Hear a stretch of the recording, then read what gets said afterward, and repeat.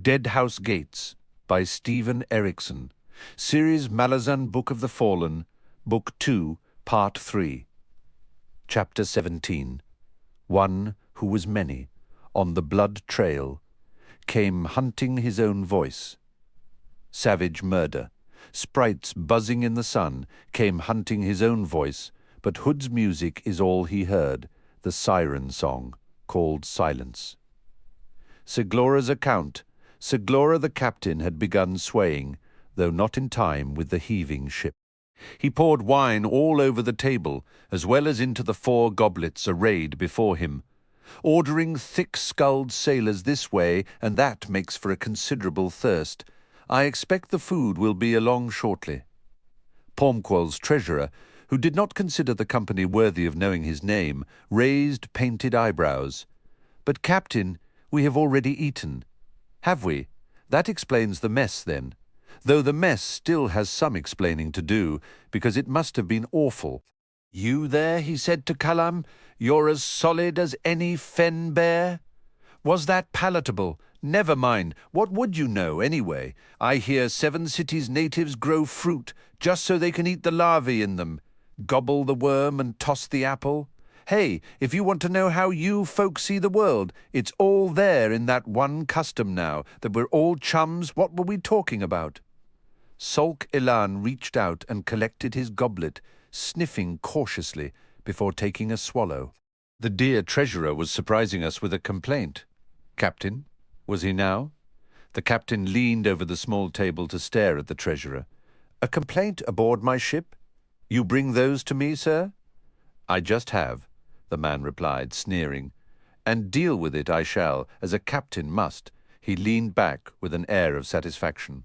"Now what else should we talk about?" Sulk Elan met Kalam's eye, winked. "What if we were to touch on the small matter of those 2 privateers presently pursuing us?" "They're not pursuing," the captain said. He drained his goblet, smacked his lips, then refilled it from the webbed jug. "They are keeping pace, sir, and that is entirely different, as you must surely grasp. Well, I admit, I see the distinction less clearly than you do, Captain. How unfortunate." "You might," the treasurer rasped, "endeavour to enlighten us." "What did you say?" "Light endeavourous." "Extraordinary man." He settled back in his seat, a contented expression on his face. "They want a stronger wind," Kalam ventured. "Quickening," the captain said. "They want to dance around us.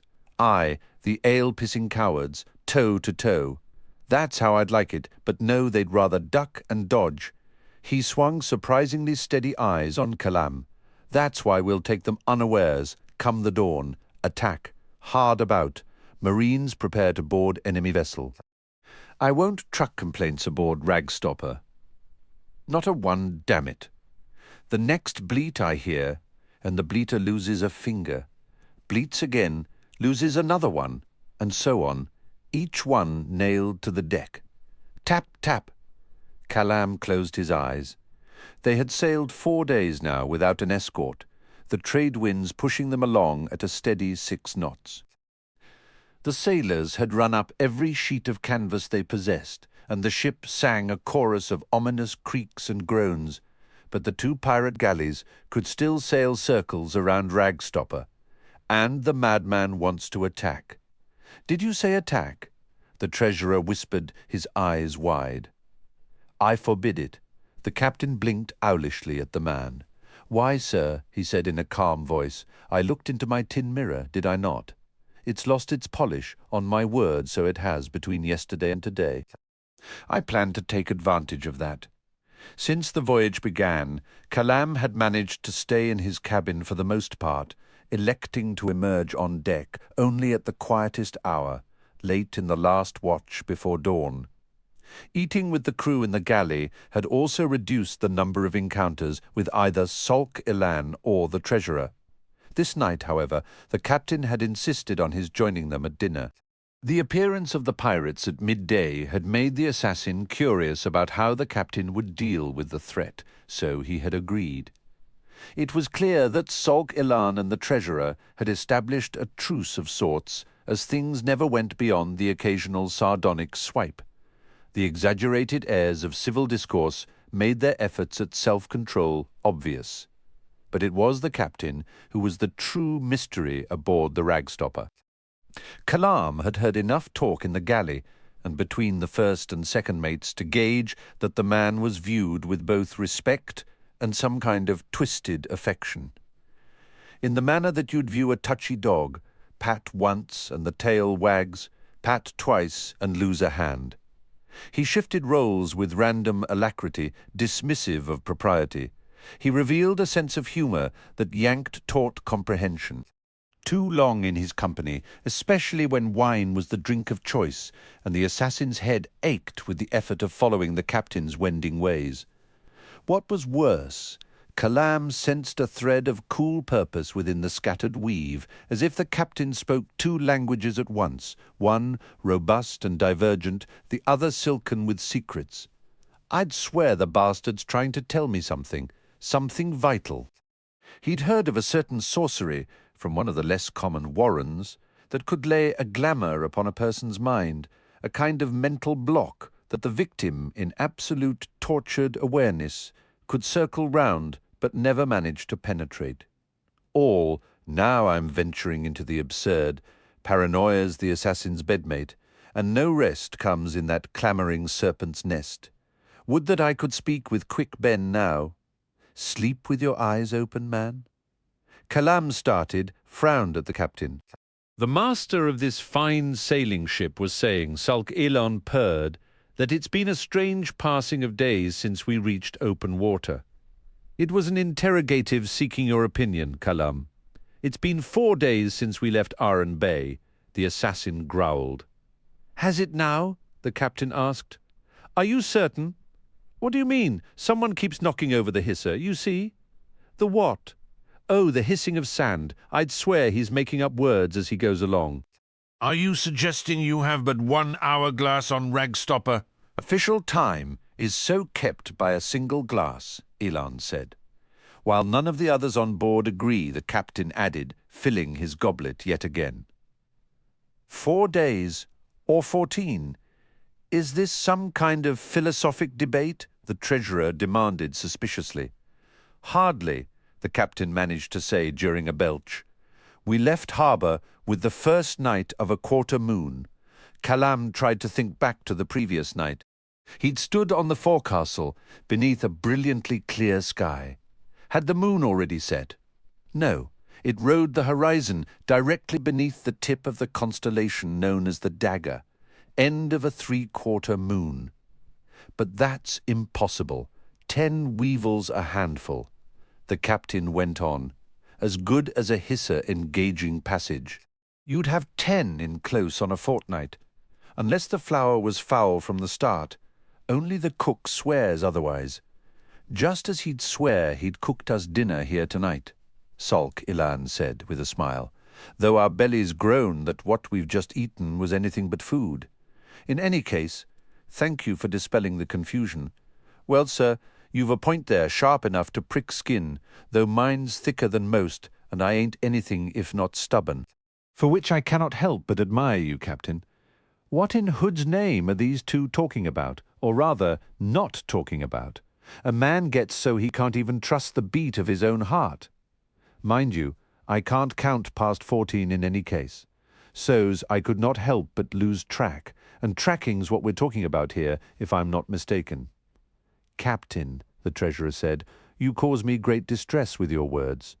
Solk Elan commented, you're not alone in that. Do I offend you, sir? The captain's face had reddened as he glared at the treasurer. Offend? No. Baffle. I dare say I am led to conclude that you have lost the grip on your own mind. Thus, to ensure the safety of this ship, I have no choice. No choice, the captain erupted, rising from his seat. Words and grips like sand. What slips through your fingers can knock you over. I'll show you safety, you sweaty stream of lard. Kalam leaned back, clear of the table as the captain went to the cabin door and began struggling with his cloak. Solk Ilan had not moved from his seat, watching with a tight smile. A moment later, the captain flung open the cabin door and barreled into the passageway, bellowing a call for his first mate. His boots thumped like fists, hammering a wall as he made for the galley. The cabin's door creaked back and forth on its hinges. The treasurer's mouth opened and closed, then opened again. "What choice?" he whispered to no one in particular. "Not yours to make," Elan drawled. The noble swung to him. "Not mine? And who else, if not the man entrusted with the Aren treasury?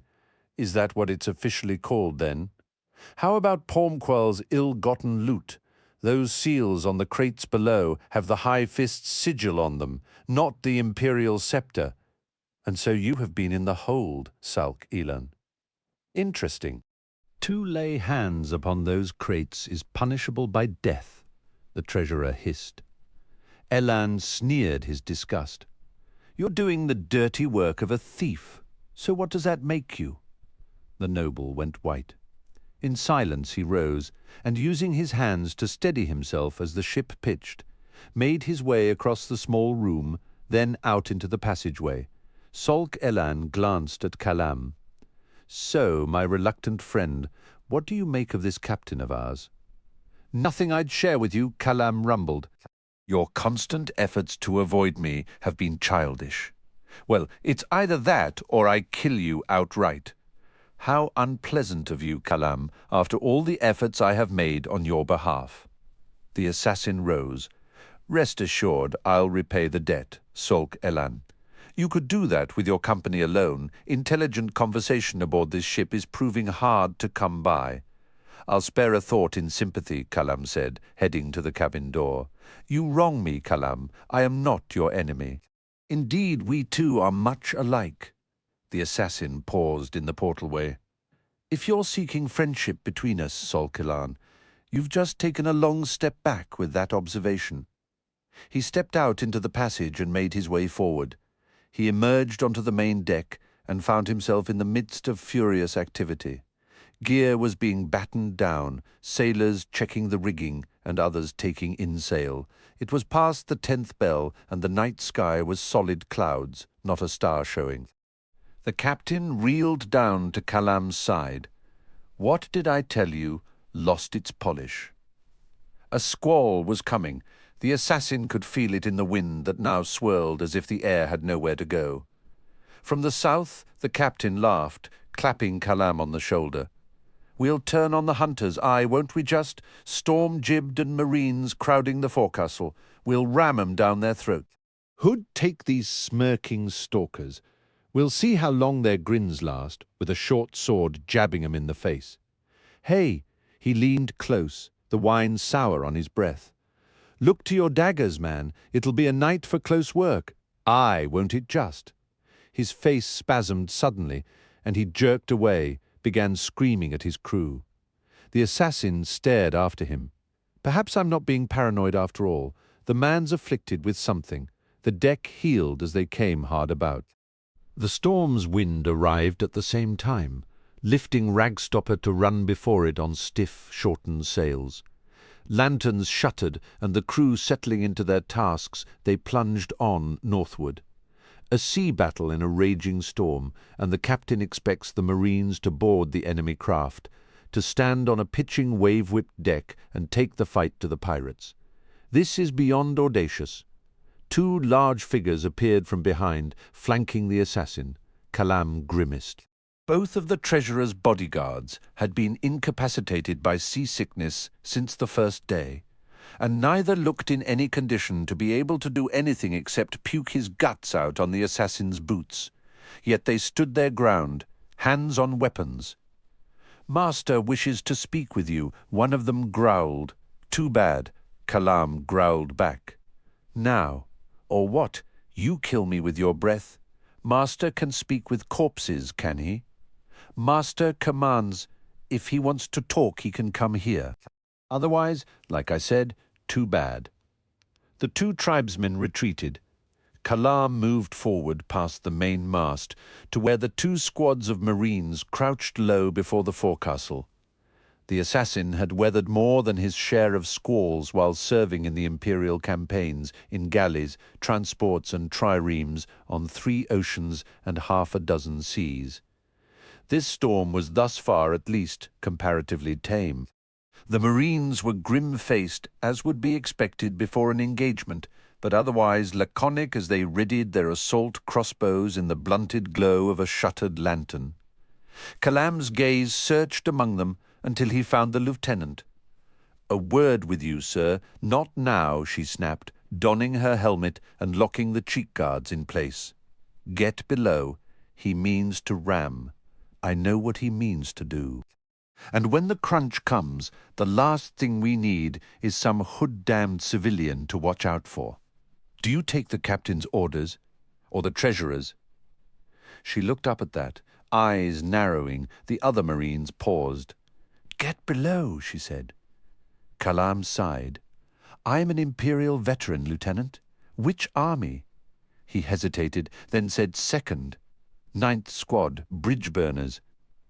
As one, the Marines sat back. All eyes were on him now. The lieutenant scowled. Now how likely is that? Another Marine, a grizzled veteran, barked out, "Your sergeant. Let's hear some names, stranger." "Whiskey Jack? Other sergeants? Not many left? Antsy, Tormin? You're Corporal Kalam, ain't you?" The assassin studied the man. "Who are you?" "Nobody, sir, and been that way a long time." He turned to his lieutenant and nodded. "Can we count on you?" she asked Kalam. "Not up front, but I'll be close by." She looked around. "The treasurer's got an Imperial writ. We're shackled to it, Corporal. I don't think the treasurer trusts you should it come down to making a choice between him and the captain." She made a face, as if tasting something bad. "This attacks madness, but it's sharp madness." Kalam nodded, waited. "I guess the treasurer's got reason. If it comes to it," the assassin said, "leave the bodyguards to me. Both of them? Aye." The veteran spoke up. "If we make the sharks sick in the gut with the treasurer, we'll hang for it. Just be somewhere else when it happens, all of you." The lieutenant grinned. "I think we can manage that." "Now," Kalam said, loud enough to be heard by every Marine, "I'm just another one of those grease-faced civilians, right?" "We never figured this outlawing stuff was for real," a voice called out. "Not Duiker onerm. No way, Hood. For all I know, you may be right, soldier." But he hid his uncertainty with a half-salute before making his way back down the length of the deck. Ragstopper reminded Kalam of a bear crashing through thickets as it barreled along, lumbering, broad and solid in the spraying high seas. A spring bear, an hour out of the den, eyes red-rimmed with old sleep, miserable and gnawed with hunger deep in its belly. Somewhere ahead, 2 wolves slinking through the dark. They're in for a surprise. The captain was on the stern castle, braced against the hand manning the tiller. His first mate stood near him, one arm looped around the stern mast. Both were glaring ahead into the darkness, awaiting the first sighting of their quarry. Kalam opened his mouth to speak, but a shout from the first mate stopped him. "A point to port, Captain? Beating 3/4. Hood's breath? We're right on top of her." The pirate vessel, a low, single-masted raider barely visible in the gloom, was less than 100 paces away, on a tack that would cut directly in front of Ragstopper. The positioning was breathtakingly perfect. "All hands," the captain bellowed through the howl of the storm. "Prepare to ram." The first mate bolted ahead, shouting orders to his crew. Kalam saw the Marines crouch low to the deck, readying for the impact. Faint screams reached the assassin from the pirate vessel. The taut square sail, storm-jibbed, billowed suddenly. The ship's prow pitching away as the pirate crew made a last doomed effort to avoid the collision. The gods were grinning down on the scene, but it was the rictus of a death's head. A swell lifted Ragstopper high just before the contact, then dropped the trader down onto the raider's low gunwales, just behind the peaked prow. Wood exploded, splintered and shuddered. Kalam was thrown forward, losing his grip on the starboard stern rail. He pitched from the stern castle, struck the main deck with a tucked shoulder, rolling as the momentum carried him forward. Masts snapped somewhere above him, sails whipping like ghost wings in the rain-tracked air. Ragstopper settled, grinding, popping, canting heavily. Sailors were screaming, shrieking on all sides, but Kalam could see little of what was happening from where he lay. Groaning, he worked his way upright. The last of the Marines were plunging over the forward port rail, down and out of sight, presumably onto the raider's deck, or what's left of it. The clash of weapons rose muted beneath the wailing wind. The assassin turned, but the captain was nowhere in sight. Nor was there anyone at the tiller. The wreckage of a snapped spar cluttered the stern castle. Kalam made his way aft. The locked ships had no steerage. Waves were pummeling Ragstopper's starboard hull, flinging sheets of foaming water across the main deck. A body lay in that wash, face down and leaking blood that stretched web-like in the rolling water. Reaching the man, Kalam turned him over. It was the first mate, his forehead sharply caved in. The blood was coming from nose and throat. The water had washed clean the killing blow, and the assassin stared at the damage for half a dozen heartbeats before rising and stepping over the corpse. Not so seasick after all. He climbed to the stern castle and began searching through the wreckage. The man at the tiller had lost most of his head, only a few twisted ropes of flesh and skin holding what was left of it to the body. He examined the slash across the neck. Two-handed, a step behind and to the left. The spar crushed what was already dead. He found the captain and one of the treasurer's bodyguards beneath the sail. Splinters of wood jutted from the giant tribesman's chest and throat. He still gripped his two-handed tulwar. The captain's hands were shredded ribbons closed on the blade end, blood pulsing from them to stain the swirling wash of seawater. A massive discolouring reached the span of the man's brow, but his breathing was steady. Kalam pried the captain's fingers from the tulwar blade and dragged him free of the wreckage. Ragstopper loosed its grip on the raider at the same time, dropping down into a trough, then pitching wildly as waves battered its hull. Figures appeared on the stern castle, one taking the tiller, another crouching down beside the assassin. Glancing up, Kalam found himself looking into Salk Elan's dripping face. "He lives? Aye, we're not out of trouble yet," Elan said. "To hood with that, we've got to get this man below. We've sprung leaks up front. Most of the Marines are at the pumps." They lifted the captain between them. "And the raider, the one we hit in pieces?" In other words, the assassin said as they manhandled the captain down the slippery steps, not what the treasurer planned. Salk Elan stopped, his eyes sharpening. "Seems we've slunk on the same path, you and I. Where is the bastard?" "He's taken command, for now." "Seems every officer's suffered an unlikely accident. Anyway, we've got the other vessel closing on us, so like I said, the fun's anything but over." "One thing at a time," Kalam grunted. They made their way down through the galley and into the passage. Water swirled ankle deep, and the assassin could feel just how sluggish Ragstopper had become. "You pulled rank on the Marines, didn't you?" Elan asked, as they reached the captain's door. "I don't outrank the lieutenant. Even so, call it the power of notoriety, then. She's already had harsh words with the treasurer." "Why?" "The bastard wants us to surrender, of course." They carried the captain to his cot. "A transfer of cargo in this blow?" "No, they'll wait it out." "Then we got time enough. Here, help me get him undressed. His hands are bad. I will bandage them up next." Salk Elan stared down at the captain as the assassin pulled the blanket up around the man.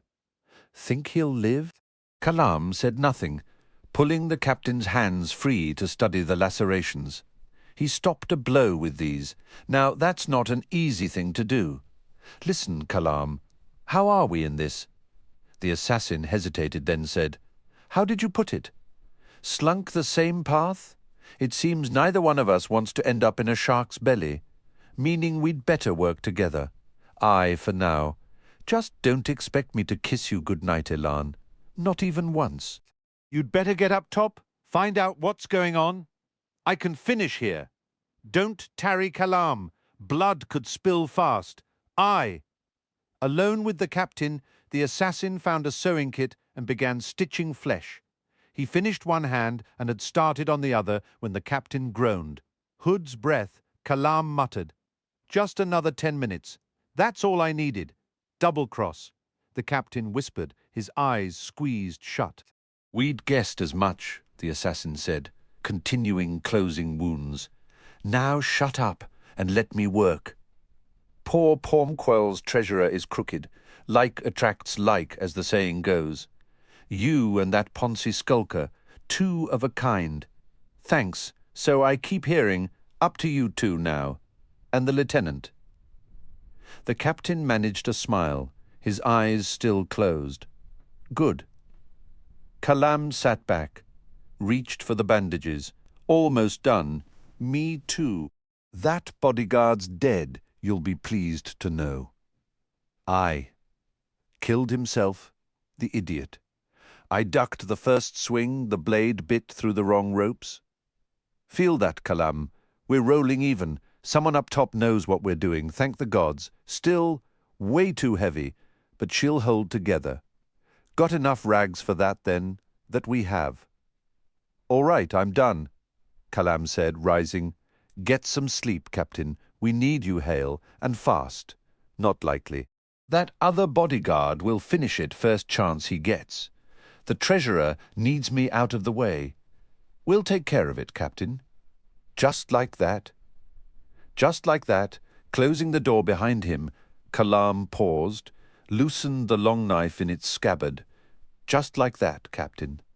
The squall was spent, and the sky to the east was brightening, clean and gold. Ragstopper had come around as the trade wind returned. The mess on the stern castle had been cleared away, and the crew looked to have things in hand, although Kalam could see their tension. The treasurer and his remaining bodyguard stood near the mainmast, the former staring steadily at the raider, keeping pace to starboard, close enough to see figures on its deck, watching them in turn. The bodyguard's attention, however, was on Sulk Ilan, lounging near the forecastle steps. None of the crew seemed willing to cut across the 10 paces separating the two men. Kalam made his way to the treasurer's side. You have taken command, then?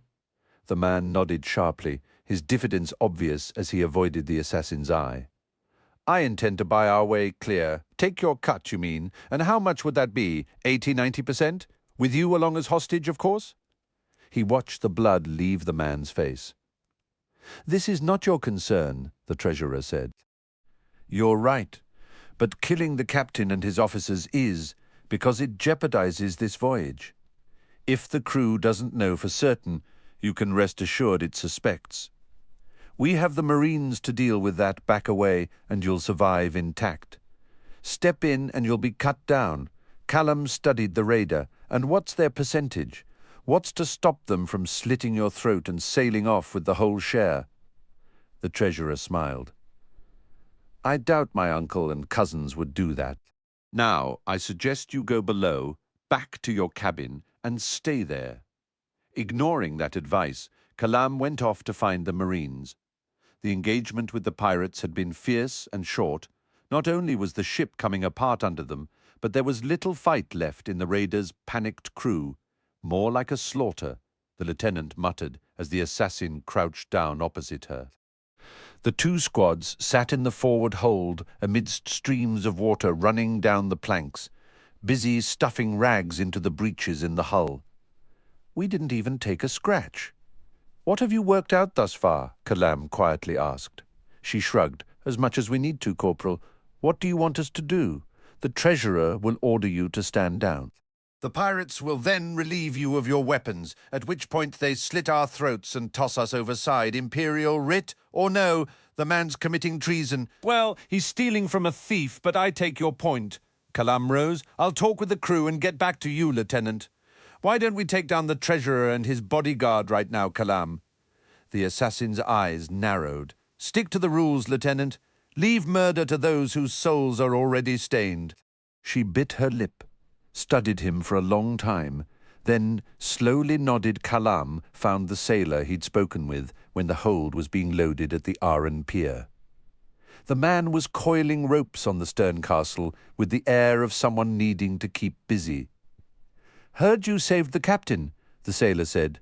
"He's alive, but in bad shape." "Aye, cook's standing outside his cabin door, sir. We a cleaver, and ask any hog, the man can use it." Burns' blessing. I seen the man shave wi' it once, as clean as a virgin's tit. Who is standing in for the officers?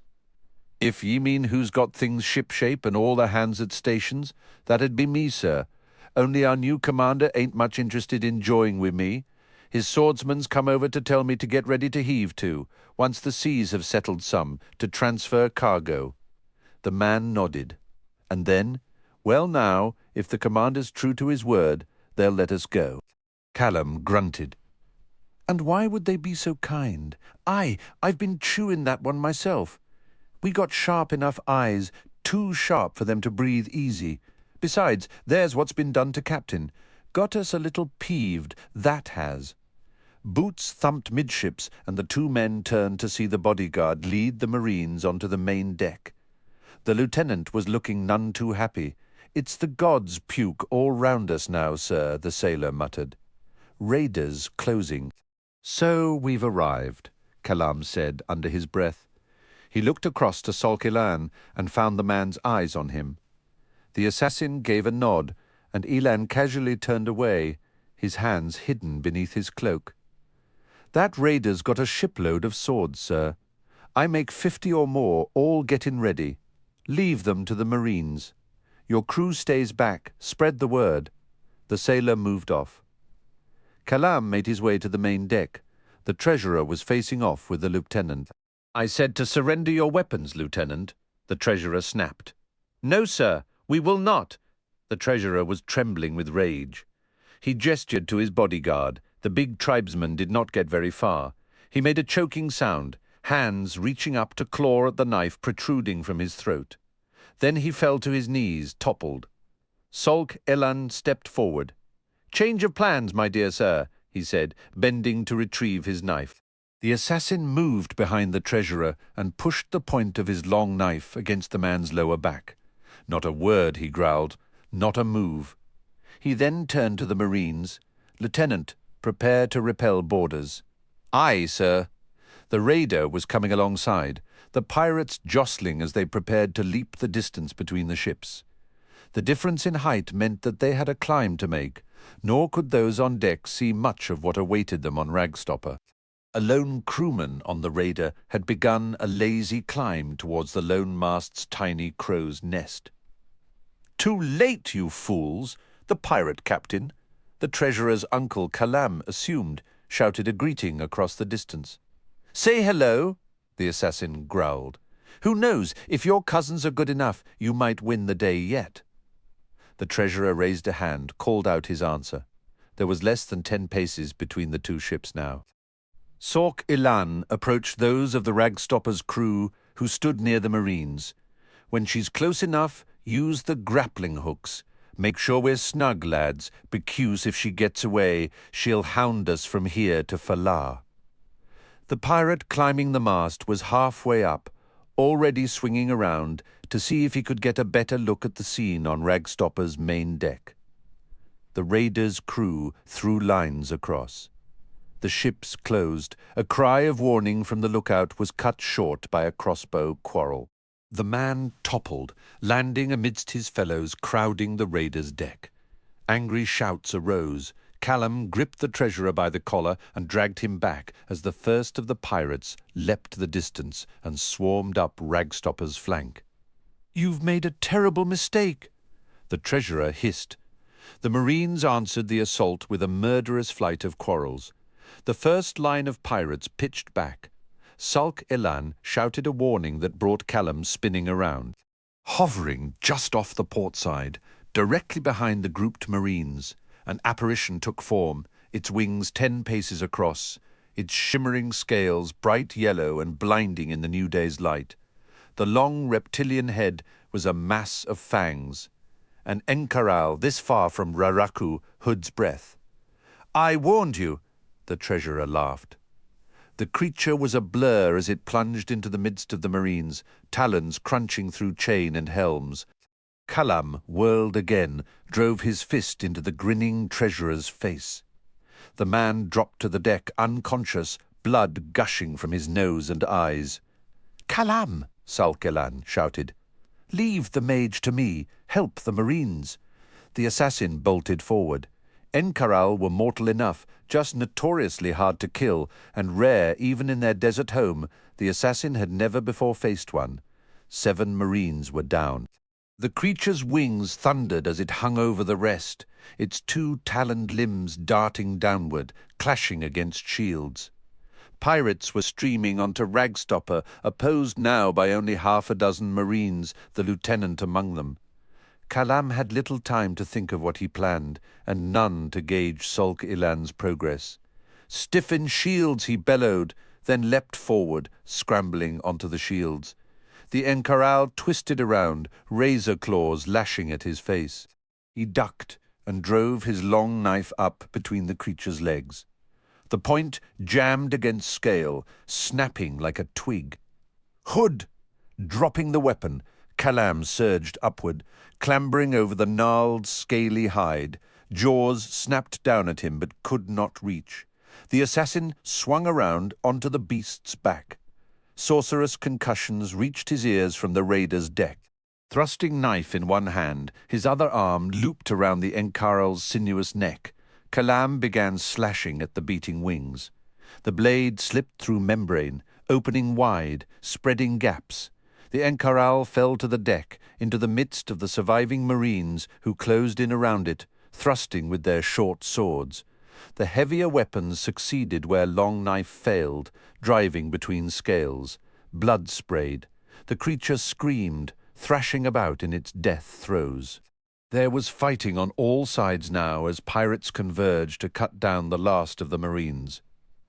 Kalam clambered off the dying encaral, shifted the knife to his left hand, and found a short sword lying beside a dead marine, barely in time to meet the charge of 2 pirates, their heavy scimitars slashing down on both sides. The assassin leapt between the 2 men inside their reach, stabbed swiftly with both weapons, then pushed past, twisting his blades as he dragged them free. His awareness blurred then as Kalam surged through a crush of pirates, cutting, slashing and stabbing on all sides. He lost his knife as it jammed between ribs, used the freed hand to yank a helmet away from a collapsing warrior and jam it onto his head. The skull cap was too small, and a glancing blow from a wailing scimitar sent it flying even as he broke through the press, skidding on blood-slicked decking as he spun around. 6 pirates wheeled to attack him.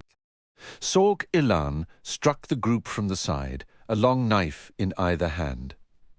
3 pirates went down in the first attack. Kalam launched himself forward, batting aside a blade, then driving stiff fingers into its wielder's throat.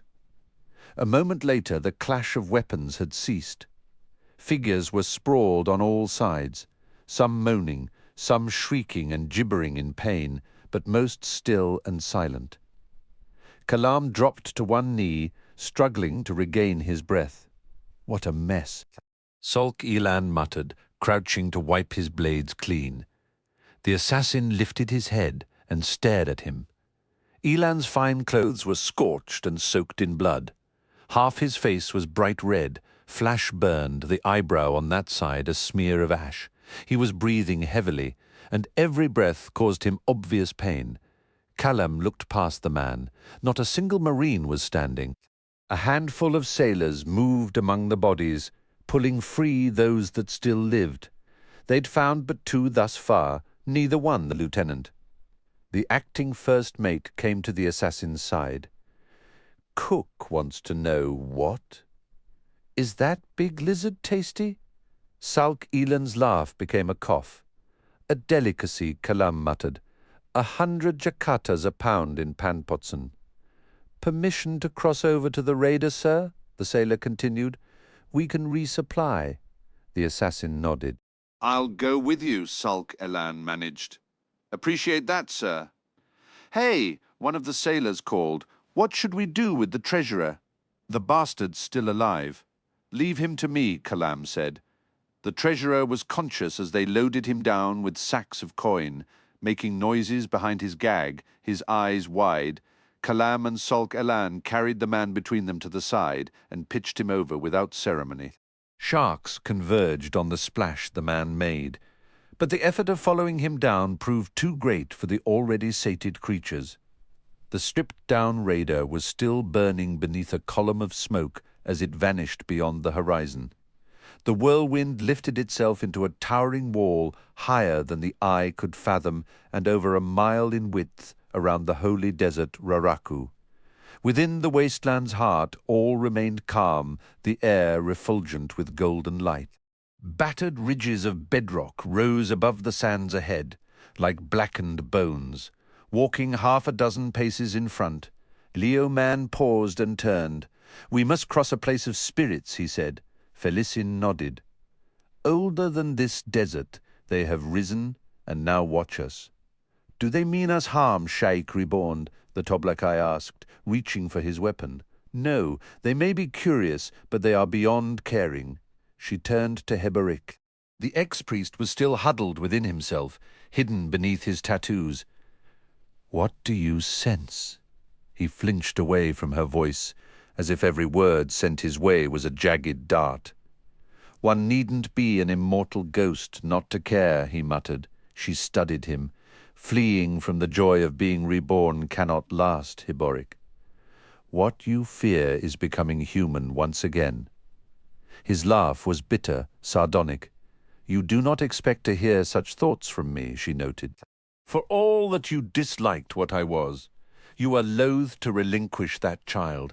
You're still in that rush of power, Felisin, and it's deluded you into thinking it's delivered wisdom as well. There are gifts, and then there is that which must be earned. He is as shackles about you, Sha'ik Reborn, the Toblakai growled. Kill him. She shook her head, still eyeing Heboric. Since wisdom cannot be gifted to me, I would be gifted a wise man. His company, his words. The ex-priest looked up at that, eyes narrowing beneath the heavy shelf of his brow. I thought you'd left me no choice, Felisin. Perhaps it only seemed that way, Heboric. She watched the struggle within him, the struggle that had always been there. We have crossed a war-ravaged land, and all the while we were warring with ourselves. Dritchna has but raised a mirror. I have learned one thing from you, Heboric, she said, and that is patience. She turned about, waved Leoman on. They approached the folded, scarred outcroppings. There was little evidence that this place had once known sacred rites. The basaltic bedrock was impervious to the usual pitting and grooving that active hands often worked into the stone of holy sites, nor was there any pattern in the few boulders scattered about. Yet Felisin could sense the presence of spirits, once strong, now but echoes, and their faint regard followed them with unseen eyes. Beyond the rise, the desert swept out and down into an immense basin, where the dwindling sea of ancient times had finally died. Suspended dust cloaked the vast depression. The oasis lies near the center, Leoman said at her side. She nodded. Less than 7 leagues now. Who carries Sharik's belongings? She asked. I do. I will take them. He was silent as he set down his pack, untied the flap, and began removing items.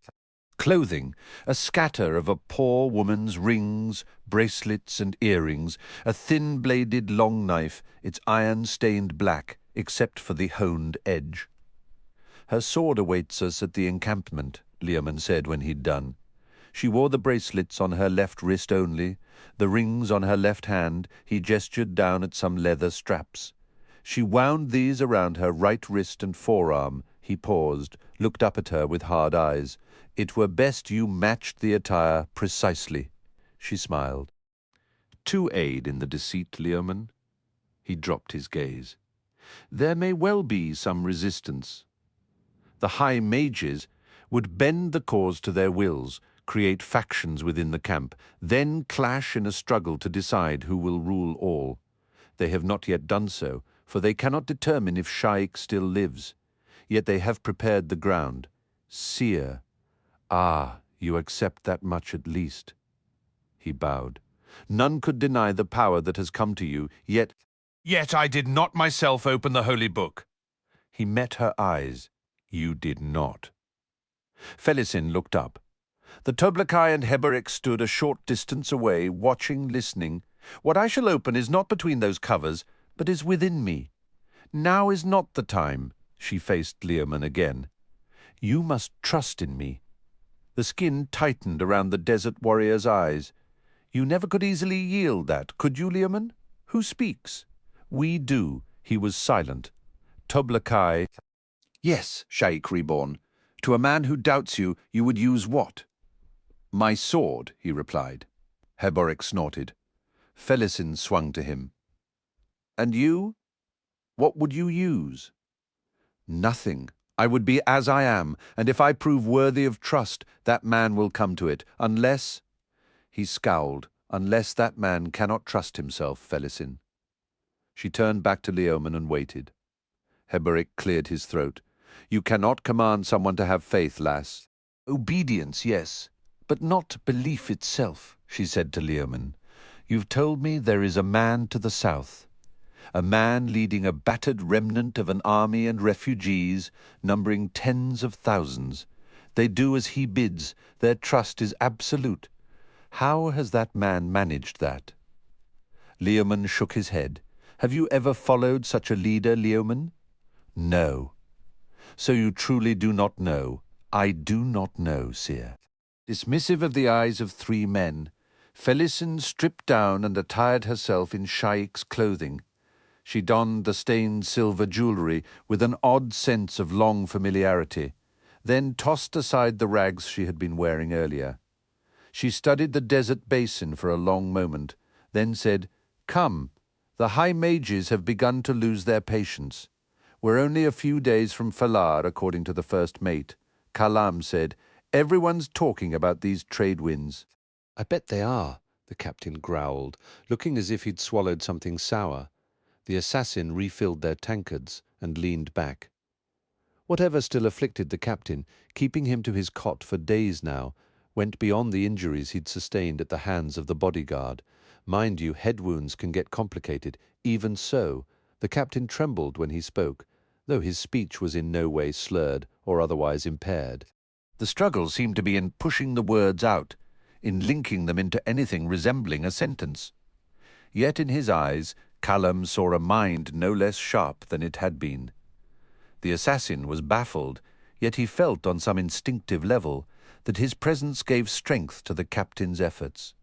Lookout sighted a ship in our wake just before sunset yesterday, a Malazan fast trader, he thinks. If it was, it must have passed us without lights or hail in the night. No sign of it this morning. The captain grunted. Never made better time. Bet their eyes are wide, too, dropping headless cocks over the starboard side and into Burn's smiling maw at every blessed bell. Kalam took a mouthful of watered wine, studying the captain over the tankard's dented rim. We lost the last 2 Marines last night. Left me wondering about that ship's healer of yours. Been having a run of the Lord's push, he has. Not like him. Well, he's passed out on pirate's ale right now. Doesn't drink. He does now. The look the captain gave him was like a bright, distant flare, a beacon warning of shoals ahead. All's not well, I take it, the assassin quietly rumbled. Captain's heads ask you. That's a fact. Tongue full of thorns close by ears like acorns under the mulch, ready to hatch unseen. Hatch. You'd tell me if you could. Tell you what? He reached a shaking hand towards the tankard. Can't hold what's not there, I always say. Can't hold in a blow, neither. Lo, the acorns rolled away, plumb away. Your hands look well enough mended. Aye, well enough. The captain looked away, as if the effort of conversation had finally become too much. The assassin hesitated, then said, "I've heard of a warren, rabbits," the captain muttered. "Rats. All right." Kalam sighed, rising. "We'll find you a proper healer, a Null healer, when we get to Falar. Getting there fast. Aye, we are." "On the trade winds." "Aye? But there aren't any trade winds this close to Falar." Kalam emerged onto the deck, held his face to the sky for a moment, then made his way to the forecastle.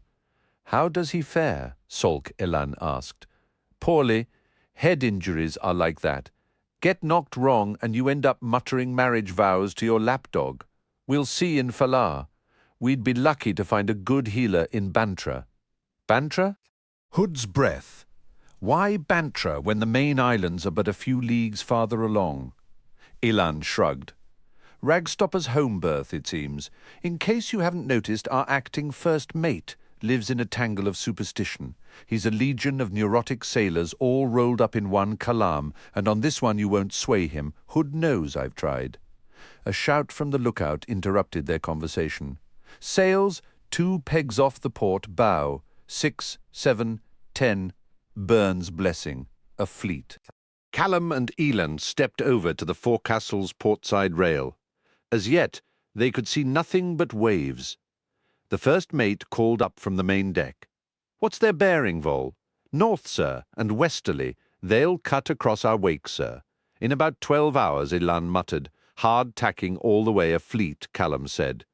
"Imperial, the adjunct to Vor, friend." The man turned and offered the assassin a tight smile.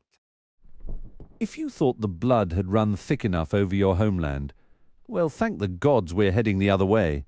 They could see the first of the sails now. Tavore's fleet. Horse and troop transports, the usual league-long wake of garbage, sewage and corpses, human and animal, the sharks and Denrabi thrashing the waves. Any long journey by sea delivers an army foul of temper and eager to get to business. No doubt, enough tales of atrocities have reached them to scorch mercy from their souls. "The serpent's head," Elan said quietly, "on that long, stretching imperial neck. Tell me, Kalam, is there a part of you, an old soldier's longing to be standing on a deck over there, noting with scant interest a lone, Falar-bound trader ship, while deep within you builds that quiet, deadly determination? On your way to deliver Lazine's punishment, what she's always delivered as an Empress must, a vengeance tenfold. Are you tugged between two tides right now, Kalam?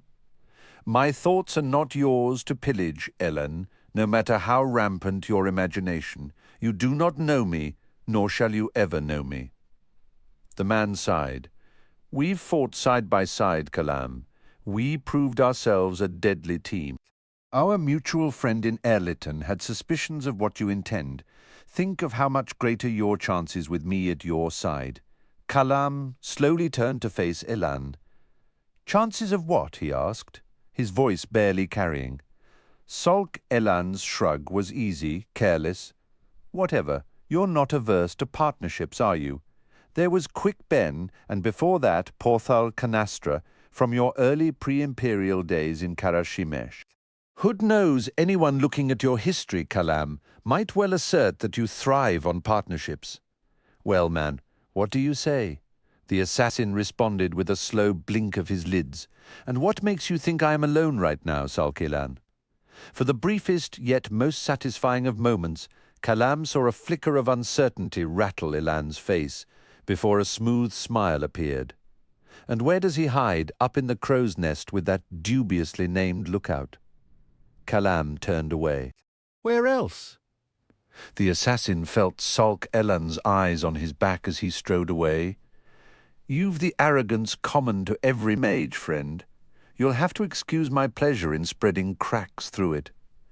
Charter 18.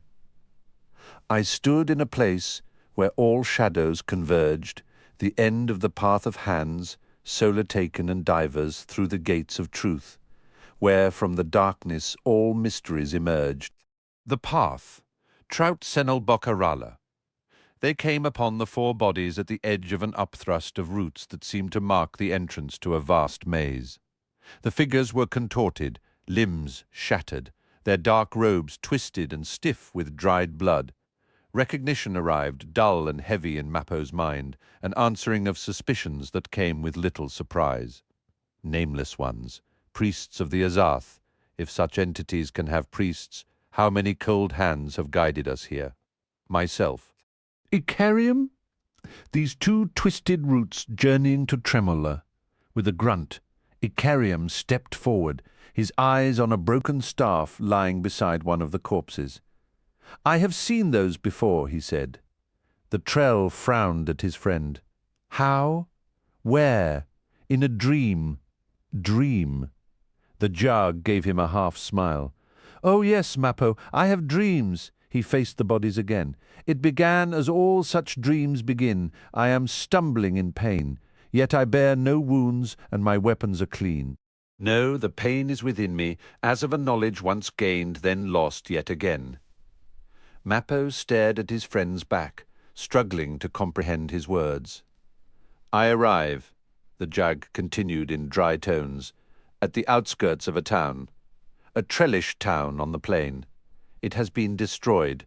Scars of sorcery stain the ground, the air, bodies rot in the streets, and great ravens have come to feed. Their laughter is the voice of the stench. Icarium. And then a woman appears, dressed as are these here before us. A priestess. She holds a staff from which fell power still bleeds. What have you done, I ask her. Only what is necessary is her soft reply. I see in her face a great fear as she looks upon me, and I am saddened by it. Jack, you must not wander alone. Her words seem to call up terrible memories, and images, faces, companions, countless in number, as if I have rarely been alone.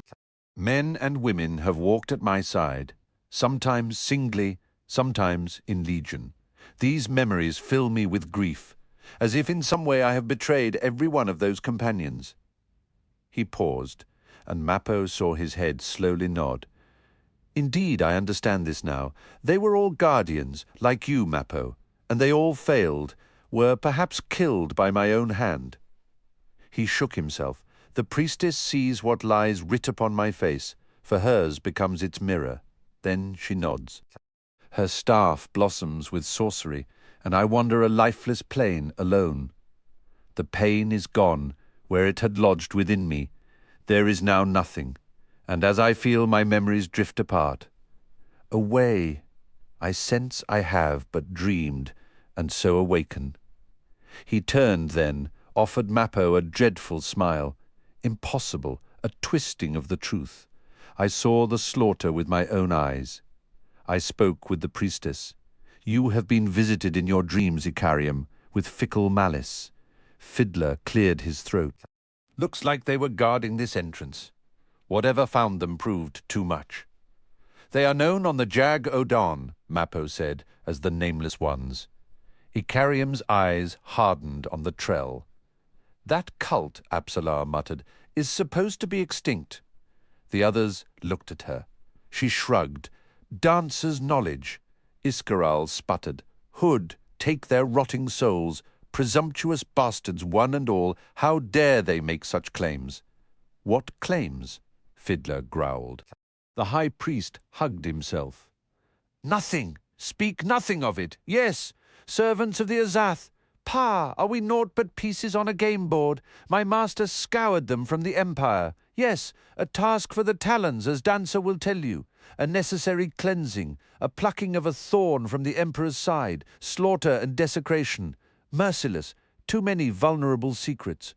Corridors of power. Oh, how they resented my master's entry into Deadhouse. Iscaral, Apsalar snapped. The priest ducked, as if cuffed. Icarium faced the young woman. Who voiced that warning? Through your mouth? Who spoke? She fixed cool eyes on him. Possessing these memories enforces a responsibility. Icarium, just as possessing none exculpates. The Jag flinched. Crokus had edged forward. Apsalar, she smiled. or cotillion? No, it is just me, Crokus. I am afraid I have grown weary of all these suspicions, as if I have no self unstained by the god who once possessed me. I was but a girl when I was taken, a fisherman's daughter, but I am no mere girl any more. Her father's sigh was loud. Daughter, he rumbled, we ain't none of us what we once were, and there ain't nothing simple in what we've gone through to get here. He scowled, as if struggling for words. But you ordered the high priest to shut up, to protect secrets that dancer, cotillion, would want kept that way. So Icarium's suspicions were natural enough. Yes, she countered, I am not a slave to what I was. I decide what to do with the knowledge I possess. I choose my own causes, father. Icarium spoke. I stand chastised Apsalar. He faced Mappo again. What more do you know of these nameless ones, friend? Mappo hesitated, then said, Our tribe welcomed them as guests, but their visits were rare, I believe, however, that indeed they view themselves as servants of the Azath. If Trell legends hold any truth, then the cult may well date from the time of the First Empire. They have been eradicated, Iscaral shrieked. Within the borders of the Malazan Empire, perhaps, Mappo conceded. My friend, Icarium said, you are withholding truths. I would hear them. The Trell sighed. They have taken it upon themselves to recruit your guardians, Icarium, and have done so since the beginning. Why? That I do not know now that you ask it. He frowned. An interesting question. Dedication to noble vows? Protection of the Azath? Mappo shrugged. Hood's stubby ankles, Relock growled, might be guilt for all we know. All eyes swung to him. After a long, silent moment, Fiddler shook himself. Come on, then. Into the maze. Arms and limbs. What clawed at the binding roots, what stretched and twisted in a hopeless effort to pull free, what reached out in supplication, in silent appeal, and in deadly offer from all sides, was an array of imprisoned life, and few among those horridly animate projections were human in origin. Fiddler's imagination failed his compulsive desire to fashion likely bodies, heads and faces to such limbs, even as he knew that the reality of what lay hidden within the woven walls would pale his worst nightmares. Tremorla's gnarled gale of roots held demons, ancient ascendants, and such a host of alien creatures that the sapper was left trembling in the realization of his insignificance and that of all his kind. Humans were but one tiny frail leaf on a tree too massive even to comprehend. The shock of that unmanned him, mocking his audacity with an endless echo of ages and realms trapped within this mad, riotous prison. They could hear battles raging on all sides, thus far mercifully in other branches of the tortured maze.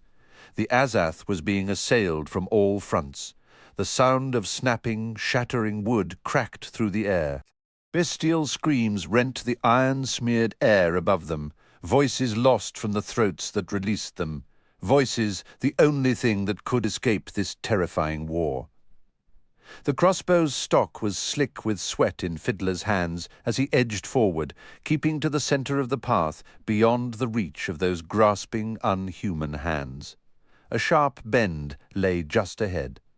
The sapper crouched down, then glanced back at the others. Only 3 hounds remained. Shan and Gear had set off, taking divergent paths. Where they were now, and what was happening to them, Fiddler had no idea. But Baron Blind and Rude did not seem perturbed at their absence. The sightless female padded at Icarium's side as if she was nothing more than a well-trained companion to the Jag. Baron held back as rearguard, while Rude, pale, mottled, a solid mass of muscle, waited not 5 paces from Fiddler's position, motionless. Its eyes, a dark liquid brown, seemed fixed on the sapper. He shivered, his gaze flicking once again to Blind at Icarium's side. So dose he understood that proximity all too clearly, as did Mappo. If bargains could be struck with the House of the Ezeth, then Shadowthrone had managed it.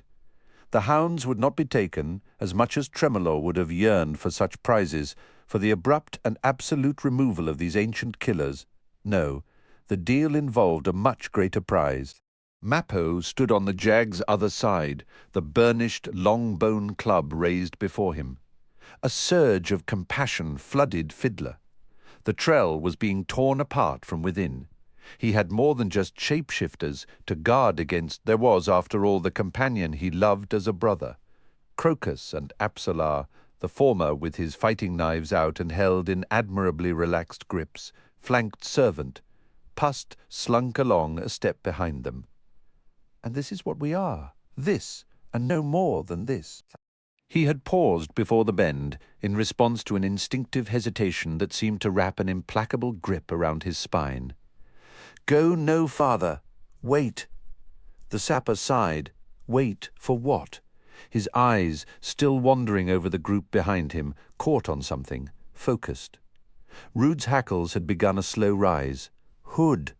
Movement exploded all around him, a massive shape barreling into view directly ahead, with a roar that turned Fiddler's marrow into spikes of ice. And above, a thudding flapping of leathery wings.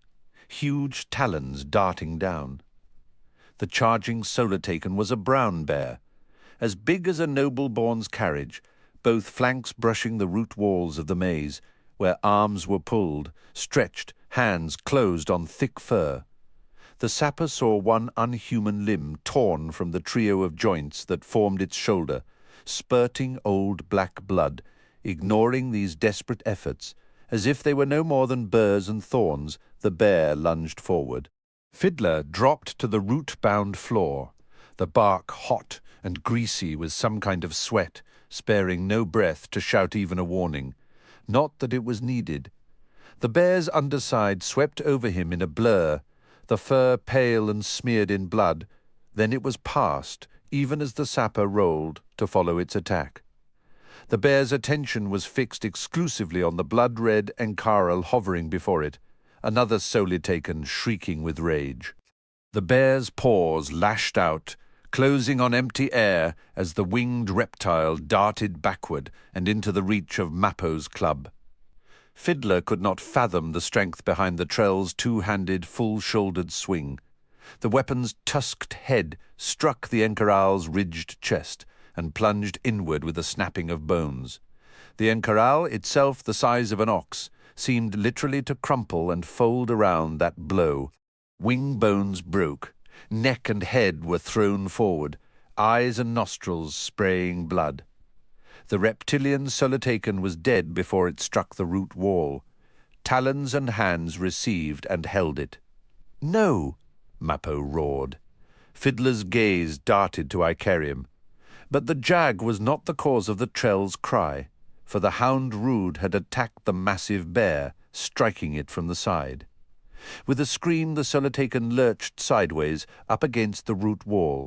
Few were the reaching limbs that could hold fast such a beast, yet one awaited it. One wrapped its green-skinned length around the bear's thick neck, and that one possessed a strength beyond even the Solar-Taken's. Rude clamped a flailing paw in its jaws, crushing bones, then tore the appendage away with savage shakes of its head. Mesrem, the trell bellowed, struggling in Icarium's restraining grip. An ally, a Solar-Taken, Iscaral Pust shrieked, dancing around. Mappo sagged suddenly. "A friend?" he whispered. And Fiddler understood.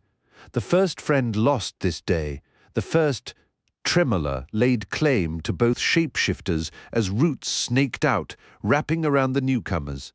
The two beasts now faced each other on their respective walls, their eternal resting places. The Solar-Taken bear, blood gushing from the stump at the end of one limb, struggled on, but even its prodigious strength was useless against the otherworldly might of the Azath and the arm that held it, now tightening. Mesrem's constricted throat struggled to find air. The red rims around its dark brown eyes took on a bluish cast, the eyes bulging from their damp, streaked nests of fur. Rude had pulled away and was placidly devouring the severed paw, bones and flesh and fur. Mappo, Icarium said.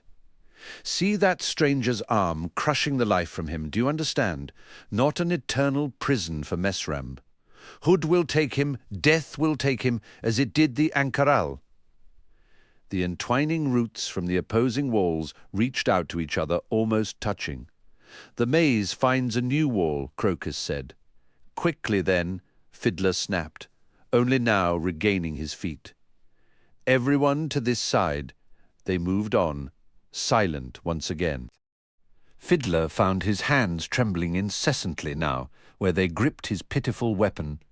The strengths and savagery he had witnessed minutes earlier clashed with such alarm that it left his mind numb. We cannot survive this. 100 hounds of shadow would not be enough. Such shape-shifting creatures have arrived in their thousands, all here, all in Tremorla's grounds. How many will reach the house?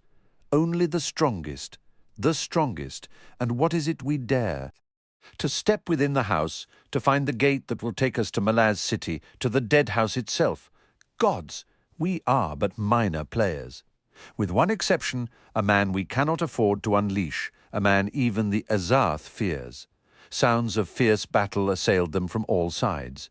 The other corridors of this infernal maze played host to a mayhem that Fiddler knew they themselves would soon be unable to avoid. Indeed, those terrible sounds had grown louder, closer. We're getting nearer the house. We're all converging. He stopped, turning towards the others. He left his warning unspoken, for every face, every set of eyes that met his, bespoke the same knowledge. Claws clattered ahead, and the sapper whirled to see Shan arrive, slowing quickly from a frantic run. Her flanks were heaving, tracked in countless wounds. Oh, Hood. Another sound reached them, approaching from up the trail from where the hound had just come. He was warned, Icarium cried. Grillen. You were warned. Mappo had wrapped his arms around the jag. Icarium's sudden surge of anger stilled the air on all sides, as if an entire warren had drawn breath. The jag was motionless in that embrace, yet the sapper saw the trell's arms strain, stretched to an unseen force. The sound that broke from Mappo was a thing of such pain, such distress and fear, that Fiddler sagged, tears starting from his eyes. The hound blind stepped away from Icarium's side, and the shock of seeing her tail dip jolted through the sapper. Rude and Paran joined Shan, forming a nervous barrier, leaving Fiddler on the wrong side. He scrambled back, his limbs moving jerkily as if weakened by a gallon of wine in his veins. His gaze held on Icarium as the edge they now all tottered on finally revealed itself, promising horror. All 3 hounds flinched and jolted back a step. Fiddler spun about. The path ahead was closed into a new wall, a seething, swarming wall. Oh my, we meet again. The girl was no more than 11 or 12, wearing a leather vest on which was stitched overlapping bronze scales, flattened coins, in fact, and the spear she held in her hands was heavy enough to waver as she resolutely maintained her guard stance. Felisin glanced down at the basketful of braided flowers at the girl's bare, dusty feet. "You've some skill with those," she said. The young sentry glanced again at Leoman, then the Toblakai. "You may lower your weapon," the desert warrior said. The spear's trembling point dropped down to the sand. The Toblakai's voice was hard. Kneel before Sha'ik Reborn. She was prostrate in an instant. Felisin reached down and touched the girl's head. "You may rise.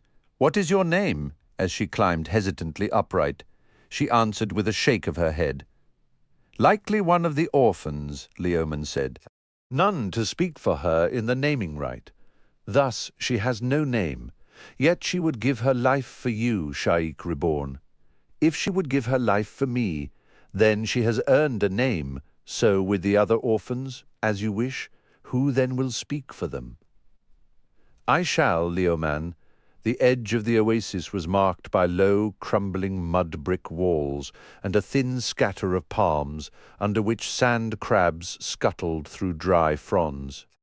A dozen white goats stood in nearby shade, light grey eyes turned towards the newcomers. Felisin reached down and collected one of the bracelets of braided flowers. She slipped it over her right wrist.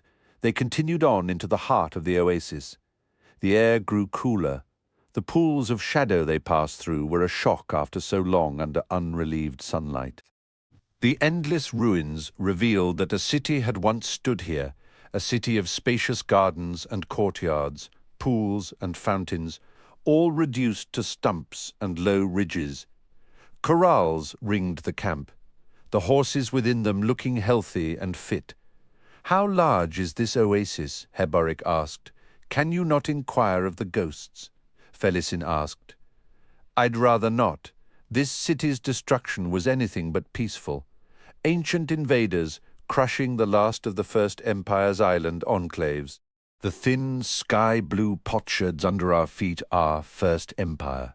The thick red ones are from the conquerors. From something delicate to something brutal, a pattern repeated through all of history.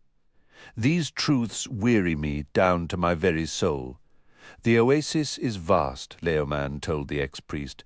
"There are areas that hold true soil, and these we have planted with forage and crops. A few ancient cedar stands remain amidst stumps that have turned to stone. There are pools and lakes, the water fresh and unending. Should we choose, we need never leave this place. How many people? 11 tribes, 40,000 of the best-trained cavalry this world has ever seen," Heboric grunted. "And what can cavalry do against legions of infantry, Leoman?" The desert warrior grinned. "Only change the face of war, old man. It's been tried before," Heboric said. "What has made the Malazan military so successful is its ability to adapt, to alter tactics, even on the field of battle. You think the Empire has not met horse cultures before, Leoman? Met and subdued. A fine example would be the Wickans or the Seti. And how did the Empire succeed? I am not the historian for such details. They never interested me. Had you a library with imperial texts, works by Duiker and Talabant, you could read for yourself. Assuming you can read Malazan, that is, you define the limits of their region, the map of their seasonal rounds. You take and hold water sources, building forts and trading posts. For trade weakens your enemy's isolation, the very source of their power. And, depending on how patient you are, you either fire the grasslands and slaughter every animal on 4 legs, or you wait.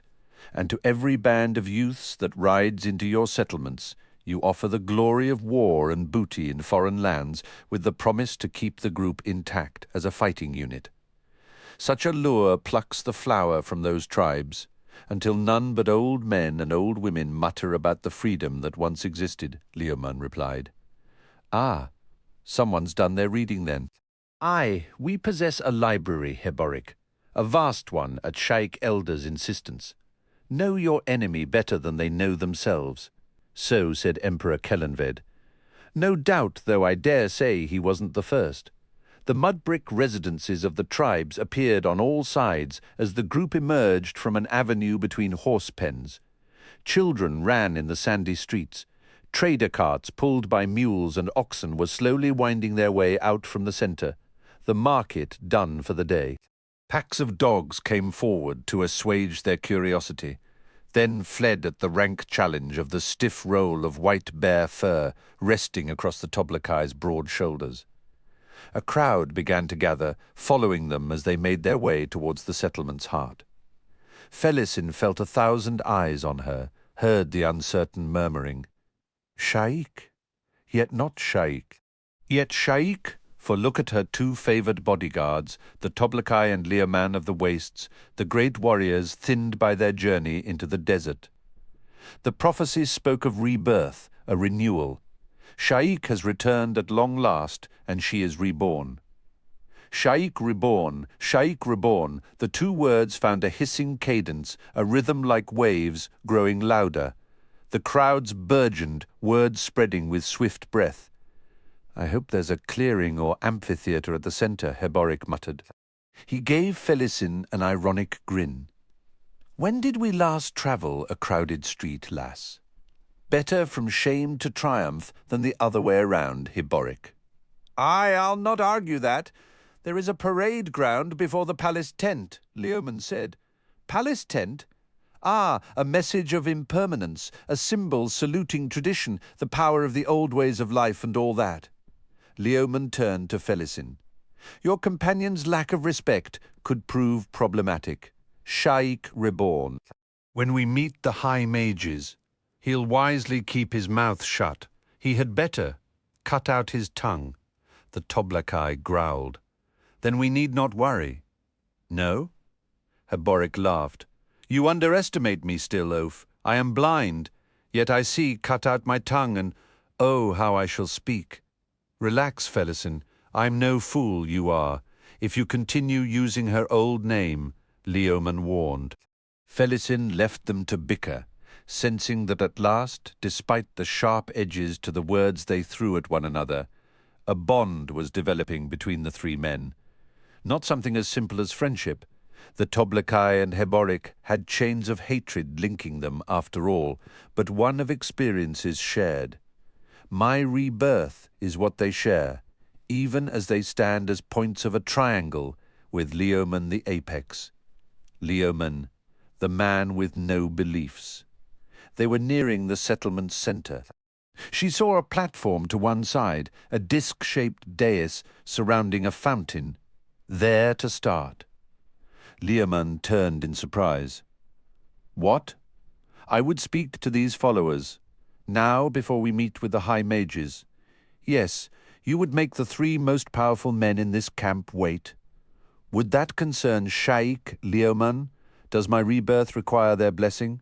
Unfortunately, they weren't there, were they? But—" "Time for you to shut your mouth, Leoman," Heboric said, not unkindly. "Clear a path for me, Toblakai," Felisin said. The giant swung abruptly, cutting directly for the platform. He said nothing, for nothing was needed. His presence alone split the mob, peeled it back on both sides in hushed silence. They reached the dais. "I shall need your lungs to start, Toblakai. Name me once I've ascended. I shall, chosen one." Heboric snorted softly. "Now that's an apt title." A cascade of thoughts swept through Felisin as she climbed onto the stone platform. Sha'ik Reborn, that dark cloak of Dreijna descending. Felisin, noble-born brat of Unta, whore of the mining pit. Open the holy book and thus complete the rite. That young woman has seen the face of the abyss, that terrible journey behind her, and now comes the demand that she face the one before her. The young woman must relinquish her life, opening the holy book, yet who would have thought the goddess so amenable to a deal? She knows my heart, and that grants her the confidence, it seems, of deferring her claim on it. The deal has been struck. Power granted, so many visions, yet Felisin remains. Her rock-hard, scarred soul floats free in the vast abyss. And Leoman knows, kneel, kneel before Sha'ik Reborn. The Toblakai's bellow was like thunder in the hot, motionless air. As one, thousands dropped down, heads bowed. Felisin stepped past the giant.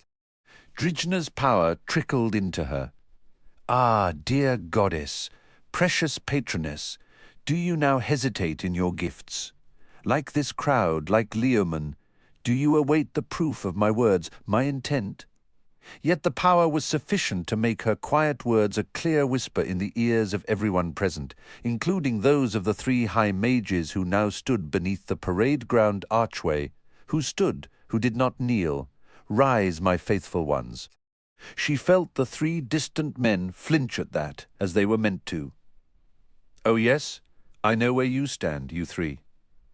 The holy desert Raraku lies protected within the Whirlwind circle, ensuring the sanctity of my return, while beyond the rebellion's claim to dominion, to rightful independence from the Malazan tyrants, continues its spreading tide of blood.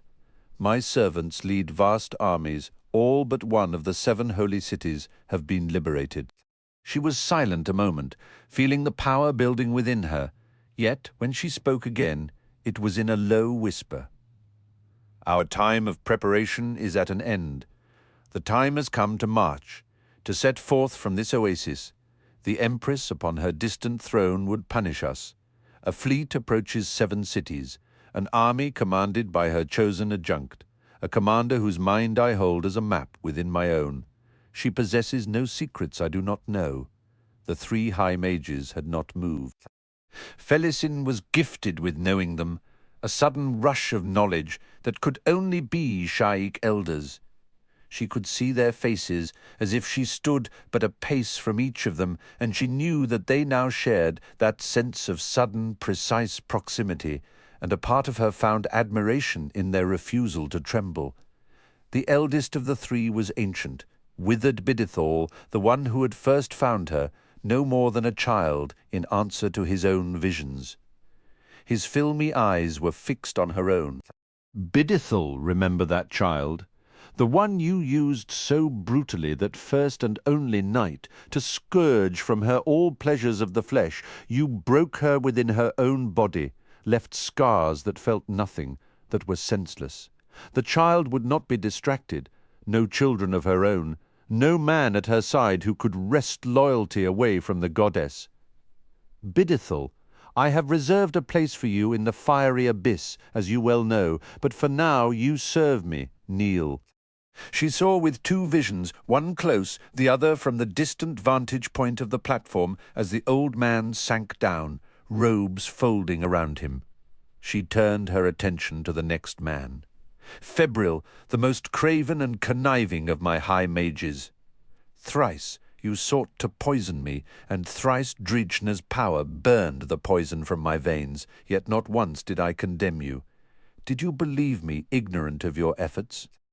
And your most ancient secret, your flight from Decim Ultor before the final battle, your betrayal of the cause, did you think I knew nothing of this?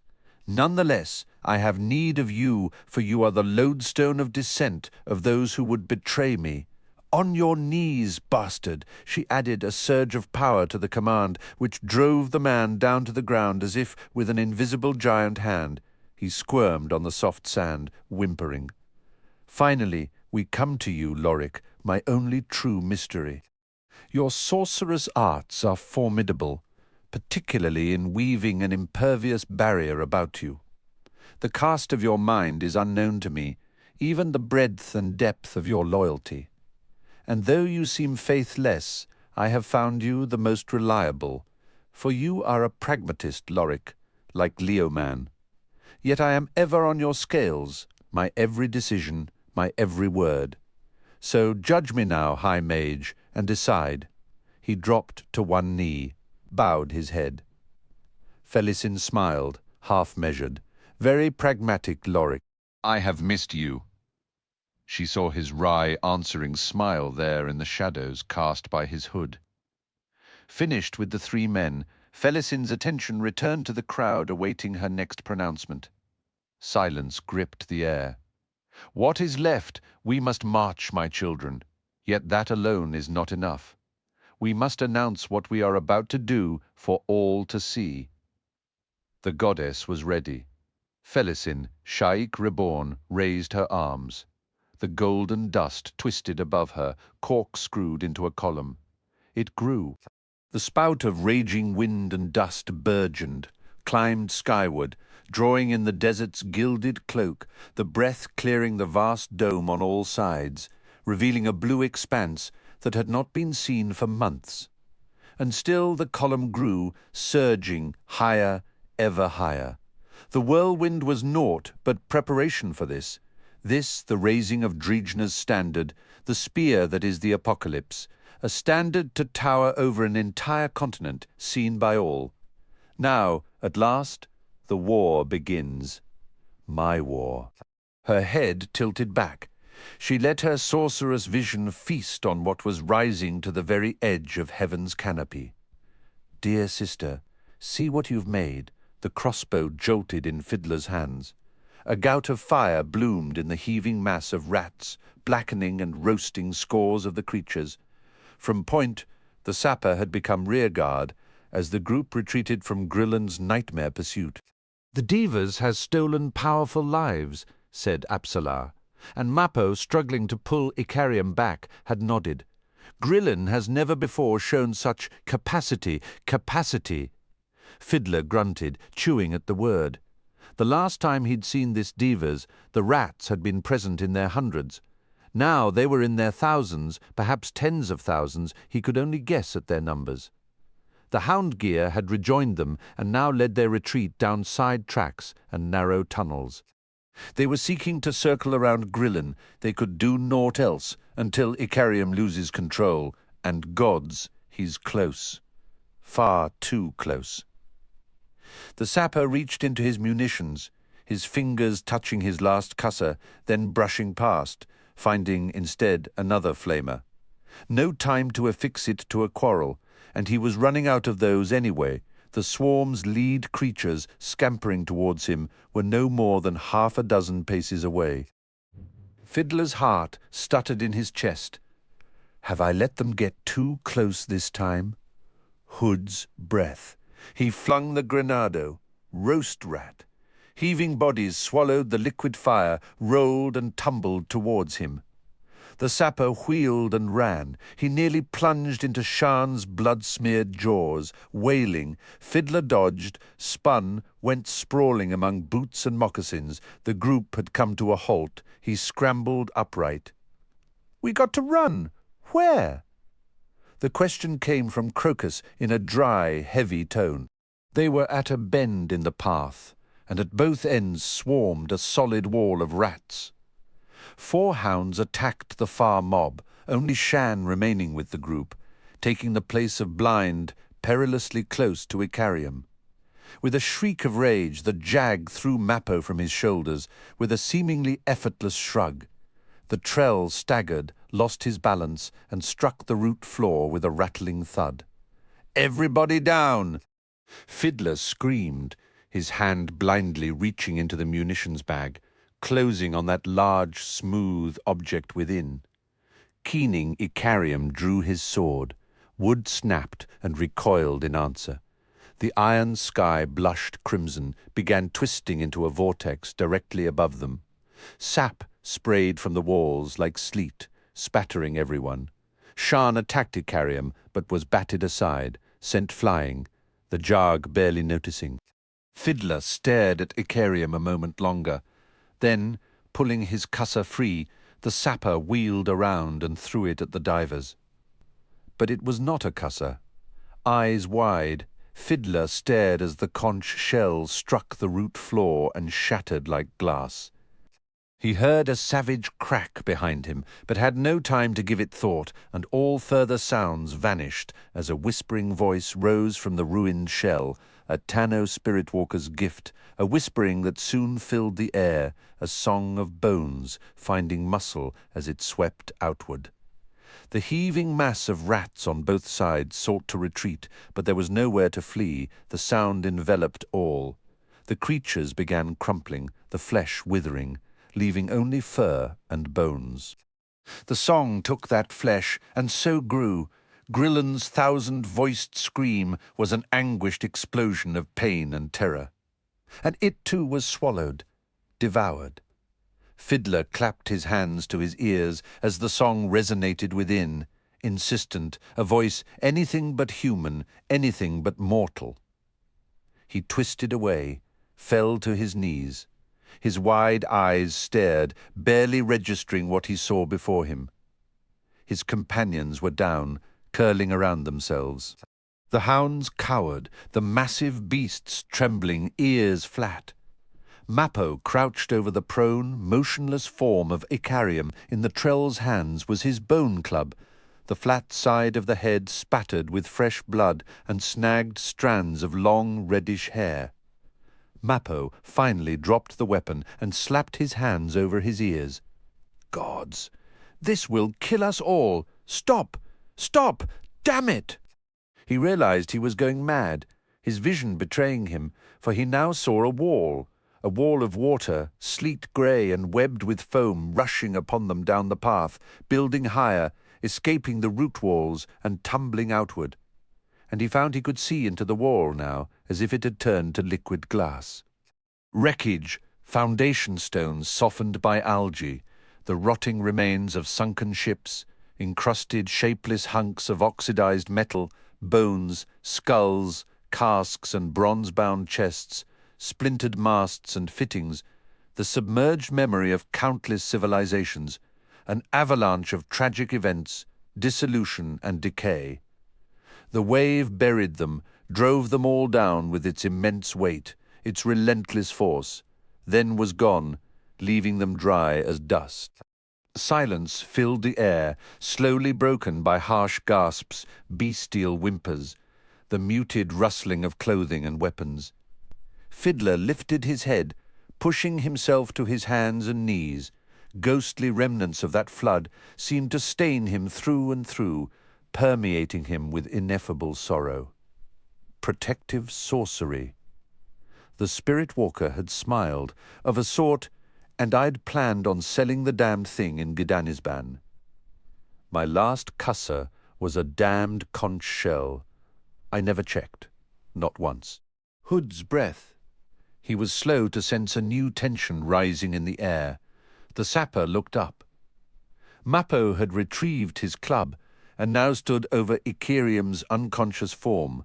Around him ranged the hounds, raised hackles on all sides. Fiddler scrabbled for his crossbow. "Iskaral pust! Call off those hounds, damn you! The bargain? The Azath will take him," the high priest gasped, still staggering about in the stunned aftermath of the Tano's sorcery. "Now's the time! No!" growled the Trell. Fiddler hesitated. "The deal, Mappo. Icarium made his wishes plain. Call them off, Pust," he said, moving towards the nervous standoff. He plunged one hand into his munition bag and swung the leather sack around until he clutched it against his stomach. "Got one last cusser, and those hounds could be made of solid marble. It won't save 'em when I fall down on what I'm holding here. Damned sappers! Who invented them? Madness!" Fiddler grinned. "Who invented them?" "Why, Kellenved. Who else? Who ascended to become your god, Pust? I'd have thought you'd appreciate the irony, High Priest. The bargain. We'll wait a while longer. Mappo, how hard did you hit him? How long will he be out? As long as I wish, friend, and in that word, thank you. All right then, call the mutts off, Pust. Let's get to the house." The High Priest ceased his circling stagger. He paused, slowly weaving back and forth. Glancing over at Apsalar, he offered her a wide grin. "As the soldier says," she said. The grin vanished. The youth of today knows no loyalty. A shame, not at all how things used to be. Wouldn't you agree, servant? Apsalar's father grimaced. You heard her, far too permissive, letting her get her way so. You've spoiled her, man. Betrayed by my own generation, alas. What next? What's next is, we get going, Fiddler said. And it won't be much farther, Crokus said. He pointed down the path. There, I see the house, I see Tremolo. The sapper watched Mappo sling his weapon over his shoulder, then gently lift Icarium. The jag hung limply within those massive arms. The scene was touched with such gentle caring that Fiddler had to look away. Chapter 19. The Day of Pure Blood was a gift of the Seven from their tombs of sand. Fortune was a river, the glory a gift of the Seven that flowed yellow and crimson across the day. Dog chain Thesseran. In the local Caneld dialect, it would come to be called Mesh-Arn Tholdan, the Day of Pure Blood. The river Vathar's mouth gushed blood and corpses into Dojal Hading Sea for close to a week after the slaughter, a tide that deepened from red to black amidst pallid, bloated bodies. To the fisher folk plying those waters, that time was called the Season of Sharks, and more than one net was cut away before a ghastly harvest was pulled aboard. Horror knew no sides, played no favourites. It spread like a stain outward, from tribe to tribe, from one city to the next. and from that revulsion was born fear among the natives of 7 cities. A Malazan fleet was on its way, commanded by a woman hard as iron. What happened at Vathar Crossing was a whetstone to hone her deadly edge. Yet Corbelo Dom was anything but finished. The cedar forest south of the river rose on tiered steps of limestone. The trader track crazed with switchbacks and steep, difficult slopes, and the deeper into the wood the depleted train went, the more ancient, the more uncanny it became. Duiker led his mare by the reins, stumbling as rocks turned underfoot. Alongside him clattered a wagon, sagging with wounded soldiers. Corporal List sat on the buckboard, his switch snapping the dusty, sweat-runneled backs of the pair of oxen labouring at their yokes. The losses at Vathar Crossing were a numb litany in the historian's mind. Over 20,000 refugees, a disproportionate number of children among them. Less than 500 able fighters remained in the foolish dog clan, and the other 2 clans were almost as badly mauled. 700 soldiers of the 7th were dead, wounded, or lost. A scant dozen engineers remained on their feet, and but a score of marines. 3 noble families had been lost, an unacceptable attrition, this latter count as far as the council was concerned, and Sormo Eneth. Within the one man, 8 elder warlocks, a loss of not just power, but knowledge, experience, and wisdom. A blow that had driven the Wickans to their knees. Earlier that day, at a time when the train had ground to a temporary halt, Captain Lull had joined the historian to share some rations. Few words passed between them to start, as if the events at Vathar Crossing was something not to be talked about, even as they spread like a plague through every thought and echoed ghost-like behind every scene around them, every sound that rose from the camp. Lull slowly put away the remnants of their meal. Then he paused, and Duiker saw the man studying his own hands, which had begun trembling. The historian looked away, surprised at the sudden shame that swept through him. He saw List wrapped in sleep on the buckboard, trapped within his prison of dreams. I could in mercy awaken the lad, yet the power for knowledge has mastered me. Cruelty comes easy these days. The captain sighed after a moment, hastily completing the task. "Do you find the need to answer all this, historian?" he asked. "All those tomes you've read, those other thoughts from other men, other women, other times. How does a mortal make answer to what his or her kind are capable of? Does each of us, soldier or no, reach a point when all that we've seen survived, changes us inside, irrevocably changes us? What do we become then, less human or more human? Human enough or too human?" Duiker was silent for a long minute, his eyes on the rock-studded dirt that surrounded the boulder upon which he sat. Then he cleared his throat. "Each of us has his own threshold, friend. Soldier or no, we can only take so much before we cross over into something else. As if the world has shifted around us, though it's only our way of looking at it. A change of perspective. But there's no intelligence to it, you see, but do not feel, or you weep, yet look upon your own anguish as if from somewhere else, somewhere outside. It's not a place for answers, Lull, for every question has burned away." "More human or less human, that's for you to decide. Surely it has been written of by scholars, priests, philosophers." Duiker smiled down at the dirt.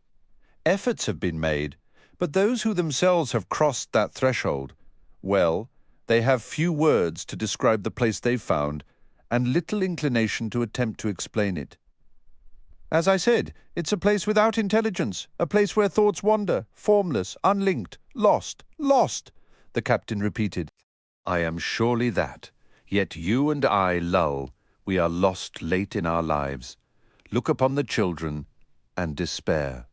How to answer this, I must know, Duiker, else I go mad. Sleight of hand, the historian said. What? Think of the sorcery we've seen in our lives, the vast, unbridled, deadly power we've witnessed unleashed, driven to awe and horror. Then think of a trickster, those you saw as a child, the games of illusion and artifice they could play out with their hands, and so bring wonder to your eyes. The captain was silent, motionless. Then he rose, and there's my answer. It's the only one I can think of, friend. Sorry if it's not enough. No, old man, it's enough. It has to be, doesn't it? Aye, that it does. Sleight of hand. The historian nodded. Ask for nothing more for the world. This world won't give it. But where will we find such a thing? Unexpected places, Duiker replied, also rising. Somewhere ahead, shouts rose and the convoy resumed its climb once more. If you fight both tears and a smile, you'll have found one. Later, historian, I. He watched the captain set off back towards his company of soldiers and wondered if all he'd said, all he'd offered to the man, was nothing but lies. The possibility returned to him now, hours later, as he trudged along on the trail. One of those random, unattached thoughts that were coming to characterize the blasted scape of his mind. Returned, lingered a moment, then drifted away, and was gone. The journey continued, beneath clouds of dust and a few remaining butterflies. Corbolo Dom pursued, sniping at the train's mangled tail, content to await better ground before another major engagement. Perhaps even he quailed at what Vatha Forest had begun to reveal. Among the tall cedars there were trees of some other species that had turned to stone. Gnarled and twisted, the petrified wood embraced objects that were themselves fossilized. The trees held offerings and had long ago grown around them. Duiker well recalled the last time he had seen such things in what had been a holy place in the heart of an oasis, just north of Hissar. That sight had revealed ram's horns locked in the wrapped crooks of branches, and there were plenty of those here as well, although they were the least disquieting of Vatha's offerings. Clan Imas. No room for doubt. Their undead faces stare out at us from all sides, skulls and withered faces peering out from wreaths of crystallized bark, the dark pits of their eyes tracking our passage. This is a burial ground, not of the flesh and blood forebears of the clan Imas, but of the deathless creatures themselves. List's visions of ancient war, we see here its aftermath. Crumpled platforms were visible as well, stone latticework perched amidst branches that had once grown around them, closing up the assembled bones like the fingers of stone hands. At the war's end, the survivors came here, carrying those comrades too shattered to continue, and made of this forest their eternal home. The souls of the clan Imas cannot join Hood, cannot even flee their prisons of bone and withered flesh. One does not bury such things. That sentence of earth and darkness offers no peace. Instead, let those remnants look out from their perches upon one another, upon the rare mortal passages on this trail. Corporal List saw far too clearly, his visions delivering him deep into a history better left lost. Knowledge had beaten him down, as it does us all, when delivered in too great a measure. Yet I hunger still. Cairns had begun appearing, heaps of boulders surmounted with totemic skulls. Not barrows, List had said, sites of engagement, the various clans wherever the Jagut turned from flight and lashed out. The day was drawing to a close when they reached the final height, a broad, jumbled basalith that seemed to have shed its limestone coat, the exposed bedrock deeply hued the colour of wine. Flat, treeless stretches were crowded with boulders set out in spirals, ellipses and corridors. Cedars were replaced by pines, and the number of petrified trees diminished.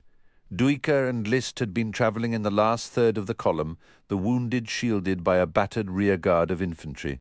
Once the last of the wagons and the few livestock that remained cleared the slope and made level ground, the footmen quickly gained the ridge, squads scattering to various vantage points and potential strongholds commanding the approach. List halted his wagon and set the brake, then rose from the buckboard, stretched and looked down at Duiker with haunted eyes. Better lines of sight up here anyway, the historian offered. Always has been, the corporal said. If we make for the head of the column, we'll come to the first of them. The first of what? The blood leaving the lad's face bespoke another vision, flooding his mind, a world and a time seen through unhuman eyes. After a moment he shuddered, wiping sweat from his face. I'll show you. They moved through the quiet press in silence. The efforts at making camp they saw on all sides looked wooden, refugees and soldiers alike, moving as automatons. No one bothered attempting to erect tents. They simply laid out their bedrolls on the flat rock. Children sat unmoving, watching with the eyes of old men and women. The Wiccan camps were no better. There was no escape from what had been from the images and remembered scenes that rose again and again, remorselessly, before the mind's eye. Every frail, mundane gesture of normal life had shattered beneath the weight of knowledge. Yet there was anger, white-hot and buried deep out of sight, as if mantled in peat. It had become the last fuel with any potency, and so we move on day after day, fighting every battle, those inside and those without, with an unyielding ferocity and determination. We are all in that place where Lull now lives, a place stripped of rational thought, trapped in a world without cohesion. Arriving at the vanguard, they came upon a scene. Coltaine, Bult and Captain Lull were present, and facing them in a ragged line 10 paces away were the last of the engineers. The fist turned as Duiker and List approached. Ah, this is well. I would have you witness this, historian. What have I missed? Bult grinned. Nothing. We've just managed the prodigious task of assembling the sappers. You'd think battles with Camistrello were tactical nightmares. Anyway, here they are, looking like they're waiting to be ambushed, or worse. And are they, Uncle? The commander's grin broadened. Maybe. Coltaine now stepped towards the assembled soldiers. Sibyls of bravery and gestures of recognition can only ring hollow. This I know. Yet what else is left to me? 3 clan leaders have come to me, each begging to approach you men and women with an offer of formal adoption to their clan. Perhaps you are unaware of what such unprecedented requests reveal, or perhaps, judging by your expressions, you know. I felt need to answer on your behalf, for I know more of you soldiers than do most Wickans, including those clan leaders, and they have each humbly withdrawn their requests. He was silent for a long moment.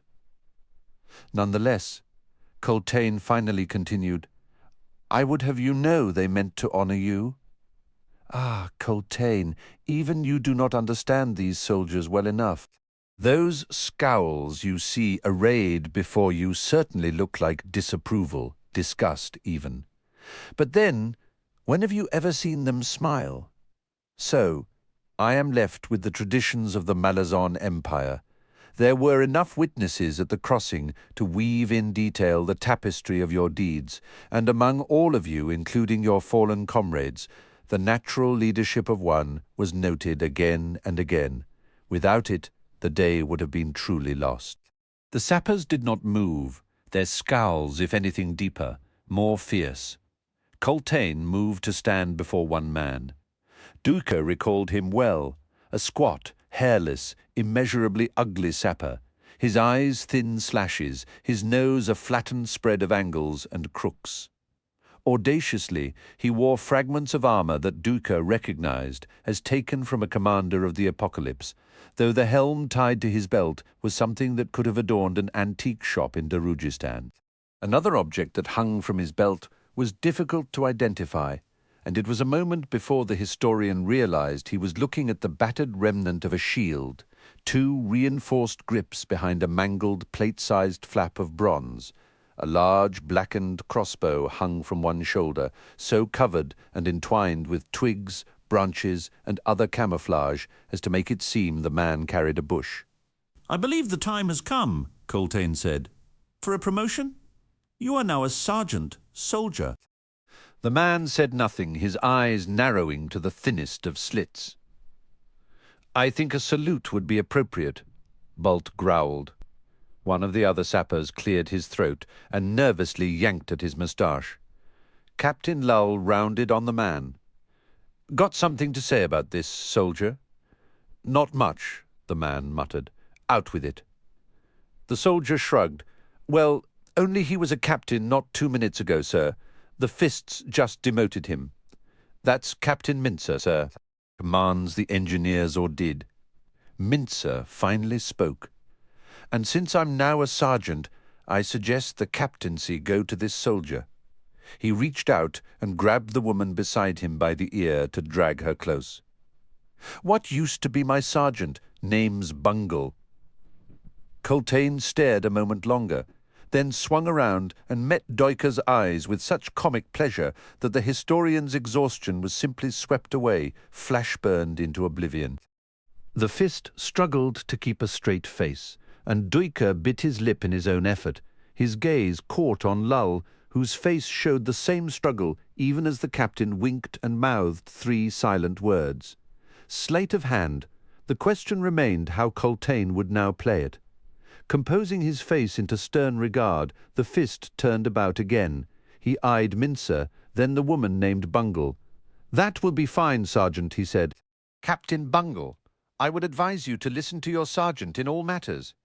Understood?" The woman shook her head. Mincer grimaced and said, "She's no experience with that, Fist. I never ask her advice, I'm afraid. From what I have gathered, you never asked anyone's advice when you were captain." "Aye, that's a fact. Nor did you attend any staff briefings." "No, sir. And why was that?" Mincer shrugged. Captain Bungle spoke. "Beauty sleep, sir."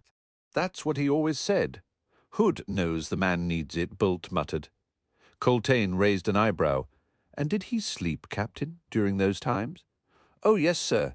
He sleeps when we march too, sir. Sleeps while walking. I've never seen the like. Snoring away, sir, 1 foot in front of the other, a bag full of rocks on his back. Rocks! For when he breaks his sword, sir, he throws them, and there ain't a damned thing he can't hit." "Wrong," Mincer growled. "That lapdog." Bult seemed to choke, then spat in sympathy. Coltaine had drawn his hands behind him, and Duiker saw them clench in a white-knuckled grip. As if sensing that attention, the Fist called out without turning, "Historian, I am here, Fist. You will record this?" "Oh, aye, sir, every blessed word. Excellent engineers, you are dismissed." The group wandered off, muttering. One man clapped Mincer on the shoulder and received a blistering glare in return. Coltaine watched them leave, then strode to Duiker, Bult and Lull following. "Spirits below," Bult hissed. Duiker smiled. "Your soldiers, Commander." "Aye," he said, suddenly beaming with pride. "Aye." "I did not know what to do," Coltaine confessed. Lull grunted. "You played it perfectly, Fist." "That was exquisite, no doubt already making the rounds as a hood-damned full-blown legend. If they liked you before, they love you now, sir." The Wiccan remained baffled. "But why?" "I just demoted a man for unsurpassed bravery. Returned him to the ranks, you mean. And that lifted every one of them up. Don't you see that? But Mincer? Never had so much fun in his life, I'd bet. You can tell when they get even uglier. Hood knows, I can't explain it. Only sappers know a sapper's way of thinking and behaving, and sometimes not even them. You've a captain named Bungle. Now, nephew, Bult said. Think she'll be there in polish and shine next briefing?" "Not a chance," Lull opined. "She's probably packing her gear right now." Coltaine shook his head. "They win," he said in evident wonder. "I am defeated." Duiker watched the 3 men walk away, still discussing what had just happened. Not lies after all, tears and smiles. Something so small, so absurd, the only possible answer. The historian shook himself and looked around until he found List. "Corporal, I recall you had something to show me." "Yes, sir." "Up ahead, not far, I think." They came to the ruined tower before reaching the forward outlying pickets. A squad of Wickans had commandeered the position, filling the ringed bedrock floor with supplies and leaving in attendance a lone, one-armed youth. List laid a hand on one of the massive foundation stones. Yaghut, he said. They lived apart, you know. No villages, no cities, just single remote dwellings, like this one. Enjoyed their privacy, I take it. They feared each other almost as much as they feared the Talani mass, sir. Duiker glanced over at the Wiccan youth. The lad was fast asleep. We're doing a lot of that these days, just dropping off. How old? He asked the corporal. Not sure. 102, maybe even 3. Not years. No, millennia. So this is where the Jaggot lived. The first tower, from here pushed back, then again, then again. The final stand, the last tower, is in the heart of the plain beyond the forest. Pushed back, the historian repeated. List nodded. Each siege lasted centuries, the losses among the Talan mass staggering. Jaggot were anything but wanderers. When they chose a place, his voice fell off. He shrugged. Was this a typical war, Corporal? The young man hesitated, then shook his head. A strange bond, unique among the Jaggot. When the mother was in peril, the children returned, joined the battle. Then the father. Things escalated. Duiker nodded, looked around. She must have been special. Tight-lipped and pale, List pulled off his helm, ran a hand through his sweaty hair. "Aye," he finally whispered. "Is she your guide?" No, her mate. Something made the historian turn, as if in answer to a barely felt shiver of air. North, through the trees, then above them.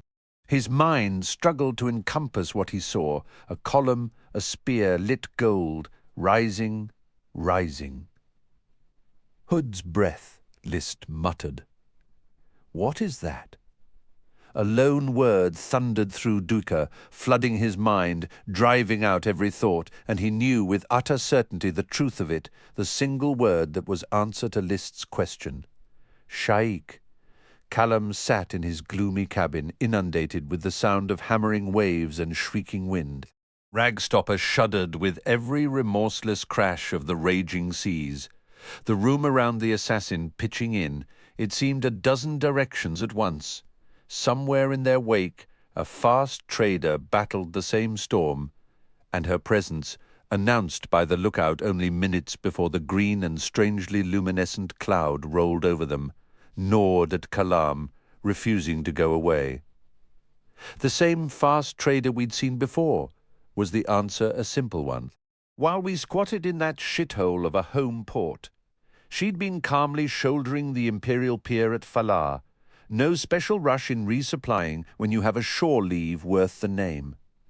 But that did not explain the host of other details that plagued the assassin, details that each on their own rang a minor note of discord, yet together they created a cacophony of alarm in Kalam. Blurred passages of time, perhaps born of the man's driving aspiration to complete this voyage, at war with the interminable reality of day upon day, night upon night. The very sameness of such a journey. But no, there's more than just a conflict of perspective.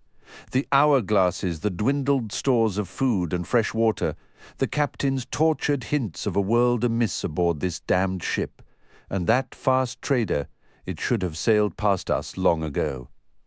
Sulk Ilan. A mage, he stinks of it. Yet a sorcerer who could twist an entire crew's mind so thoroughly that sorcerer would have to be a high mage. Not impossible, just highly unlikely among Mabra's covert circle of spies and agents.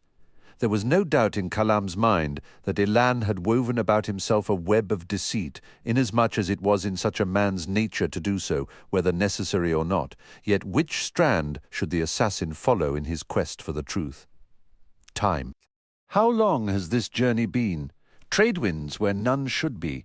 Now a storm driving us ever southeastward, a storm that had therefore not come from the ocean wastes, as the immutable laws of the sea would demand, but from the Falari Isles, in its dry season, a season of unbroken calm. So, who plays with us here? And what role does Sulk Elan have in this game, if any? Growling, the assassin rose from his bunk, grabbing in mid-swing his satchel from its hook, then made his rocking way to the door. The hold was like a siege tower under a ceaseless barrage of rocks. Mist filled the salty, close air, and the keel was awash in shin-deep water. There was no one about, every hand committed to the daunting task of holding Ragstopper together.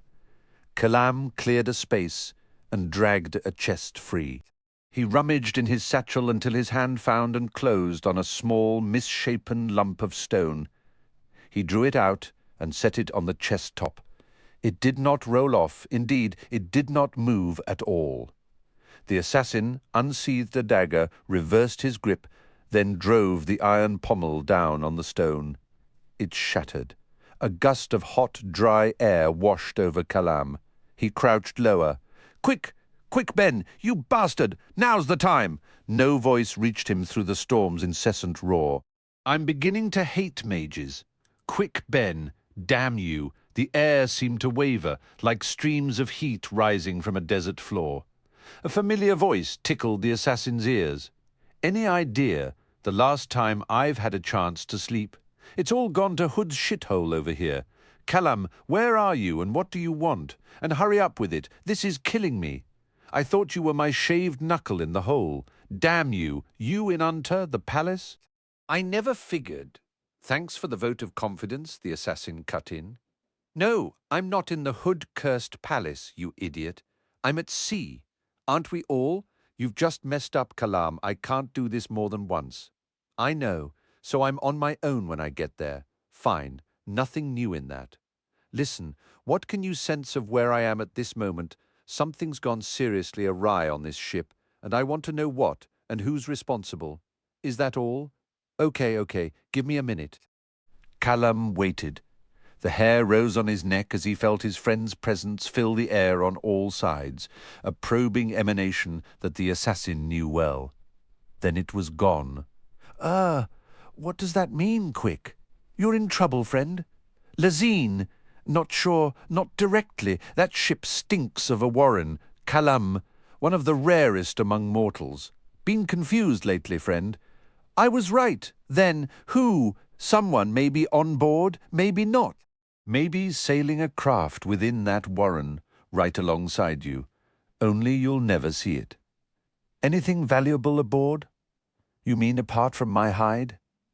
Yes, apart from your hide, of course. Only a despot's ransom.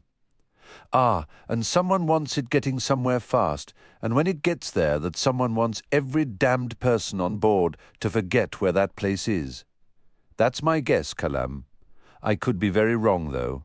That's a comfort. You said you're in trouble over there. Whiskey Jack, Jujek, the squad. Scraping through so far. How's Fiddler? No idea. We decided on separate ways. Oh no, Kalam. I, Tremolor, Hood's breath. It was your idea, quick. Assuming the house was at peace. Sure, it should have worked, absolutely, I think. But something's gone bad there.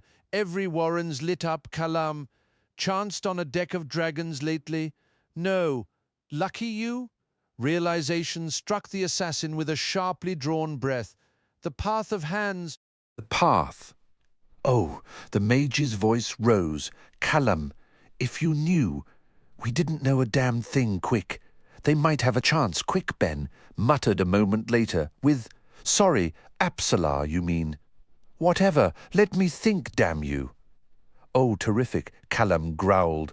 More schemes. I'm losing hold here, friend. Too tired. Lost too much blood yesterday, I think. Mallet says.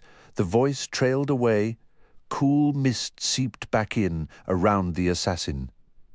Quick Ben was gone. And that's that. On my own, in truth. Now, Fiddler. Oh, you bastard! We should have guessed. Figured it out. Ancient gates, Tremolor. He did not move for a long time. Finally he sighed, wiped the top of the chest, removing the last of the crushed rock from its damp surface, and rose. The captain was awake, and he had company. Sulk Ilan grinned as Kalam entered the cramped room. "We were just talking about you, partner," Ilan said. "Knowing how set you get in your mind, and wondering how you'd take the news. All right, I'll bite." "What news?" "This storm. We're being blown off course a long way." "Meaning? Seems we'll be making for a different port once it's spent." "Not unter." "Oh, eventually, of course." The assassin's gaze fell to the captain. He looked unhappy, but resigned. Kalam conjured a map of Quantali in his mind, studied it a moment, then sighed. "Malaz City. The island." "Never seen that legendary cesspool before," Ilan said. "I can't wait. I trust you'll be generous enough to show me all the sights, friend." Kalam stared at the man, then smiled. "Count on it, Sulk Ilan."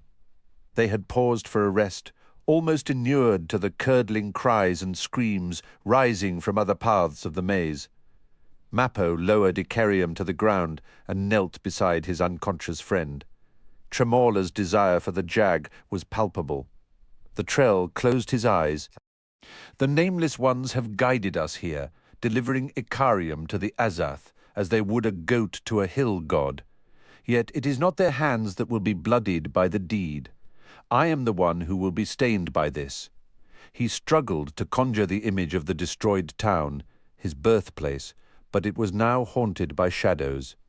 Doubt had replaced conviction. He no longer believed his own memories. "Foolish. Icarium has taken countless lives. Whatever the truth behind my town's death," his hands clenched, "my tribe, the Shoulder Women, would not betray me. What weight can be placed on Icarium's dreams? The jag remembers nothing, nothing real.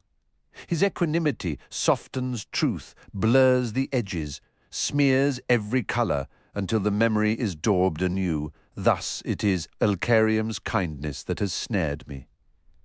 Mappo's fists ached. He looked down at his companion, studied the expression of peaceful repose on the jag's blood-smeared face. "Tremolo shall not have you. I am not to be so used. If the Nameless Ones would deliver you, then they shall have to come for you themselves, and through me first." He looked up, glared into the heart of the maze.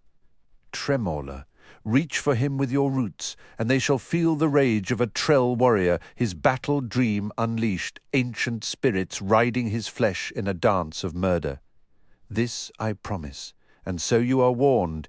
It's said," Fiddler murmured beside him, "that the Azath have taken gods." Mappo fixed the soldier with hooded eyes. Fiddler squinted as he studied the riotous walls on all sides. "What elder gods, their names forgotten for millennia, are caged here? When did they last see light? When were they last able to move their limbs? Can you imagine an eternity thus endured?" He shifted the weight of the crossbow in his hands. "If Tremolo dies, imagine the madness unleashed upon the world." The Trell was silent for a moment. Then he whispered, "What are these darts that you fling at me?" Fiddler's brows rose. "Darts? None intended. This place sits on me like a cloak of vipers. That is all. Tremolo has no hunger for you, soldier." Fiddler's grin was crooked. "Sometimes it pays being a nobody.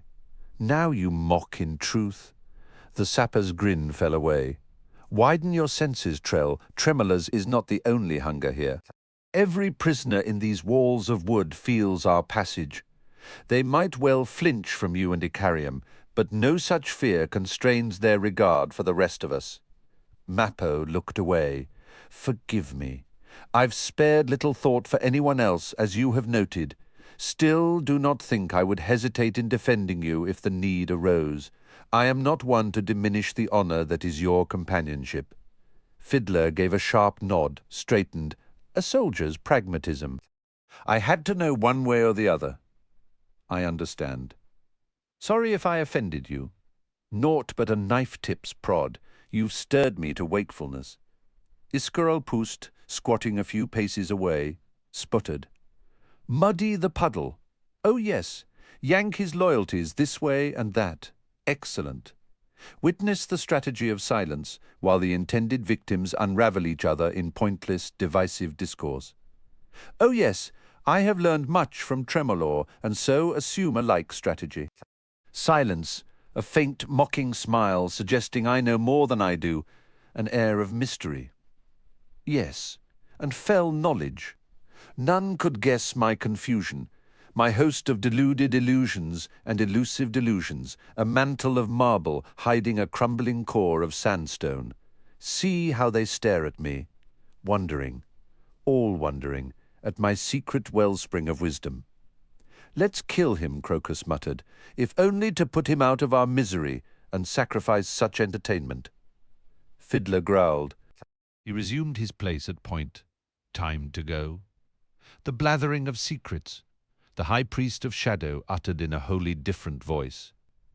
So they judge me ineffectual. The others spun to face him. Iscaral Pust offered a beatific smile.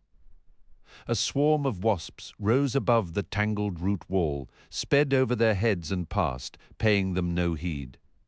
Fiddler felt his heart thud back into place. He drew a shuddering breath. There were some divers that he feared more than others.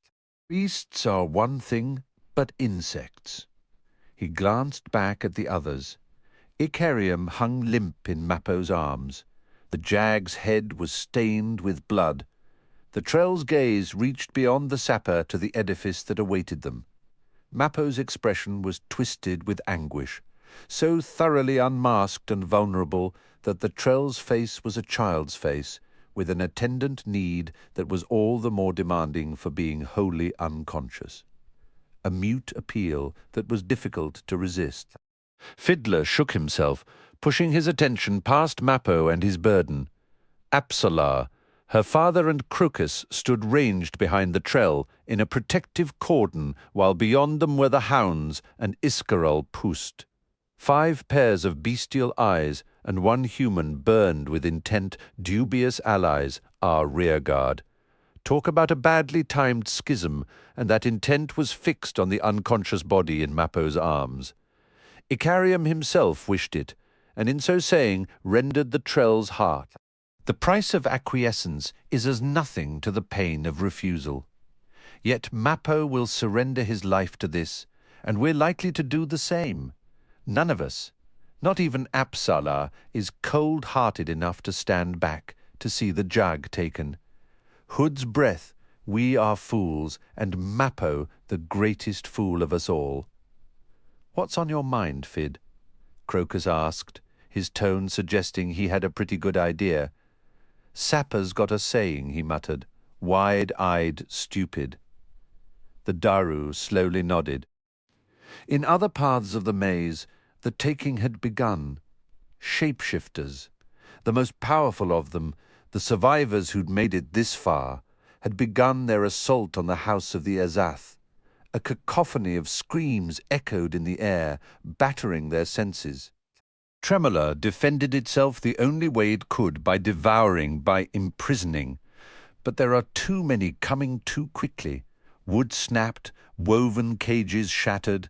The sound was of a forest being destroyed, branch by branch, tree by tree, an inexorable progression, closer, ever closer to the house itself.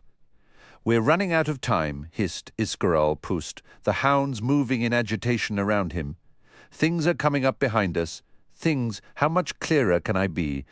We may still need him, Fiddler said. Oh, aye, the High Priest responded. The Trell can throw him like a sack of grain. I can bring him around quickly enough, Mappo growled. I still carry some of those Denul elixirs from your temple. Iscaral Pust, let's get moving, the sapper said. Something was indeed coming up behind them, making the air redolent with sickly spice. The hounds had pulled their attention from Mappo and Icarium, and now faced the other way, revealing restless nerves as they shifted position. The trail made a sharp bend 20 paces from where the huge beasts stood. A piercing scream ripped the air, coming from just beyond that bend, followed by the explosive sounds of battle. It ended abruptly. We've waited too long. pus hissed, cowering behind his god's hounds. Now it comes. Fiddler swung his crossbow around, eyes fixed on the place where their pursuer would appear. Instead, a small nut-brown creature half flapped, half scampered into view. Tendrils of smoke drifted from it. "Aye!" Puss shrieked. "They plague me!" Crokus bolted forward, pushing his way between Shan and Gear as if they were no more than a pair of mules. "Moby?" The familiar raced towards the Daru and leapt at the last moment to land in the lad's arms, where it clung tenaciously, wings twitching. Crocus's head snapped back. "Oh, you stink like the abyss! Moby, that damned familiar!" Fiddler's gaze flicked to Mappo. The Trell was frowning. "Bockerel!" The word came from Iscarol Pust as a curse. "A pet? A pet? Madness! My uncle's familiar," Crokus said, approaching. The hounds shrank from his path. "Oh, lad, much more than that, it seems. An ally, then," Mappo said. Crokus nodded, though with obvious uncertainty. "Hood knows how he found us, how he survived. Dissembler," Pust accused, creeping towards the Daru. "A familiar. Shall we ask the opinion of that dead shapeshifter back there?" "Oh, no, we can't, can we? It's been torn to pieces." Crokus said nothing. "Never mind," Apsalar said. "We're wasting time to the house." The high priest wheeled on her. "Never mind. What conniving deceit has arrived among us? What foul betrayal hangs over us there, hanging from the lad's shirt? Enough." Fiddler snapped. "Stay here, then, Pust.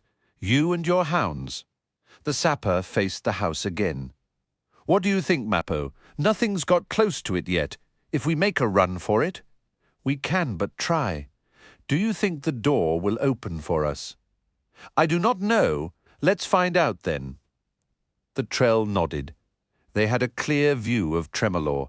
A low wall surrounded it, made of what appeared to be volcanic rock, jagged and sharp. The only visible break in that wall was a narrow gate, over which arched a weave of vines. The house itself was tawny in colour, probably built of limestone, its entrance recessed between a pair of squat, asymmetrical two-story towers, neither of which possessed windows. A winding path of flagstones connected the gate with the shadow-swallowed door. Low, gnarled trees occupied the yard, each surmounting a hump, a sister to Deadhouse in Malaz City. Little different from the one in Darujistan. All of a kind, all Azath, though where that name came from and how long ago no one knows or will ever know. Mappo spoke in a low voice beside the sapper. "It said the Azath Bridge, the realms, every realm.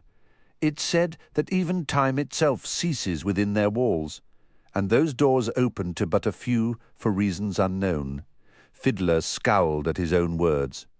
Apsalar moved to the front, stepping past the sapper. Startled, Fiddler grunted. "In a hurry, lass?" She looked back at him. "The one who possessed me, Fiddler? An Azath welcomed him once." "True enough. And why does that make me so nervous now, and here?" "So, how's it done? Special knock, key under the loose flagstone?" Her answering smile was a balm to his agitation. "No, something much simpler, audacity." "Well, we've plenty of that. We're here, aren't we?" "Aye, we are." She led the way, and all followed. That conch shell, Mappo rumbled. Immense damage was delivered to the Solitaken and divers, is still being delivered, it seems. For the Azath it may be proving enough. And you pray that is so. Aye, I do. So why didn't that deathly song destroy us as well? You are asking me, Fiddler? The gift was given to you, was it not? Yes. I saved a little girl kin to the Spirit Walker. Which Spirit Walker? Fiddler. Kimlock. The Trell was silent for half a dozen paces. Then a frustrated growl rose from him. "A girl, you said?" No matter how close a kin, Kimlock's reward far outweighed your gesture. More, it seemed precisely intended for its use. The sorcery in that song was aspected. Fiddler, tell me, did Kimlock know you sought Tremorla? I certainly didn't tell him as much. Did he touch you at any time? The brush of a finger against your arm? Anything, he asked too, as I recall. He wanted my story. I declined. But Hood's breath, Mappo, I truly cannot recall if there was some chance contact. I think there must have been. If so, I forgive him the indiscretion. I imagine he anticipated that as well. Even as Tremorla withstood the assault that raged from all sides, the battles were far from over, and in some places the sound of shattering wood was a seemingly unstoppable progression, coming ever closer.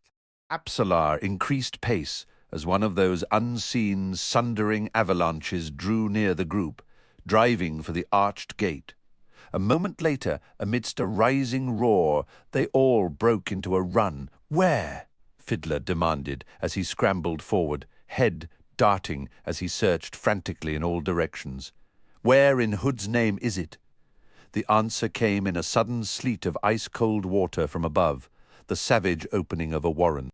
Emerging from within that hovering, strangely suspended spray, not 50 paces behind them, the enormous head and maw of a denrabi lunged into view, wreathed in uprooted sea grasses, kelp, and strange skeletal branches. A swarm of wasps rose before it, and was devoured entire without pause. 3 more denrabi appeared from that torrential portal. The roiling spume of water that held them seemed to burn off wherever it descended upon the roots of the maze. Yet the creatures remained suspended, riding the hissing maelstrom. Images flashed through Fiddler within the span of a single heartbeat. Kansu see. Not a solar taken after all, not a single beast, but a pack. A divers, and I'm out of cusses. A moment later, it became clear just how untested the Hounds of Shadow had been thus far. He felt the power emanate from the 5 beasts. So similar was it to that of dragons. It rolled like a breath, a surge of raw sorcery that preceded the hounds as they sprang forward with blurring speed. Shan was the first to reach the lead denrabi, the first to plunge into its gaping, serrated mouth, and vanish within that yawning darkness. The creature reared back lightning quick, and if that massive, blunt visage could show surprise, it did so now. Gear reached the next one, and the denrabi lunged, not to swallow, but to bite down, to flense with the 1,000 jagged plates of its teeth. The hound's power buckled under those snapping jaws, but did not shatter. An instant later, Gear was through, past those teeth, burying itself within the creature where it delivered mayhem. The other hounds made for the remaining 2 denrabi. Only Blind remained with the group. The lead denrabi began thrashing now, whipping its enormous bulk as the torrent of its warren collapsed around it, crushing flat walls of the maze where long-imprisoned victims stirred amidst the wreckage, withered limbs reaching skyward through mud-churned water, clutching air. The second denrabi fell into the same writhing tumult. A hand clutched Fiddler's arm, pulling him hard around. "Come on," Crokus hissed. Moby was still clinging to his shirt. "We've got more company, Fid." And now the sapper saw the object of the dam's attention. Off to his right, almost behind Tremorla, still 1,000 paces distant, yet fast approaching. A swarm like no other. Bloodflies in a solid black cloud the size of a thunderhead, billowing, surging towards them. Leaving the denrabi in the throes of violent death behind them, the group sprinted for the house. As he passed beneath the leafless arch of vines, the sapper saw Apsalar reach the door, close her hands on the broad, heavy ring latch, and twist it. He saw the muscles rise on her forearms, straining. Then she staggered back a step, as if dismissively, contemptuously shoved. As Fiddler, trailed by Crokus Mappo with his charge, Apsalar's father, then Poost and Blind, reached the flat paved landing, He saw her spin round, her expression one of shock and disbelief. It won't open. Tremolor has refused us. The sapper skidded to a halt, whirled. The sky was black, alive and coming straight for them. At Vathar's sparse, blistered edge, where the basalith of bedrock sank once more beneath its skin of limestone, and the land that stretched southward before and below their vantage point was nothing but studded stones in windswept, parched clay. They came upon the first of the jagged tombs. Few among the outriders, and the column's head paid it much attention. It looked like nothing more than a cairn marker, a huge elongated slab of stone tilted upward at the southernmost end, as if pointing the way across the Ninoth Odan to Aren or some other more recent destination. Corporal List had led the historian to it in silence, while the others prepared rigging to assist in the task of guiding the wagons down the steep, winding descent to the plain's barren floor. The youngest son, List said, staring down at the primitive tomb. His face was frightening to look at, for it wore a father's grief, as raw as if the child's death was but yesterday. A grief that had, if anything, grown with the tortured, unfathomable passage of 200,000 years. He stands guard still, that Jaghut ghost. The statement, a silent utterance that was both simple and obvious, nevertheless took the historian's breath away. How to comprehend this? How old Duiker's voice was as parched as the Odan that awaited them. 5. The Lan Imas chose this place for him. The effort of killing him would have proved too costly, given that the rest of the family still awaited them. So they dragged the child here, shattered his bones, every one, as many times as they could on so small a frame, then pinned him beneath this rock. Duiker had thought himself beyond shock, beyond even despair, yet his throat closed up at List's toneless words. The historian's imagination was too sharp for this, raising images in his mind that seared him with overwhelming sorrow. He forced himself to look away, watched the activities among the soldiers and Wickans 30 paces distant.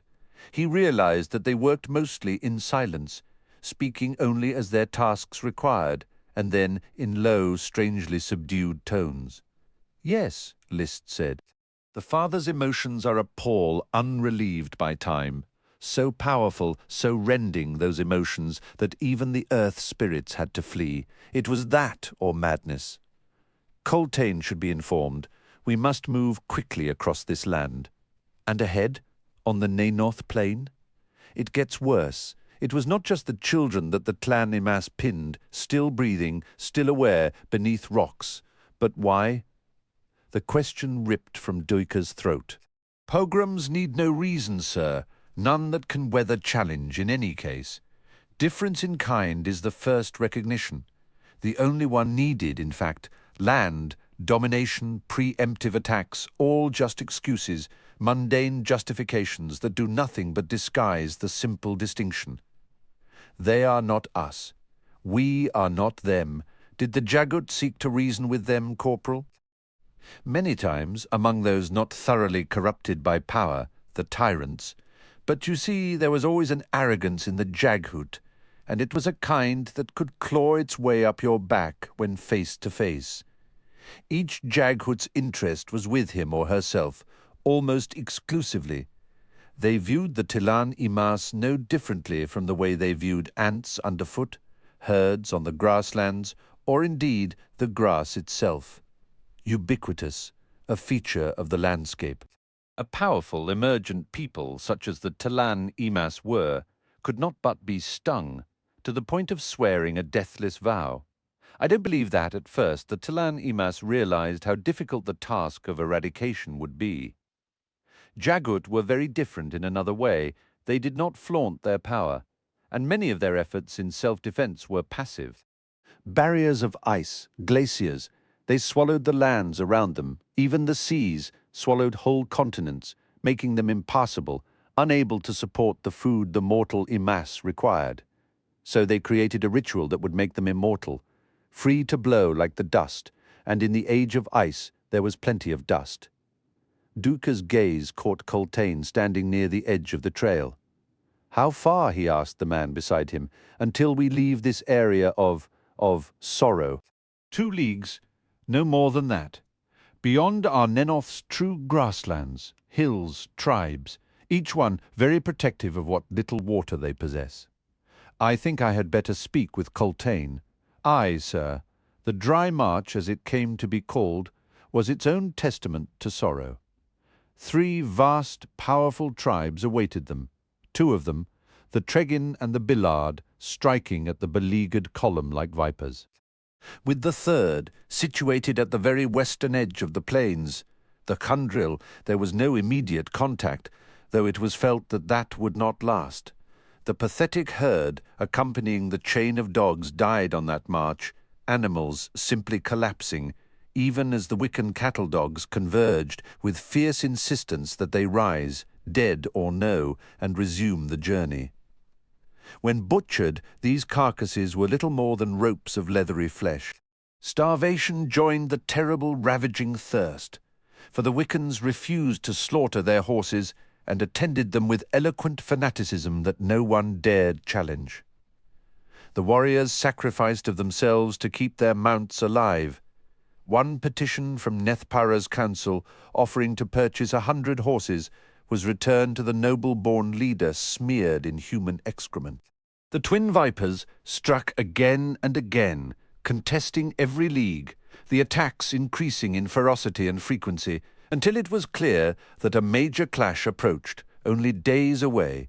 In the column's wake followed Corbelodom's army, a force that had grown with the addition of forces from Tarxian and other coastal settlements, and was now at least 5 times the size of Coltaine's 7th and his Wiccan clans. The renegade commanders measured pursuit, leaving engagement to the wild plains tribes, was ominous in itself. He would be there for the imminent battle without doubt, and was content to wait until then. The chain of dogs, its numbers swollen by new refugees fleeing Bailan, crawled on, coming within sight of what the maps indicated was the Nenoth Odhan's end, where hills rose in a wall across the southern horizon. The trader track cut through the only substantial passage, a wide river valley between the Bailange hills to the east and the Sanifir hills to the west. The track running for 7 leagues, opening out on a plain that faced the ancient tell of Saniman, then wrapped around it to encompass the Sanith Odhan, and, beyond that, the Jaleen Plain, the Dojal Odhan, and the city of Aren itself. No relief army emerged from Saniman Valley. A profound sense of isolation descended like a shroud on the train, even as the valley's flanking hills began to reveal, in the day's dying light, twin encampments, both vast of tribesmen, the main forces of the Tregin and the Billard. Here, then, at the mouth of the ancient valley, here it would be. "We're dying," Lull muttered, as he came up alongside the historian on his way to the briefing. "And I don't mean just figuratively, old man. I lost 11 soldiers today." Throats swollen so bad with thirst they couldn't draw breath. He waved at a fly buzzing his face. "Hood's breath, I'm swimming in this armor. By the time we're done, we'll all look like Tilan Imas." "I can't say I appreciate the analogy, Captain. Wasn't expecting you to. Horse piss, that's what the Wickans are drinking these days. Aye, same for my crew. They're neighing in their sleep, and more than one's died from it." 3 dogs loped past them, the huge one named Bent, a female, and the lapdog scrambling in their wake. "They'll outlive us all," Lull grumbled. "Those damned beasts!" The sky deepened overhead, the first stars pushing through the cerulean gauze. "Gods, I'm tired." Duiker nodded. "Oh, indeed, we've travelled far, friend, and now stand face to face with Hood. He takes the weary as readily as the defiant, offers the same welcoming grin. Something in the air tonight, historian. Can you feel it? Yes. Maybe Hood's warren has drawn closer. It has that feel, doesn't it? They arrived at the Fist's command tent entered. The usual faces were arrayed before them. Nil and Nether, the last remaining warlocks, Sulmar and Chend, Bult and Coltaine himself. Each had become a desiccated mockery of the will and strength once present in their varied means. "Where's Bungle?" Lull asked, finding his usual camp chair. "Listening to her sergeant, I'd guess," Bult said, with a ghost of a grin. Coltaine had no time for idle talk. Something approaches this night. The warlocks have sensed it, though that is all they can say. We are faced with preparing for it. Duiker looked to Nether. What kind of sense? She shrugged, then sighed. Vague, troubled, even outrage. I don't know, historian. Sensed anything like it before, even remotely? No. Outrage. "Draw the refugees close," Coltaine commanded the captains. "Double the pickets," Fist Sulmar said. "We face a battle tomorrow. Aye, and rest is needed." I know, the Wiccan began pacing, but it was a slower pace than usual. It had lost its smoothness as well, its ease and elegance. And more, we are greatly weakened. The water casks are bone dry. Duiker winced battle. "No, tomorrow will see a slaughter. Soldiers unable to fight, unable to defend themselves." The historian cleared his throat, made to speak, then stopped. One word, yet even to voice it would be to offer the cruelest illusion. One word. Coltaine was staring at him. "We cannot," he said softly. "I know, for the rebellion's warriors as much as for us, the end to this must be with blood." "The soldiers are beyond digging trenches," Lull said into the heavy, all-too-aware silence. "Holes, then?" "Aye, sir, holes." "To break mounted charges, snap legs, send screaming beasts into the dust." The briefing ended then, abruptly, as the air was suddenly charged, and whatever threatened to arrive now announced itself with a brittle crackle, a mist of something oily, like sweat, clogging the air. Coltaine led the group outside to find the bristling atmosphere manifested tenfold beneath the night's sparkling canopy. Horses bucked, cattle dogs howled, soldiers were rising like spectres, weapons rustled. In the open space just beyond the foremost pickets, the air split asunder with a savage, ripping sound. 3 pale horses thundered from that rent, followed by 3 more, then another 3, all harnessed, all screaming with terror. Behind them came a massive carriage, a fire-scorched, gaudily painted leviathan riding atop 6 spoked wheels that were taller than a man. Smoke trailed like thick strands of raw wool from the carriage, from the horses themselves, and from the 3 figures visible behind the last 3 chargers. The white, screaming train was at full gallop, as if in headlong flight from whatever warren it had come from, and the carriage pitched wildly, alarmingly, as the beasts plunged straight for the pickets. Wickans scattered to either side. Staring with disbelief, Duiker saw all 3 figures soaring the reins, bellowing, flinging themselves against the backrest of their tottering perch. The horses drove hooves into the earth, biting down on their momentum, the towering carriage slewing behind them, raising a cloud of smoke dust and an emanation that the historian recognized with a jolt of alarm as outrage. The outrage he now understood of a warren and its god. Behind the lead carriage came another, then another, each pitching to one side or the other to avoid collision, as they skidded to a halt. As soon as the lead carriage ceased its headlong plunge, figures poured from it, armoured men and women, shouting, roaring commands that no one seemed to pay any attention to, and waving blackened, smeared, and dripping weapons. A moment later, even as the other 2 carriages stopped, a loud bell clanged. The frenzied, seemingly aimless activities of the figures promptly ceased. Weapons were lowered, and sudden silence filled the air behind the fading echo of the bell. Snorting and stamping, the lathered horses tossed their heads, ears twitching, nostrils wide. The lead carriage was no more than 15 paces from where Duiker and the others stood. The historian saw a severed hand clinging to an ornate projection on one side of the carriage. After a moment it fell to the ground. A tiny barred door opened, and a man emerged, with difficulty squeezing his considerable bulk through the aperture. He was dressed in silks that were drenched in sweat. His round, glistening face revealed the passing echoes of some immense, all-consuming effort. In one hand he carried a stoppered bottle. Stepping clear, he faced Coltaine and raised the bottle. "You, sir," he said in strangely accented Malazan, "have much to answer for." Then he grinned, displaying a row of gold-capped, diamond-studded teeth. "Your exploits tremble the Warrens.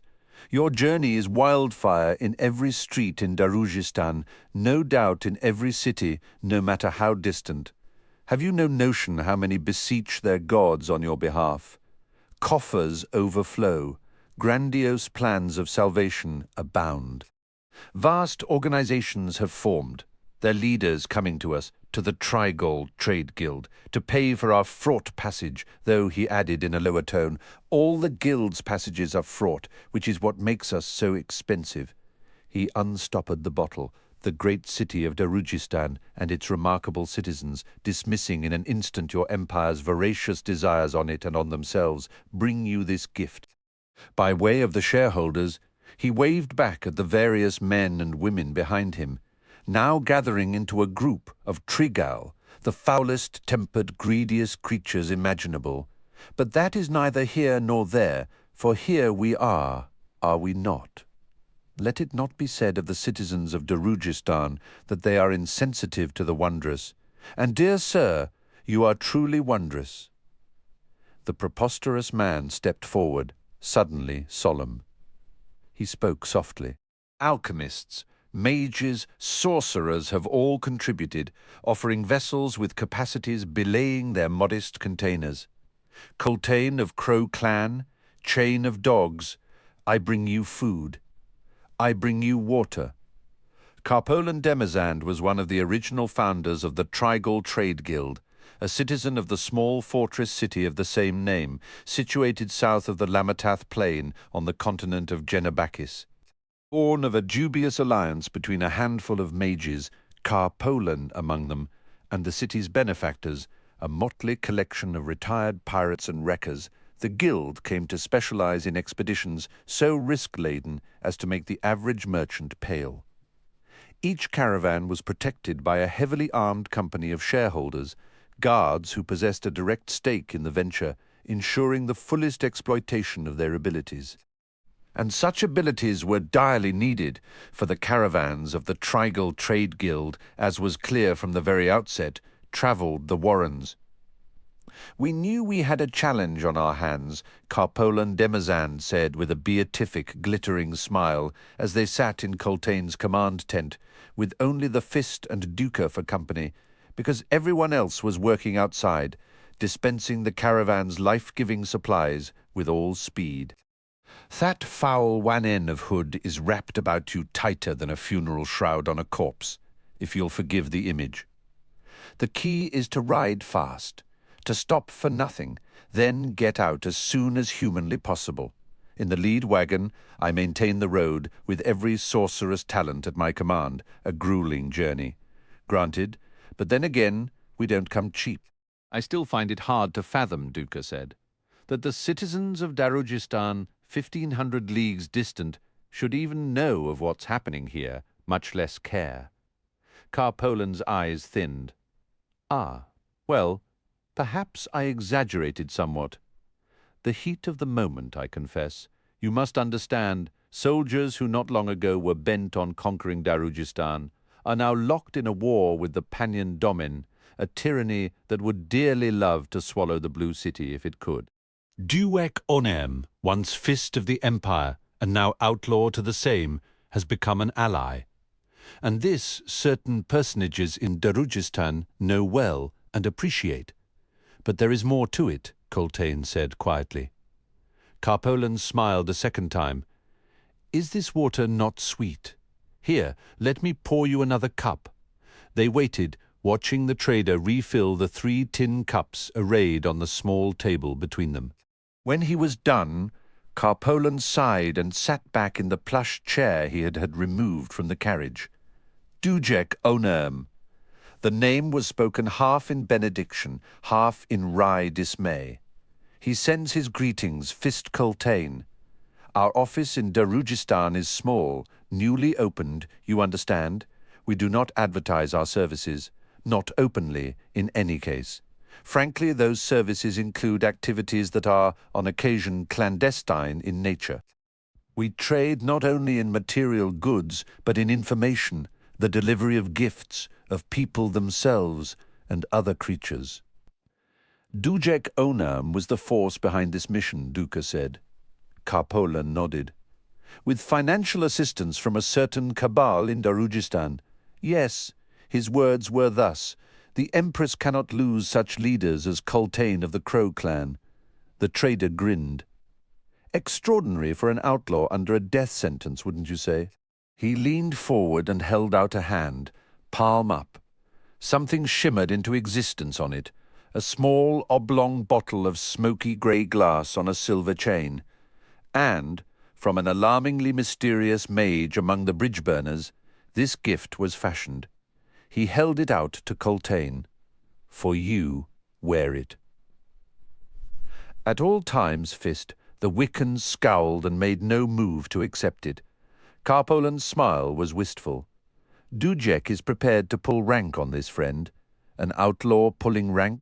Ah, well, I admit I voiced the same query. His reply was this: never underestimate the Empress.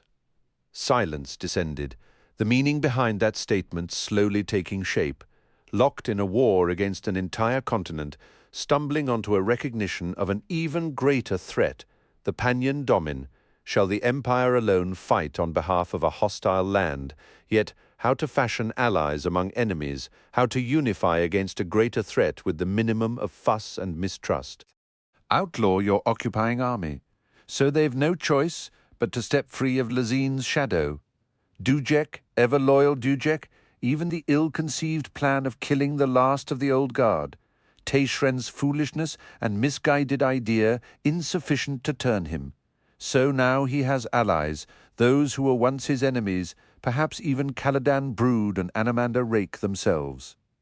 Duiker turned to Coltaine and saw the same knowledge there in his drawn, stern visage. The Wiccan reached out and received the gift. The Empress must not lose you, Fist. Wear it, sir, always, and when the time comes, break it against your own chest. Even if it's your last act, though I suggest you do not leave it until then. Such were its creator's frantic instructions. Carpolan grinned again. And such a man, that creator, a dozen ascendants would dearly love his head served up on a plate, his eyes pickled, his tongue skewered and roasted with peppers, his ears grilled. Your point is made. Duiker cut in. Coltaine placed the chain around his neck and slipped the bottle beneath his buckskin shirt. A dire battle awaits you come dawn, Carpolan said after a time. I cannot stay, will not stay. Though mage of the highest order, though merchant of ruthless cunning, I admit to a streak of sentimentality. Gentlemen, I will not stand witness to this tragedy. More, we have one more delivery to make before we begin our return journey, and its achievement shall demand all of my skills, indeed, may exhaust them. I had never before heard of your guild, Carpolan, Duiker said, but I would hear more of your adventures some day. Perhaps the opportunity will arise, historian. For now I hear my shareholders gathering, and I must see to reviving and quelling the horses, although, it must be said, they seem to have acquired a thirst for wild terror. No different from us, eh? He rose. My thanks to you, Coltaine growled, and your shareholders. Have you a word for Duiker Onerm, Fist? The Wiccan's response startled Duiker, slipping a rough blade of suspicion into him that would remain, nagging and fearful. No. Carpolan's eyes widened momentarily. Then he nodded. We must be gone, alas. May your enemy pay dearly come the morrow, Fist. They shall. Sudden bounty could not effect complete rejuvenation, but the army that rose with the dawn revealed a calm readiness that Duiker had not seen since Gelor Ridge. The refugees remained tightly packed in a basin just north of the valley mouth. The Weasel and Foolish Dog clans guarded the position, situating themselves along a rise that faced the assembled forces of Corbolo Dom. More than 30 rebel soldiers stood ready to challenge each and every Wiccan horse warrior, and the inevitable outcome of that clash was so obvious, so brutally clear, that panic ripped through the massed refugees in waves. Hopeless rippling surges this way and that, and wails of despair filled the dust-laden air above them. Coltaine sought to drive through the tribesmen blocking the valley mouth, and do so quickly, and he thus concentrated his Crow clan and most of the 7th at the front. A fast, shattering breakthrough offered the only hope for the rearguard clans, and indeed for the refugees themselves. Duiker sat on his emaciated mare, positioned on a low rise sightly to the east of the main track, where he could just make out the 2 Wiccan clans to the north, Corbolo Dom's army somewhere unseen beyond them. The carriages of the Trigall Trade Guild had departed, vanishing with the last minutes of darkness before the eastern horizon began its pale awakening. Corporal List rode up, reining in beside the historian. "A fine morning, sir," he said. "The season is turning. Change rides the air. Can you feel it?" Duiker eyed the man. "One as young as you should not be so cheerful this day, Corporal, nor one as old as you so dour, sir, hood, damned upstart. Is this what familiarity breeds?" List grinned, which was answer enough. Duiker's eyes narrowed. "And what has your Jaghood ghost whispered to you, List? Something he himself never possessed, historian. Hope. Hope. How from where does Pormqual finally approach?" "I don't know about that, sir. You think it's possible?" "No, I do not." "Nor I, sir. Then what in Fenner's hairy balls are you going on about, List?" "Not sure, sir. I simply awoke feeling." He shrugged, feeling as if we'd just been blessed, God-touched or something. "A fine enough way to meet our last dawn," Duiker muttered, sighing. The Tregin and Billard tribes were readying themselves, but the sudden blaring of horns from the 7th made it clear that Coltaine was not interested in the courtesy of awaiting them. The Crow lancers and mounted archers surged forward, up the gentle slope towards the eastern hill of the Billard. "Historian," something in the corporal's tone brought Duiker around. List was paying no attention to the Crow's advance. He faced the northwest, where another tribe's riders had just appeared, spreading out as they rode closer in numbers of appalling vastness. "The Chandril," Duiker said to be the most powerful tribe south of Vathar, as we can now acknowledge. Horse hooves thundered towards the rise, and they turned to see Coltaine himself approach. The Fist's expression was impassive, almost calm as he stared northwestward. Clashes had begun at the rearguard position, the day's first drawing of blood, most of it likely to be Wiccan. Already the refugees had begun pushing southward in the hope that will alone could see the valley prized open. The Chandril, in the tens of thousands, formed 2 distinct masses, one directly west of Sanimon's mouth, the other farther to the north on a flank of Corbolo Dom's army. Between these 2 was a small knot of war chiefs, who now rode directly towards the rise where sat Duiker, List and Coltaine. "Looks like personal combat is desired, Fist," Duiker said. "We'd best ride back." "No." The historian's head turned. Coltaine had uncutched his lance and was readying his black feathered-round shield on his left forearm. "Damn you, Fist. This is madness. Watch your tongue, historian," the Wiccan said distractedly. Duiker's gaze fixed on the short stretch of silver chain, visible around the man's neck. "Whatever that gift is that you're wearing, it'll only work once. What you do now is what a war chief of the Wickans would, but not a Fist of the Empire." The man snapped around at that, and the historian found the barbed point of the lance pricking his throat. And just when, Coltaine rasped. "Can I choose to die in the manner I desire? You think I will use this cursed bauble?" Freeing his shield hand, he reached up and tore the chain from his neck. "You wear it, historian? All that we have done avails the world naught, unless the tale is told. Hood, take Duiker on arm. Hood, take the Empress." He flung the bottle at Duiker, and it struck unerringly the palm of his right hand. Fingers closing around the object, he felt the serpentine slither of chain against calluses. The lance point kissing his neck had not moved, their eyes locked. "Excuse me, sirs," List said. "It appears this is not an instance of desired combat.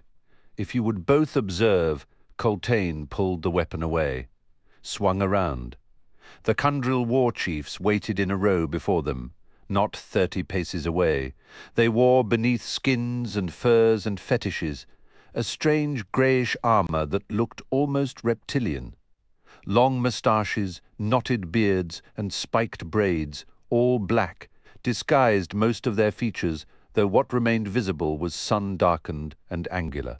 One nudged his pony a step closer and spoke in broken Malazan. "Blackwing, how think you the odds this day?" Coltaine, twisted in his saddle, studied the dust clouds, now both north and south, then settled back. "I would make no wager. We have long awaited this day," the war chief said. He stood in his stirrups and gestured to the south hills. "Tregin and Bilard, both this day," he waved northward, "and Keneld and Semk, aye, even Tithanzi, what's left, that is, the great tribes of the South Odans. Yet who among them all is the most powerful? The answer is, with this day." "You'd better hurry," Duiker said. "We're running out of soldiers for you to show your prowess on, you pompous bastard." Coltaine seemed to have similar thoughts, though his temper was cooler. "The question belongs to you, nor do I care either way its answer. Are such concerns beyond the Wiccan clans, then? Are you not yourselves a tribe?" Coltaine slowly settled the lance's butt in its socket. "No, we are soldiers of the Malazan Empire. Hood's breath. I got through to him." The war chief nodded, unperturbed by that answer. "Then be watchful," hissed Coltaine, "while you attend to this day." The riders wheeled about, parting to rejoin their clans. "I believe," Coltaine said, looking around, "you have selected a good vantage, historian, so here shall I remain. Fist?" A faint smile touched his lean features. For a short time, the Crow clan and the Seventh gave it their all, but the forces holding the mouth of the valley from their high ground to either side and farther down the valley's throat did not yield. The chain of dogs contracted between the hammer of Corbelow Dom and the anvil of the Tregin and Billard. It was only a matter of time. The actions of the Kundril clans changed all that. For they had come not to join in the slaughter of Malazans, but to give answer to the one question demanded of their pride and honour. The South Mass struck the Tregin position like a vengeful god's scythe. The north was a spear thrusting deep into Corbelow Dom's flank. A third, hitherto unseen force swept up from the valley itself, behind the Billard. Within minutes of the perfectly timed contacts, the Malazan forces found themselves unopposed, while the chaos of battle reigned on all sides. Corbelow Dom's army quickly recovered, reforming with as much precision as they could muster, and drove back the Kundril after more than 4 hours of pitched battle. One aim had been achieved, however, and that was the shattering of the Semk, the Keneld, and whatever was left of the Tithanzi. Half an answer Coltaine had muttered at that point, in a tone of utter bewilderment. The southern forces broke the Tregin and Billard an hour later, and set off in pursuit of the fleeing remnants. With dusk an hour away, a lone Kundril war chief rode up to them at a slow canter, and as he neared, they saw that it was the spokesman. He'd been in a scrap, and was smeared in blood, at least half of it his own, yet he rode straight in his saddle. He reined in 10 paces from Coltaine. The Fist spoke. "You have your answer, it seems. We have it, Blackwing, the Kundril. Surprise flitted on the warrior's battered face. You honor us, but no. We strove to break the one named Corbolo Dom, but failed. The answer is not the Condril. Then you do honor to Corbolo Dom. The war chief spat at that, growled his disbelief. Spirits below, you cannot be such a fool. The answer this day, the war chief yanked free his tulwar from its leather sheath, revealing a blade snapped 10 inches above the hilt. He raised it over his head and bellowed, "The Wickans! The Wickans! The Wickans!" Chapter 20. This path's a dire thing. The gate it leads to is like a corpse, over which 10,000 nightmares bicker their fruitless claims. The path, trout, senal, bocarala. Seagulls wheeled above them, the first they'd seen in a long while. The horizon ahead, on their course bearing of south by southeast, revealed an uneven smudge that grew steadily even as the day prepared for its swift demise.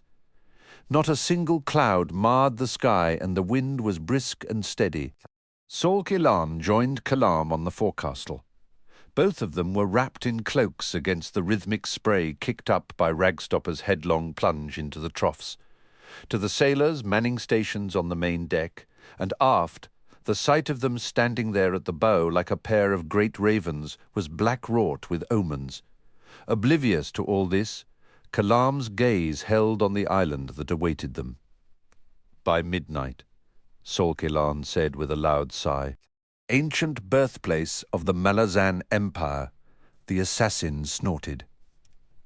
Ancient? How old do you think the Empire is? Hood's breath. All right, too romantic by far. I was but seeking a mood. Why? Kalam barked. Elan shrugged. No particular reason, except perhaps this brooding atmosphere of anticipation, nay, impatience even. What's to brood about? You tell me, friend. Kalam grimaced, said nothing. Malaz City, Elan resumed. What should I expect? Imagine a pigsty by the sea, and that'll do a rotten, festering, bug-ridden swamp. All right, sorry I asked. The captain? No change, alas. Why am I not surprised? Sorcery, gods, how I hate sorcery. Solk Ilan rested long-fingered hands on the rail, revealing once again his love of green-hued gems set in gaudy rings. A fast ship could take us across to Unter in a day and a half, and how would you know that? I asked a sailor. Kalam, how else? That salt-crusted friend of yours pretending to be in charge.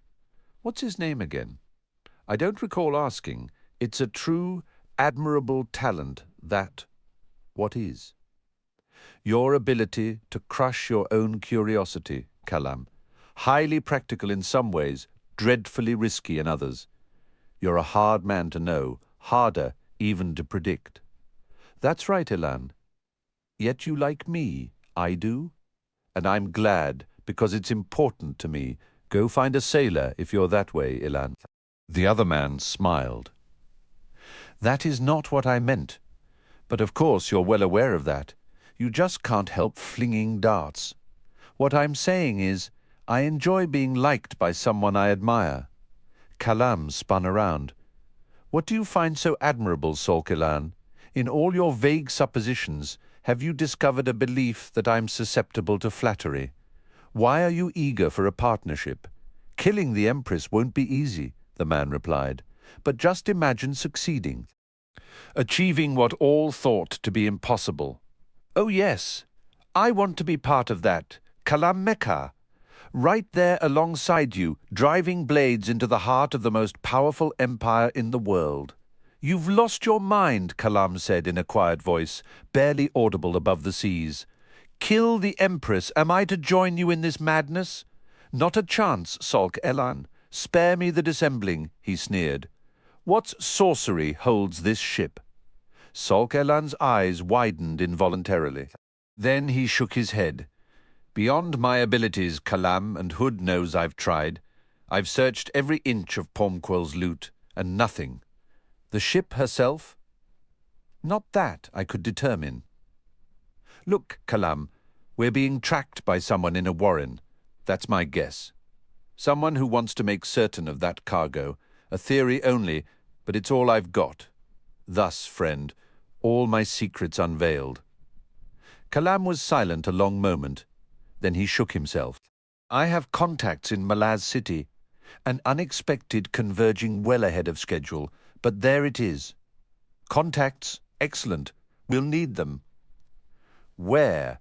There's a black heart in Malaz City, the blackest. The one thing every denizen avoids mention of, willfully ignores, and there, if all goes well, we will await our allies.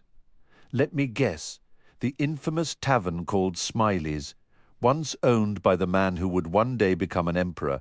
The sailors tell me the food is quite awful." Kalam stared at the man in wonder. Hood alone knows, either breathtakingly sardonic or what by the abyss. "No, a place called the Deadhouse, and not inside it, but at the gates, though by all means. Sulk Ilan. Feel free to explore its yard."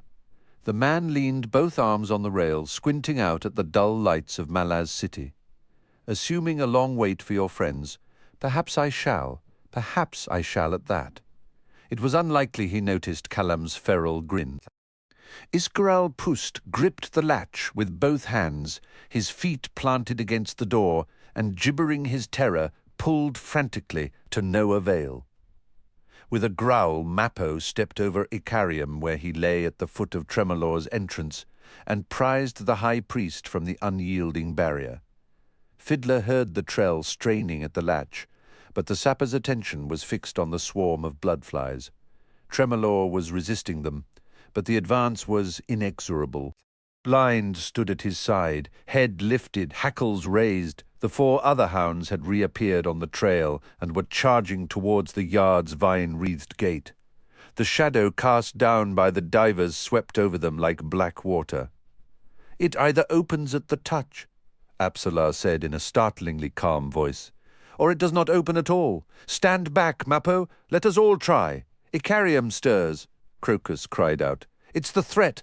The trail answered. "Gods below, not here, not now." "No better time," Iscaral Pust shrieked. Apsalar spoke again. "Crokus, you're the last to try, but Fiddler, come here, quickly." The silence that followed told Fiddler all he needed to know. He risked a glance back to where Mappo crouched over Icarium. "Awaken him," he said, "or all is lost." The trell lifted his face, and the sapper saw the anguished indecision writ there, this close to Tremolor, the risk Fiddler. What? But he got no further. As if speared by lightning, the jag's body jolted, a high-pitched keening rising from him. The sound buffeted the others and sent them tumbling. Fresh blood streaming from the wound on his head and his eyes struggling to open, Icarium surged to his feet. The ancient single-edged long sword slipped free, the blade a strange, shivering blur. The hounds and the divers' swarm reached the yard simultaneously. The grounds and ragged trees erupted, chaotic webs of root and branch twisting skyward like black sails, billowing, spreading wide. Other roots snapped out for the hounds, the beasts screamed. Blind was gone from Fiddler's side, down among her kin. At that moment, in the midst of all he saw, Fiddler grinned inwardly. Not just shadow thrown for treachery. How could an Azath resist the hounds of shadow? A hand gripped his shoulder. "The latch," Apsalar hissed. "Try the door, Fid." The divers struck Tremolor's last desperate defense. Wood exploded. The sapper was pushed against the door by a pair of hands on his back, catching a momentary glimpse of Mappo, his arms wrapped around a still mostly unaware Icarium, holding the jag back, even as that keening sound rose, and with it an overwhelming, inexorable power burgeoned. The pressure slapped Fiddler against the door's sweaty, dark wood and held him there in effortless contempt, whispering its promise of annihilation. He struggled to work his arm towards the latch, straining every muscle to that single task. Hounds howled from the farthest reaches of the yard, a triumphant, outraged sound that rose towards fear as Icarium's own rage swallowed all else. Fiddler felt the wood tremble, felt that tremble spread through the house. His sweat mingling with tremolours, the sapper gave one last surge of all his strength, willing success, willing the achievement of moving his arm, closing a hand on the latch, and failed. Behind him, another blood-curdling noise reached through, that of the bloodflies, breaking through the wooden nets, coming ever closer, only moments from clashing with Icarium's deadly anger. The jag will awaken then. No other choice, and our deaths will be the least of it. The Azath, the maze, and all its prisoners. Oh, be very thorough in your rage, Icarium, for the sake of this world and every other stabbing pain lanced the back of Fiddler's hand, blood flies, but there was a weight behind it. Not stings, but the grip of small claws. The sapper cocked his head and found himself staring into Moby's fanged grin. The familiar made its way down the length of his arm, claws puncturing skin. The creature seemed to be shifting in and out of focus before Fiddler's eyes, and with each blur the weight on his arm was suddenly immense. He realized he was screaming. Moby clambered beyond the sapper's hand onto the door itself, reached out a tiny wrinkled hand to the latch, touched it. Fiddler tumbled onto damp, warm flagstones.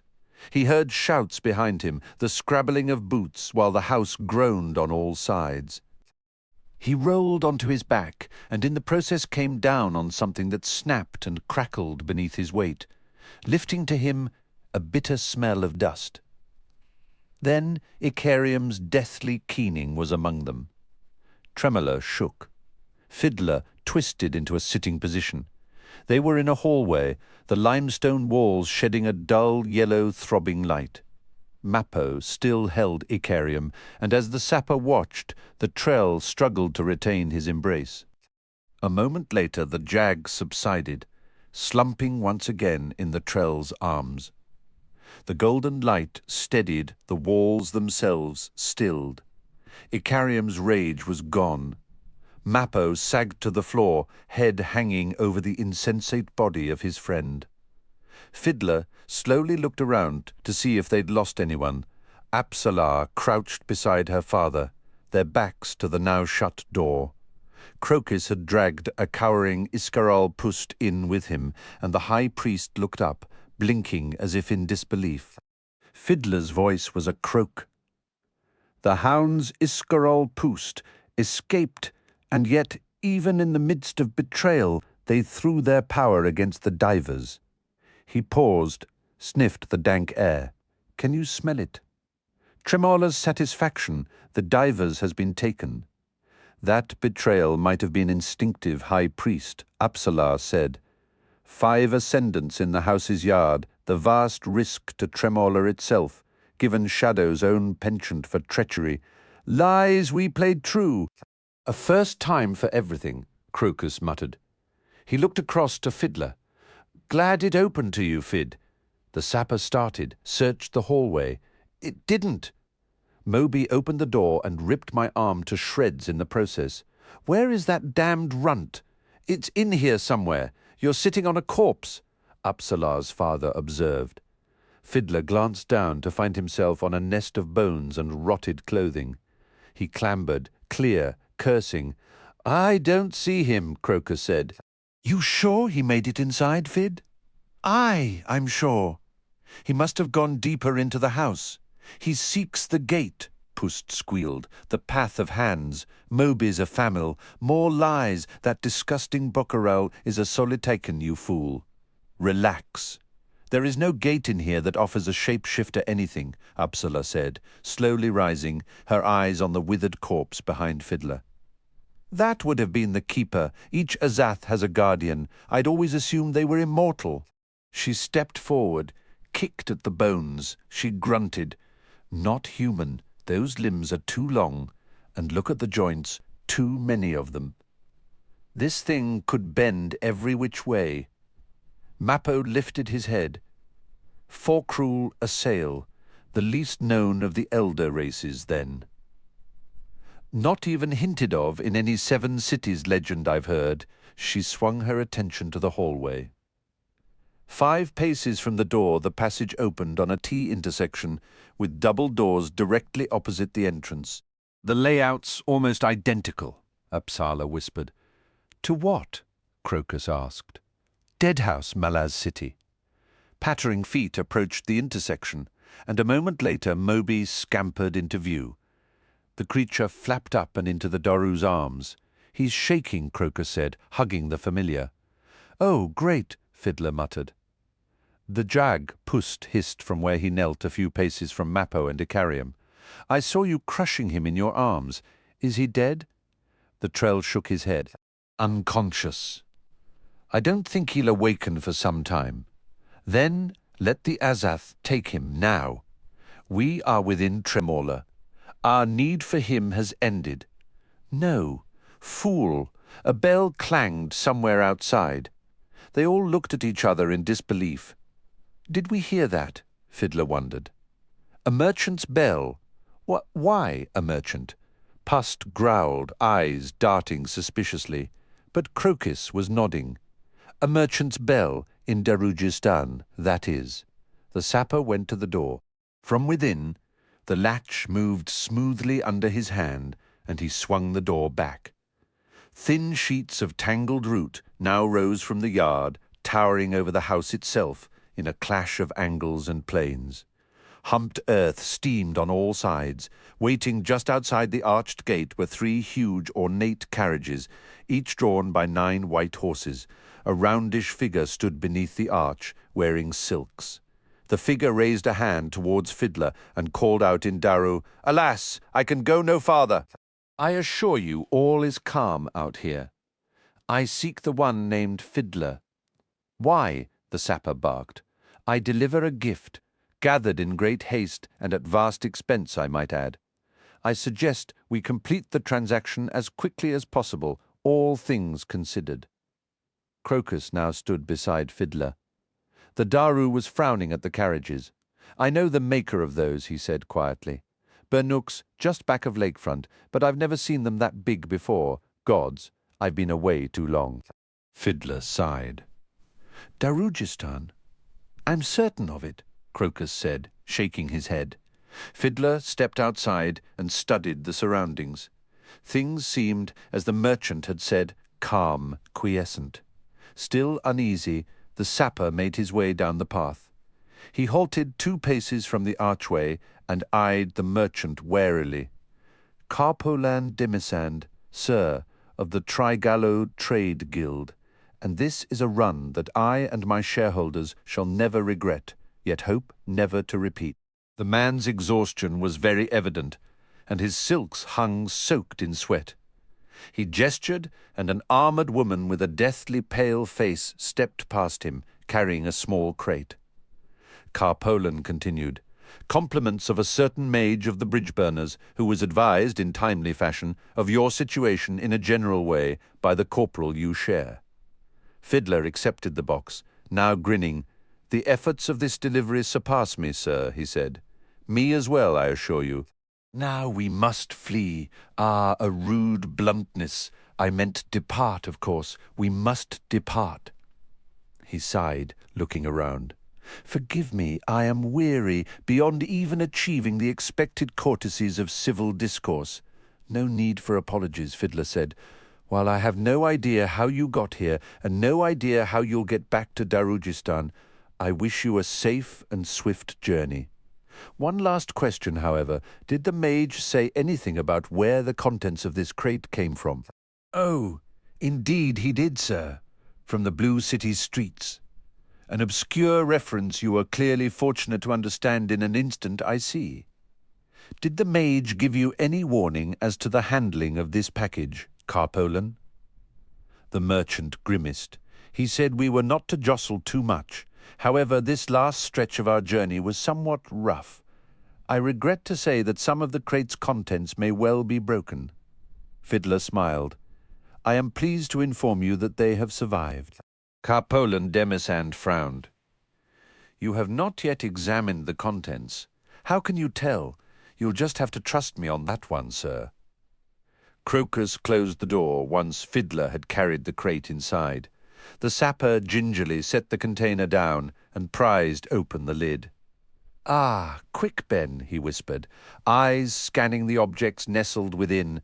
"One day I shall raise a temple in your name." He counted 7 cussers, 13 masonry crackers and 4 flamers. "But how did that merchant get here?" Crokus asked. "From Darujistan? Hood's breath? Fid, don't I know it?" He straightened, glanced at the others. "I'm feeling good, comrades, very good indeed." "Optimism," Pust snarled in a tone close to bursting with disgust.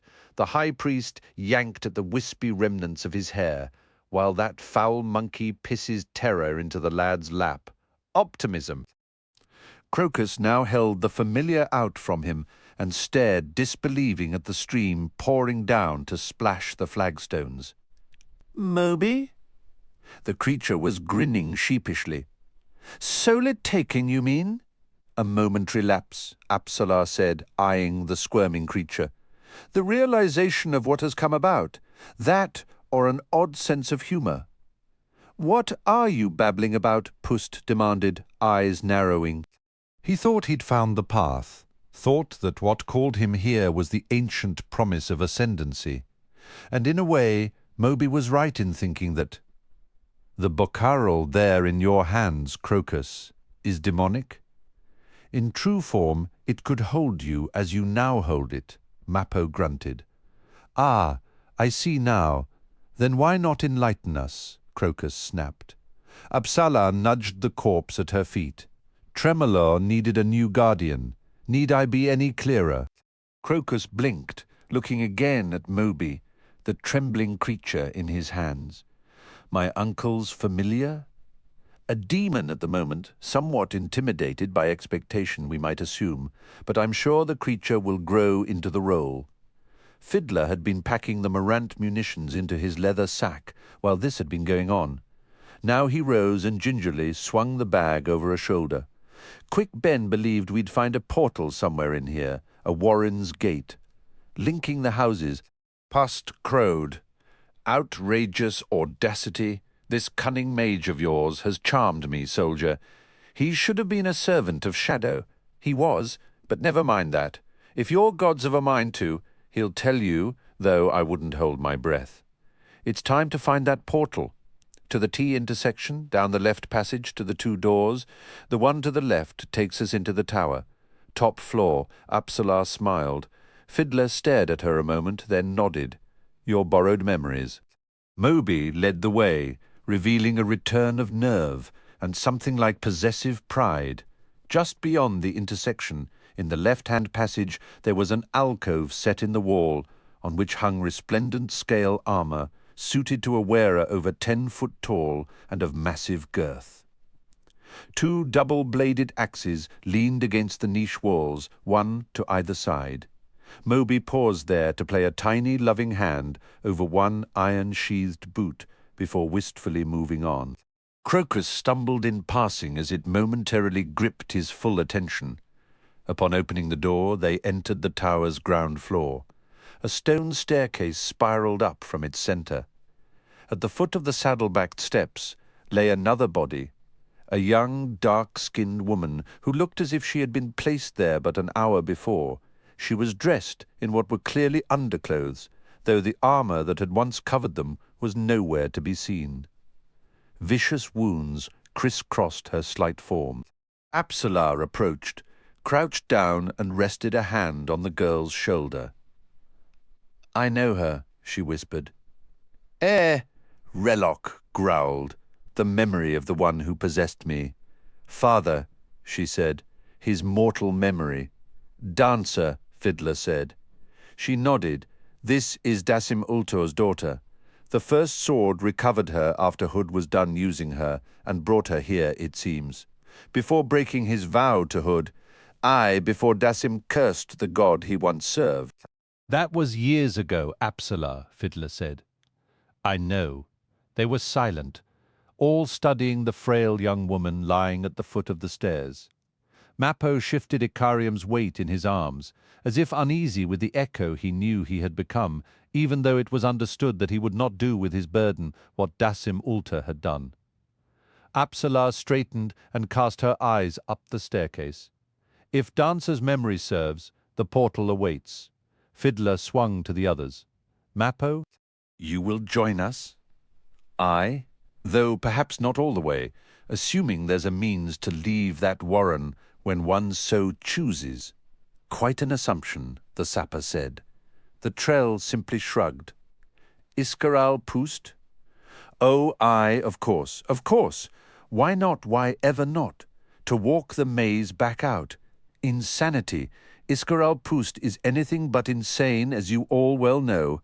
I shall accompany you, and silently add to naught but myself. Perhaps an opportunity for betrayal will yet arise. Betray what? Betray whom, does it matter? It is not the goal that brings pleasure, but the journey taken to achieve it. Fiddler met Crokus's sharp gaze. Watch him, he said. I shall. The sapper then glanced down to Moby.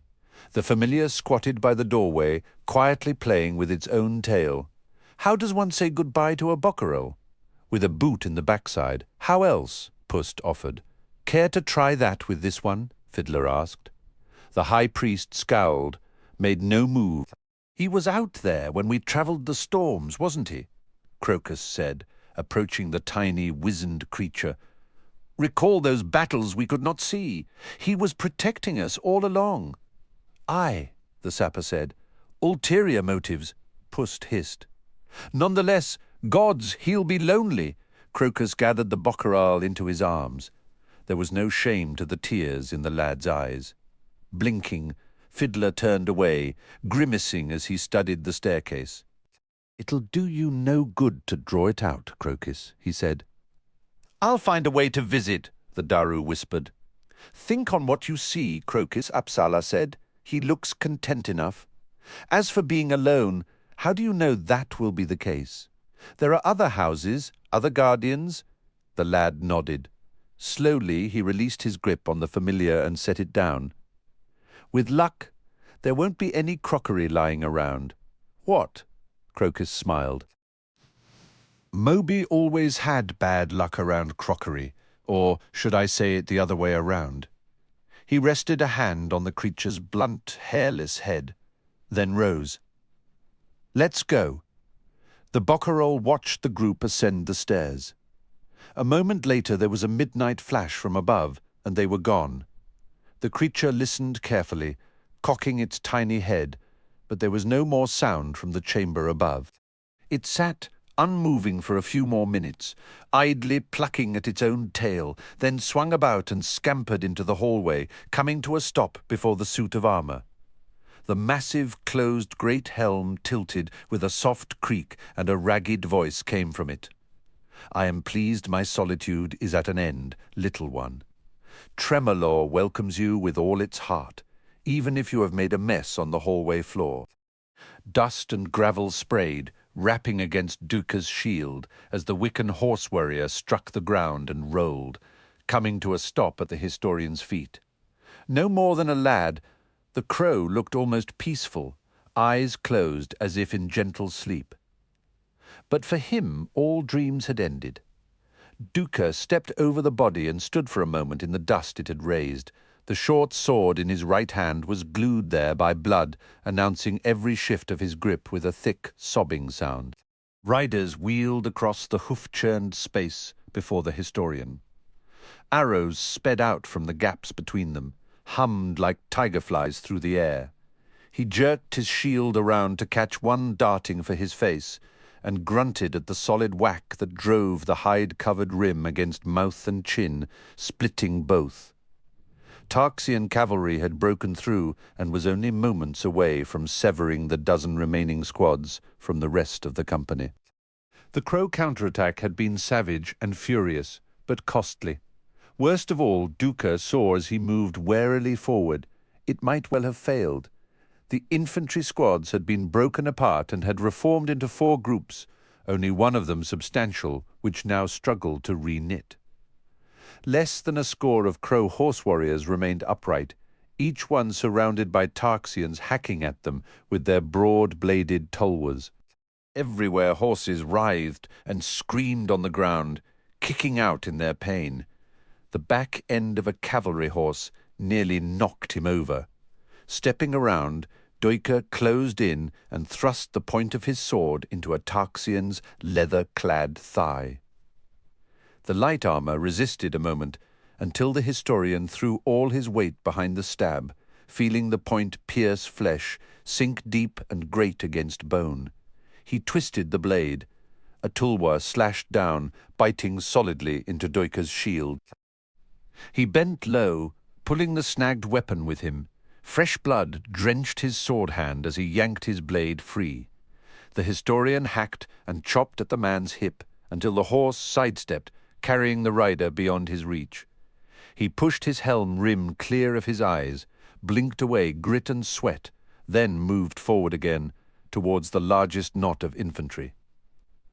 3 days since Sanniman Valley and the bloody reprieve granted them by the Kundril tribe. Their unexpected allies had closed that battle, pursuing the remnants of their rival tribes into the hours of dusk before slipping off to return, presumably to their own lands. They had not been seen since.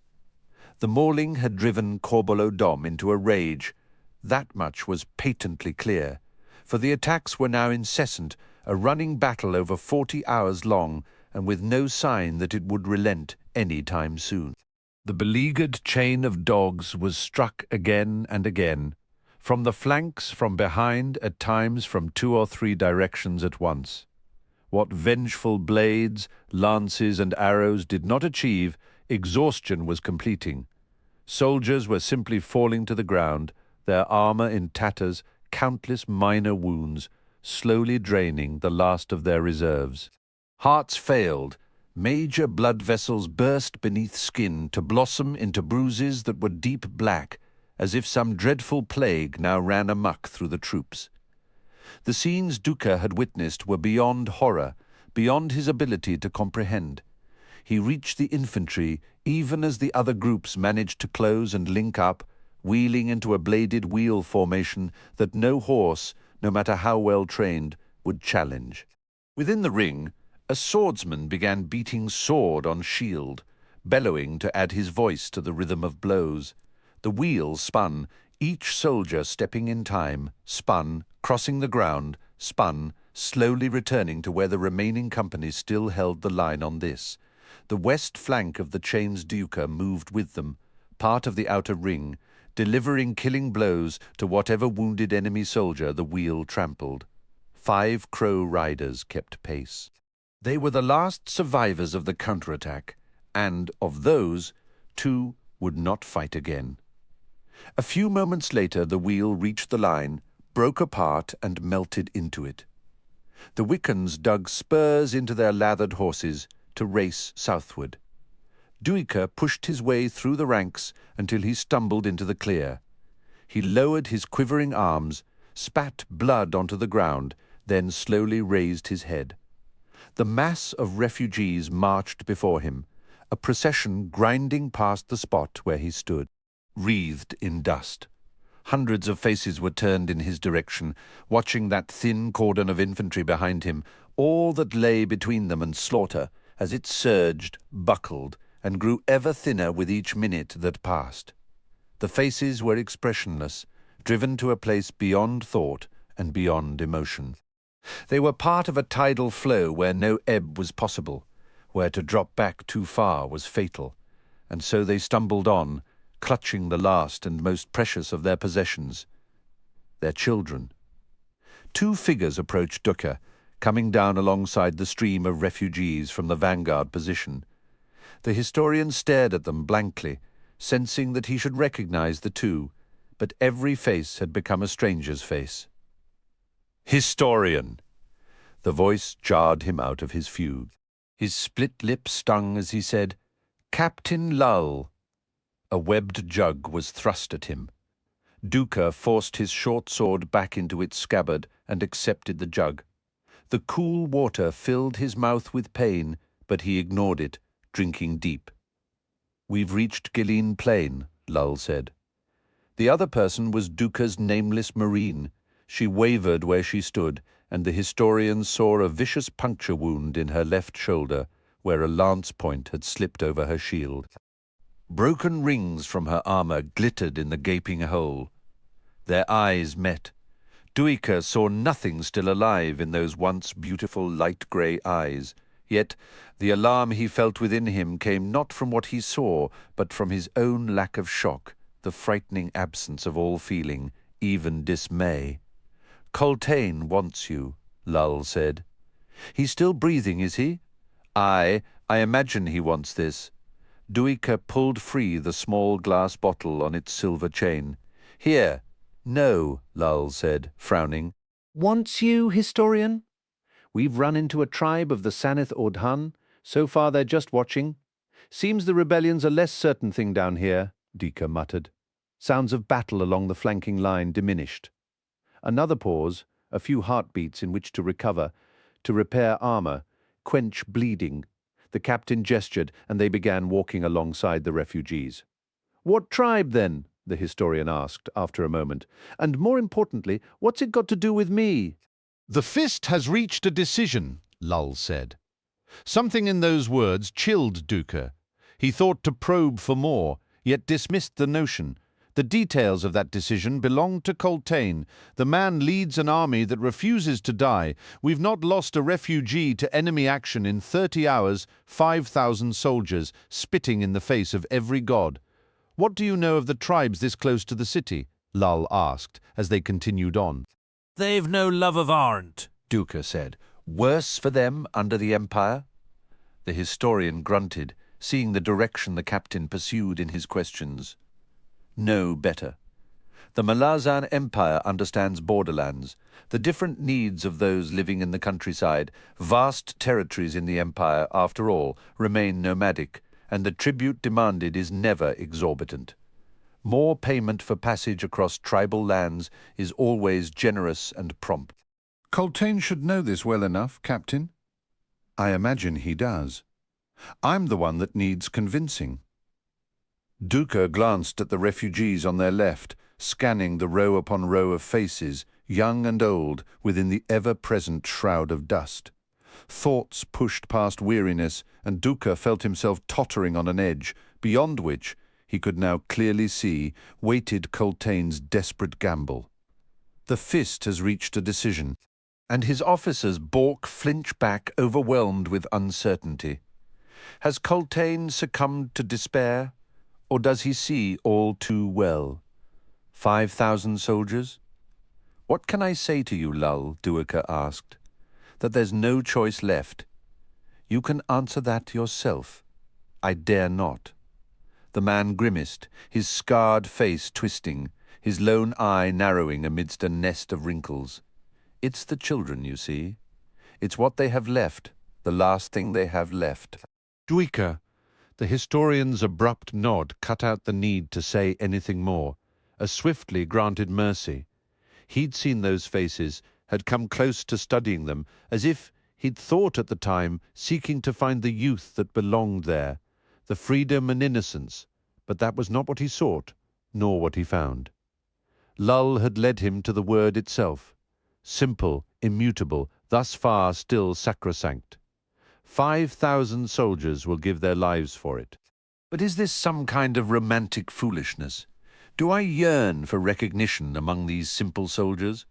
Is any soldier truly simple, simple in the sense of having a spare, pragmatic way of seeing the world and his place in it? And does such a view preclude the profound awareness I now believe exists in these battered footsore men and women? Duiker swung his gaze to his nameless marine and found himself meeting those remarkable eyes as if she had but waited for him, his thoughts, doubts and fears, to come around to seek her. She shrugged. "Are we so blind that we cannot see it, Duiker? We defend their dignity. There, simple as that. More, it is our strength. Is this what you wish to hear? I'll accept that minor castigation. Never underestimate a soldier." Sanniman itself was a massive tell, a flat-topped hill half a mile across, and over 30 arm spans high, its jumbled plateau barren and windswept. In the Sanith Odan immediately south of it, where the chain now struggled, 2 ancient raised roads remained from the time when the Tell had been a thriving city. Both roads ran straight as spears on solid cut stone foundations. The one to the west, now unused as it led to another Tell in hills bone dry and nowhere else, was called Painzanum. The other, Sanij M, stretched southwest and still provided an overland route to the inland sea called Klatar. At a height of 15 arm spans, the roads had become causeways. Coltaine's Crow clan commanded Sanij M near the Tell, manning it as if it was a wall. The southern third of Sanimon itself was now a Wiccan strongpoint, with warriors and archers of the Foolish Dog and Weasel clans. As the refugees were led along the east edge of Sanimon, the Tell's high cliff wall obviated the need for a flanking guard on that side. Troops moved to support the rear guard and the eastern flank. Corbolo Dom's forces, which had been engaged in a running battle with both elements, had their noses bloodied once again. The 7th was still something to behold, despite its diminished numbers. Soldiers among it, pitching dead to the ground, without a visible wound on them. Others wailing and weeping, even as they slayed their foes. The arrival of mounted Wiccan archers completed the rout, and the time had come once more for rest. Fist Coltaine stood waiting, alone, facing the Adon to the south. His feather cloak fluttered in the wind, its ragged edges shivering in the air's breath. Lining a ridge of hills in that direction, 2,000 paces distant, another tribe sat their horses, barbaric war standards motionless against the pale blue sky. Duiker's gaze held on the man as they approached. He tried to put himself inside Coltaine's skin, to find the place where the Fist now lived, and flinched back in his mind. No, not a failure of imagination on my part.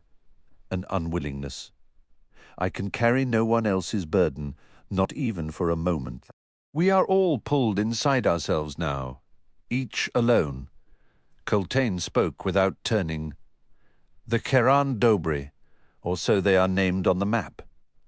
Arn's reluctant neighbours, Duiker said. The Fist turned at that, his eyes sharp. We have ever held to our treaties, he said. Aye, Fist. We have, to the outrage of many armed natives. Coltaine faced the distant tribe again, silent for a long minute. The historian glanced at his nameless marine. You should seek out a cutter, he said. I can still hold a shield, no doubt, but it's the risk of infection. Her eyes widened and Duiker was felled mute, a rush of sorrow flooding him. He broke the gaze. You're a fool, old man, Coltaine spoke. Captain Lull, Fist, are the wagons ready? Aye, sir, coming up now. Coltaine nodded. Historian, Fist. The Wickans slowly turned round to face Duiker. I give you nil and nether, a troop from the 3 clans. Captain, has Commander Bult informed the wounded? Aye, sir, and they have refused you. The skin tightened around Coltaine's eyes, but then he slowly nodded. As has, Lull continued, looking at Duiker, corporal list. I admit, the Fist side, those I selected from my own people are none too pleased, yet they will not disobey their war leader. Historian, you shall command as you see fit. Your responsibility, however, is singular. Deliver the refugees to Aren, and so we come to this. Fist, you are Malazan. Coltaine cut in. Follow the prescribed procedures. And if we are betrayed, the Wiccan smiled, then we all join Hood here in one place. If there must be an end to this, let it be fitting. Hold on as long as you can, Duiker whispered. I'll skin Pormqual's face and give the order through his lips if I have to. Leave the High Fist to the Empress and her adjunct. The historian reached for the glass bottle around his neck. Coltaine shook his head. This tale is yours, historian, and right now no one is more important than you. And if you one day see Duiker, tell him this. It is not the Empire's soldiers the Empress cannot afford to lose, it is its memory. A troop of Wickans rode towards them, leading spare mounts, including Duiker's faithful mare. Beyond them, the lead wagons of the refugees emerged from the dust, and off to one side waited 3 additional wagons guarded. Duiker could see by Nill and Nether. The historian drew a deep breath. About Corporal List? He will not be swayed. Captain Lull cut in. He asked that I pass on his words of farewell, Duiker. I believe he muttered something about a ghost at his shoulder, whatever that means. Then he said, "Tell the historian that I have found my war." Coltaine looked away as if those words had struck through to him where all other words could not. "Captain, inform the companies. We attack within the hour. Attack!" Hood's breath, Duiker felt awkward in his own body, his hands like leaden lumps at his sides, as if the question of what to do with his own flesh and bone, what to do in the next moment, had driven him to a crisis. Lull's voice broke through. "Your horse has arrived, historian." Duiker released a shaky breath. Facing the captain, he slowly shook his head. "Historian? No, perhaps I shall return to being a historian a week from now. But at this moment, and for what's to come," he shook his head a second time. "I have no word for what I should be called right now." He smiled. "I think old man suffices." Lull seemed rattled by Dicker's smile. The captain faced Coltaine. "Fist, this man feels he has no title. He's chosen old man." "A poor choice," the Wiccan growled. "Old men are wise, not fools," he scowled at Duiker. "There is not one among your acquaintances who struggles with who and what you are. We know you as a soldier. Does that title insult you, sir?"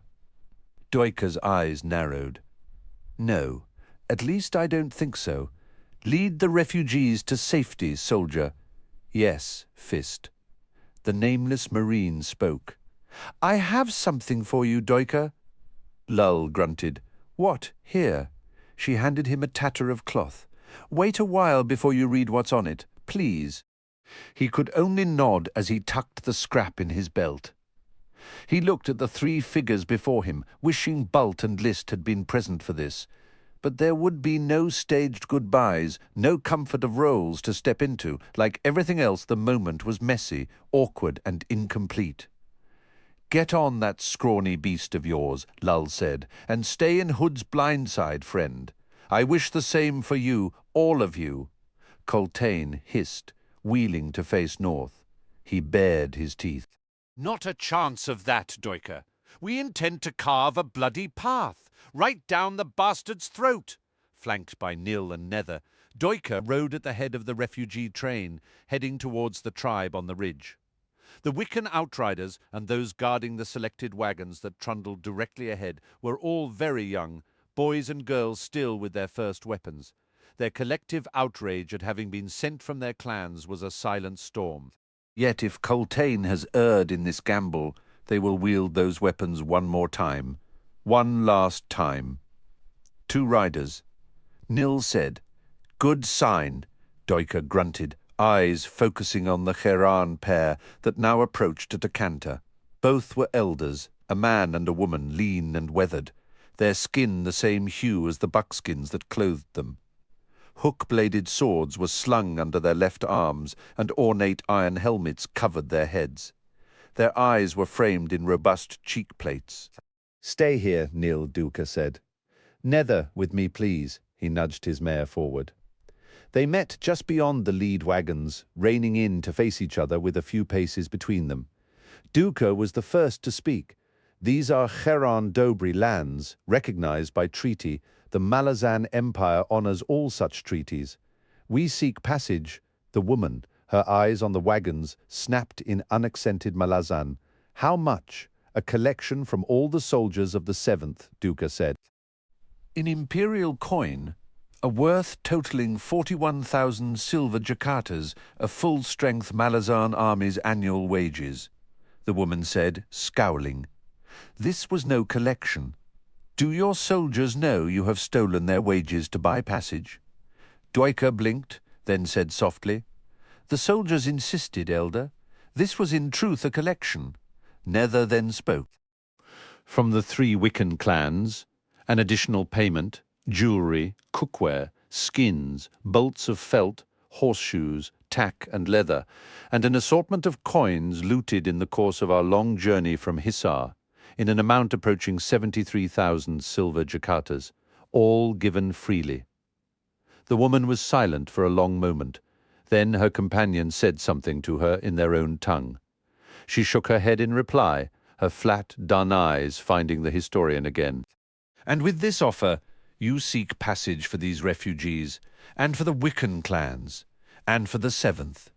No, Elder, for the refugees alone, and this small guard you see here. We reject your offer. Lull was right to dread this moment.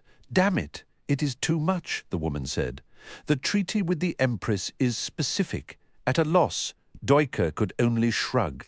Then a portion thereof, with the remainder entering Aren, where it shall be hoarded uselessly until such time as Corbolodom breaches the gates, and so you end up paying him for the privilege of slaughtering you. Then Nether said, With that remainder we would hire you as escort. Duiker's heart stuttered. To the city's gates? Too far. We shall escort you to Balan village and the beginning of the road known as Aren Way. This, however, leaves a portion remaining. We shall sell you food and what healing may prove necessary and within the abilities of our horsewives. Horsewives? Nether asked, her brows rising. The elder nodded. Nether smiled. The Wickans are pleased to know the Cheran Dobri. Come forward, then, with your people. The 2 rode back to their kin. Duiker watched them for a moment, then he wheeled his horse and stood in his stirrups. Far to the north, over Sanimon, hung a dust cloud. Nether, can you send Coltaine a message? I can offer him a knowing, yes. Do so, tell him he was right. The sense rose slowly, as if from a body all had believed cold, a corpse in truth, the realization rising, filling the air, the spaces in between. Faces took on a cast of disbelief, a numbness that was reluctant to yield its protective barriers. Dusk arrived, clothing an encampment of 30,000 refugees in the joining of 2 silences, one from the land and the night sky with its crushed glass stars, the other from the people themselves. Dour-faced Keranal moved among them, their gifts and gestures belying their expressions and reserve. And to each place they went, it was as if they brought in their touch a release. Sitting beneath that glittering night sky, surrounded by thick grasses, Duiker listened to the cries that cut through the darkness, wrenching at his heart. Joy wrought with dark, blistering anguish, wordless screams, uncontrolled wailing. A stranger would have believed that some horror stalked the camp. A stranger would not have understood the release that the historian heard, the sounds that his own soul answered with burning pain, making him blink at the stars that blurred and swam overhead. The release born of salvation was nevertheless tortured, and Duiker well knew why, well knew what was reaching down from the north, a host of inescapable truths. Somewhere out there in the darkness stood a wall of human flesh, clothed in shattered armor, which still defied Corbolodom, which had purchased and was still purchasing this dread salvation. There was no escape from that knowledge. Grasses whispered near him, and he sensed a familiar presence crouched down beside him. How fares Coltaine? Duiker asked. Nether sighed. The linkage is broken, she said. The historian stiffened. After a long moment, he released a shaky breath. Gone, then? We do not know. Nil continues with the effort. But I fear in our weariness our blood ties are insufficient. We sensed no death cry, and we most surely would, Duiker. Perhaps he's been captured. Perhaps, historian, if Corbolodom arrives on the morrow, These Aren will pay dearly for this contract. Nor may they prove sufficient in nether. She hung her head. I am sorry. I cannot stop my ears. They may be deluding themselves, even if we make it to Balan to Aren Way. It is still 3 leagues to the city itself. I share your misgivings, but out there, well, it's the gestures of kindness, don't you see? We, none of us, have any defense against them. The release is too soon, Duiker, possibly, but there's not a damn thing we can do about it. They turned at the sound of voices. A group of figures approached from the encampment. A hissing argument was underway, quickly quelled as the group neared. Duiker slowly rose, Nether doing the same beside him. I trust we are not interrupting anything untoward, Nethpara called out, the words dripping. I would suggest, the historian said, that the council retire for the night. A long day of marching awaits us all tomorrow, and that, Pulik Allah said hastily, is precisely why we are here. Those of us retaining a measure of wealth, Nethpara explained, have succeeded in purchasing from the Aren fresh horses for our carriages.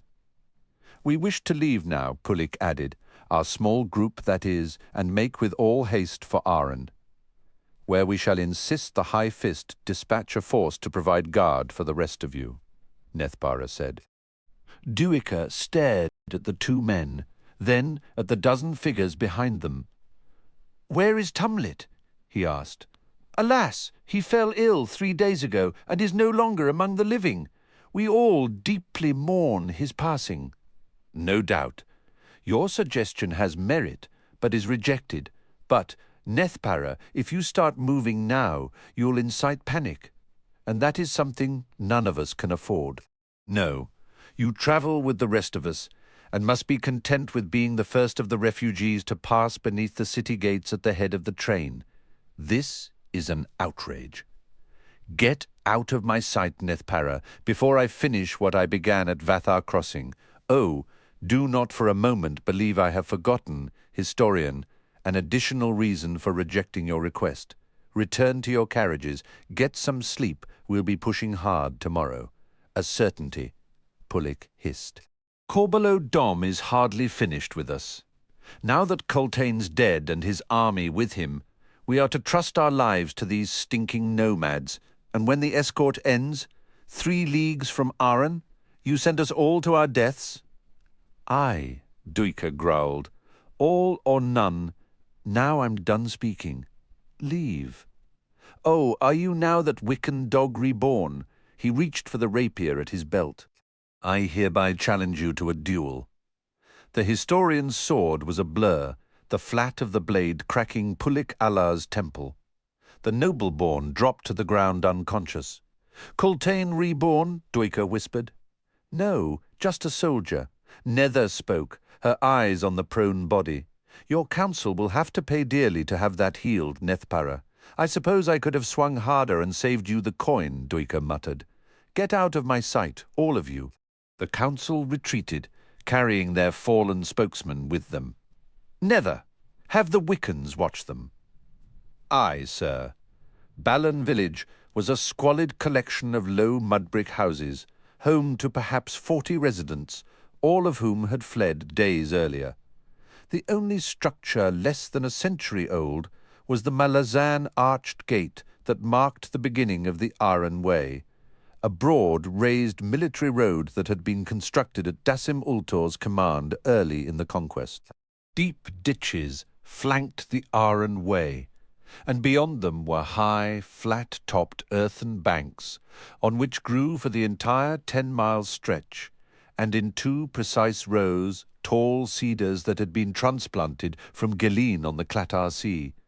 The Aren spokeswoman joined Duiker and the 2 warlocks in the wide concourse before the way's gate. Payment has been received and all agreements between us honored. We thank you, Elder, the historian said. She shrugged. A simple transaction, soldier. No words of thanks are necessary. True. Not necessary, but given in any case. Then you are welcome. The Empress will hear of this, Elder, in the most respectful of terms. Her steady eyes darted away at this. She hesitated, then said, "Soldier, a large force approaches from the north. Our rearguard has seen the dust. They come swiftly." "Ah, I see. Perhaps some of you will make it. We'll better that if we can." "Soldier. Elder?" "Are you certain Aren's gates will open to you?" Duiker's laugh was harsh. "I'll worry about that when we get there, I think." "There's wisdom in that." She nodded, then gathered her reins. "Goodbye, soldier. Farewell." The Keran Dobri departed, a task that took no more than 5 minutes, the wagons under heavy escort. Duiker eyed what he could see of the refugee train, their presence overwhelming the small village's ragged boundaries. He'd set a difficult, grueling pace, a day and a night with, but the briefest pauses for rest, and the message had clearly reached them, one and all, that safety would be assured only once they were within Aren's massively fortified walls. 3 leagues left. It'll take us until dawn to achieve that. Each league, I push them hard, slows those that follow. Yet what choice do I have? Nil. Inform your Wickans. I want the entire train through this gate before the sun set. Your warriors are to use every means possible to achieve that, short of killing or maiming. The refugees may have forgotten their terror of you. Remind them. There are but 30 in the troop, Nether reminded him, and all youths at that. Angry youths, you mean? Well, let's offer them an outlet. Arn Way accommodated them in their efforts. For the first third, locally known as Ramp, was a gentle downward slope towards the plain on which the city sat. Cone-shaped hills kept pace with them to the east, and would do so to within 1,000 paces of Aren's north wall. The hills were not natural. They were mass graves, scores of them, from the misguided slaughter of the city's residents by the Tilan Imas in Kellanved's time. The hill nearest Aren was among the largest, and was home to the city's ruling families and the Holy Protector and Faladan. Duiker left Nil to lead the vanguard and rode at the very rear of the train, where he, Nether, and 3 Wickans shouted themselves hoarse in an effort to hasten the weakest and slowest among the refugees. It was a heartbreaking task, and they passed more than one body that had given out at the pace. There was no time for burial, nor the strength to carry them. To the north and slightly east, the clouds of dust grew steadily closer. "They are not taking the road," Nether gasped, wheeling her mount around to glare at the dust. "They come over land, slower, much slower, but a shorter route on the map," Duiker said. "The hills aren't marked, are they?" "No, non-imperial maps show it as a plain. The barrows are too recent an addition, I'd guess. You'd think Corbelow would have a Malaysian version. It appears not, and that alone may save us, lass," yet he could hear the false ring in his own words. The enemy was too close, less than 1/3 of a league away, he judged. Even with the burial mounds, mounted troops could cover that distance in a few score minutes. Faint Wiccan war cries from the vanguard reached them. "They've sighted Aren," Nether said. "Nil shows me through his eyes. The gates," she frowned. "Closed," Duiker cursed. He rode his mare among the stragglers. "The city's been sighted," he shouted. "Not much more move." From some hidden, unexpected place, reserves of energy rose in answer to the historian's words. He sensed, then saw a ripple run through the masses, a faint quickening of pace, of anticipation, and of fear. The historian twisted in his saddle. The cloud loomed above the cone-shaped mounds. Closer, yet not as close as it should have been. Nether? Are there soldiers on Aren's walls? Aye, not an inch to spare. The gates? No. How close are we up there? 1,000 paces. People are running now. What, in Hood's name, is wrong with them? He stared again at the dust cloud. Fenner's hoof. Nether, take your Wickans, ride for Arent. What about you? To Hood with me. Damn you. Go save your children. She hesitated, then spun her horse around. You 3, she barked at the Wiccan youths. With me. He watched them drive their weary horses forward along one edge of the way, sweeping past, the stumbling, pitching refugees. The train had stretched out, those fleeter of foot slipping ever farther ahead. The elderly surrounded the historian, each step a tortured struggle. Many simply stopped and sat down on the road to await the inevitable. Duiker screamed at them, threatened them, but it was no use. He saw a child no more than 18 months old, wandering lost, arms outstretched, dry-eyed and appallingly silent. Duiker rode close, leaned over in his saddle and swept the child into one arm. Tiny hands gripped the torn fragments of his shirt. A last row of mounds now separated him and the tail end of the train from the pursuing army. The flight had not slowed, and that was the only evidence the historian had that the gates had at last opened to receive the refugees. Either that or their spreading out in frantic, hopeless waves along the wall. But no, that would be a betrayal beyond sanity. And now he could see 1,000 paces away.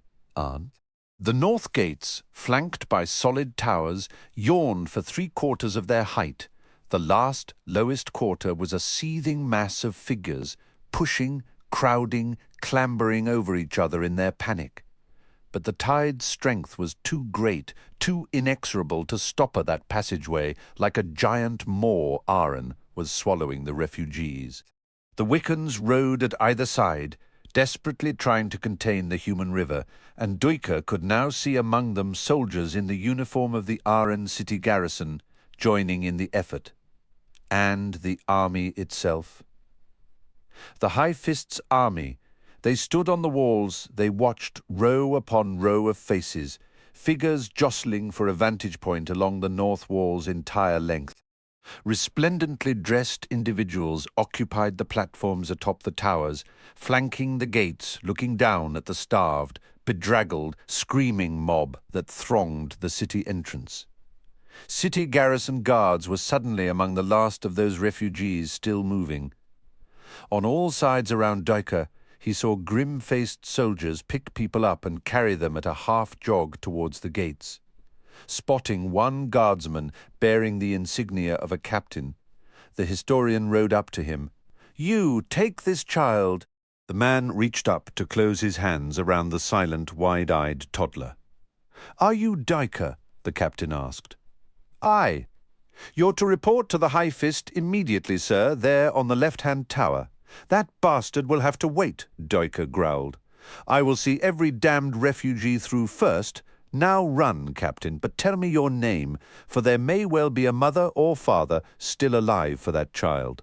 "Keneb, sir, and I will take care of the lass until then, I swear it." The man then hesitated, freed one hand, and gripped Duiker's wrist. "Sir, what?" I'm sorry, sir. Your loyalties to the city you've sworn to defend, Captain."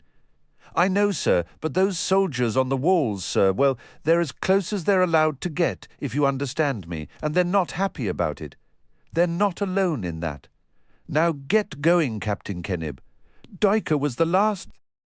When the gate finally emptied, not a single breathing refugee remained outside the walls, barring those he could see well down the road, still seated on the cobbles, unable to move, drawing their last breaths, too far away to retrieve, and it was clear that the Aren soldiers had been given strict orders about how far beyond the gate they were permitted. 30 paces from the gate, and with the array of guards standing in the gap watching him, Duiker wheeled his horse around one final time. He stared northward, first to the dust cloud now ascending the last, largest barrow, then beyond it, to the glittering spear that was the Whirlwind. His mind's eye took him farther still, north and east, across rivers, across plains and steppes, to a city on a different coast. Yet the effort availed him little, too much to comprehend, too swift, too immediate, this end to that extraordinary soul-scarring journey, a chain of corpses, hundreds of leagues long. No, it is all beyond me, beyond, I now believe, any of us. He swung his horse around, eyes fixing on that yawning gate, and the guards gathered there. They parted to form a path. Duiker tapped his heels into the mare's flanks. He ignored the soldiers on the wall, Even when the triumphant cry burst from them like a beast unchained, shadows flowed in silent waves over the barren hills. Apt's glittering eye scanned the horizon for a moment longer. Then the demon dipped her elongated head to look down on the boy crouched beside her forelimb. He, too, was studying Shadow Realm's eerie landscape, his own single, multifaceted eye glistening beneath the jutting brow ridge. After a long moment, he lifted his head and met her gaze. "Mother," he asked, "is this home?" A voice spoke from a dozen paces away. "My colleague ever underestimates this realm's natural inhabitants." "Ah, there is the child." The boy turned and watched the tall, black-clad man approach. "Aptorian," the stranger continued, "your generous shaping of this lad, no matter how well meant, will do naught but scar him within, in the years to come." Apt clicked and hissed a reply. "Ah, but you have achieved the opposite, lady," the man said, "for he now belongs to neither." The demon spoke again. The man cocked his head, regarded her for a long moment, then half smiled. "Presumptuous of you." His gaze fell to the boy. "Very well," he crouched. "Hello." The boy returned the greeting shyly, casting a last irritated glance at Apt. The man offered the child his hand. "I'm Uncle Cotillion." "You can't be," the boy said. "Oh, and why not? Your eyes? They're different, so small. Two fighting to see as one. I think they must be weak." When you approached, you walked through a stone wall and then the trees, rippling the ghost world as if ignorant of its right to dwell here. Cotillion's eyes widened. "Wall trees?" He glanced up at Apt. "Has his mind fled?" The demon answered at length. Cotillion paled. "Hood's breath," he finally muttered, and when he turned back to the child, it was with an expression of awe. "What is your name, lad?" "Panic." "You possess one, then? Tell me, what else apart from your name? Do you recall of your other world? I remember being punished. I was told to stay close to father. And what did he look like?" "I don't remember. I don't remember any of their faces. We were waiting to see what they'd do with us. But then we were led away, the children away. Soldiers pushed my father, dragged him in the opposite direction. I was supposed to stay close, but I went with the children. They punished me, punished all of the children, for not doing what we were told." Cotillion's eyes narrowed. "I don't think your father had much choice, Panic.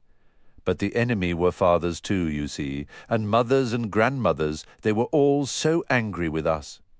They took our clothes, our sandals. They took everything from us.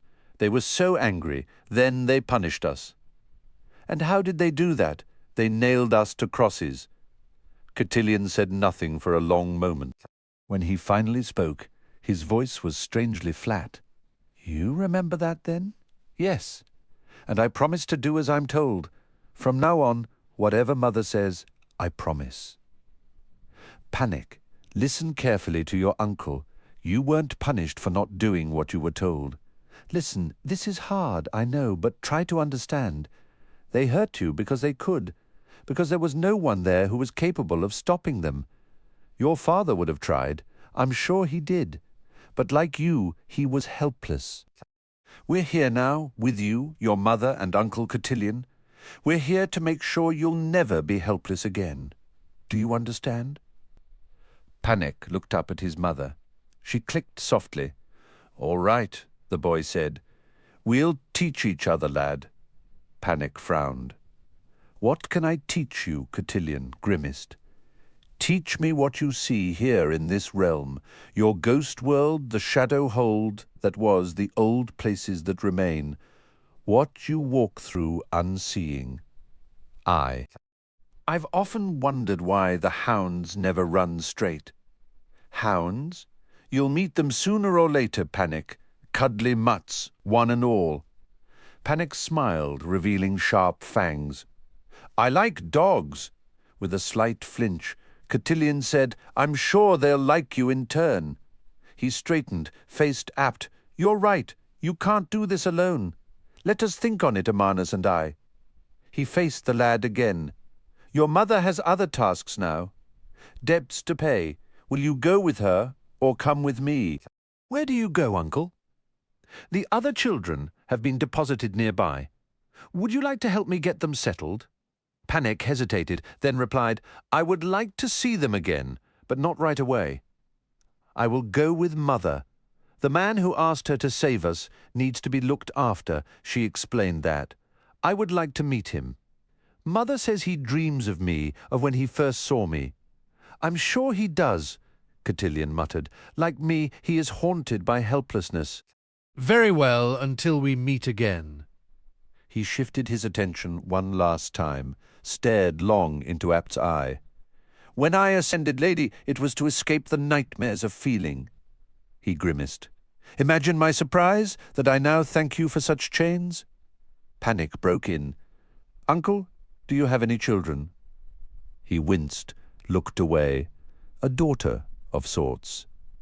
He sighed, then smiled wryly. "We had a falling out, I'm afraid. You must forgive her. Damned upstart." You said we must teach each other, Uncle? Cotillion's eyes widened on the lad, then he shook his head. "The forgiveness is the other way around, alas. Then I must meet her. Well, anything is possible." Apt spoke. Cotillion scowled. That lady was uncalled for. He turned away, wrapping his cloak about himself. After half a dozen strides he paused, glancing back. "Give Kalam my regards." A moment later shadows engulfed him. Panic continued staring. "Does he imagine," he asked his mother, "that he now walks unseen?" The greased anchor chain rattled smoothly, slipping down into the black, oily water, and Ragstopper came to a rest in Malaz harbour, 100 yards from the docks. A scatter of dull yellow lights marked the lower quarter's front street, where ancient warehouses interspersed by ramshackle taverns, inns, and tenement houses faced the piers.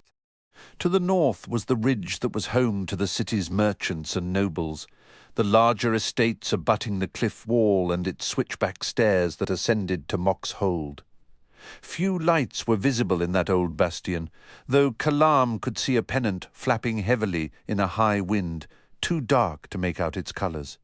A shiver of presentiment ran through him at the sight of that pennant. Someone's here, someone important.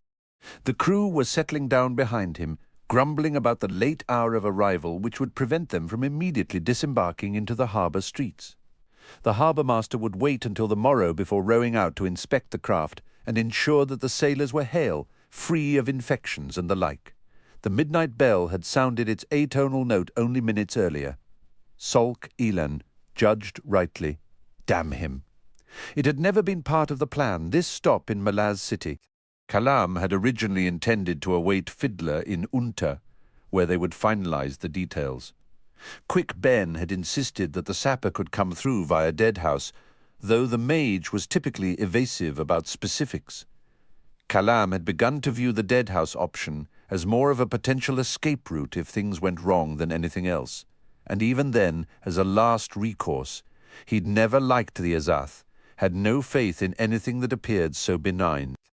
Friendly traps were always far deadlier than openly belligerent ones. There was silence behind him now, and the assassin briefly wondered at how swiftly sleep had come to the men sprawled on the main deck. Ragstopper was motionless, cordage and hull murmuring their usual natural noises.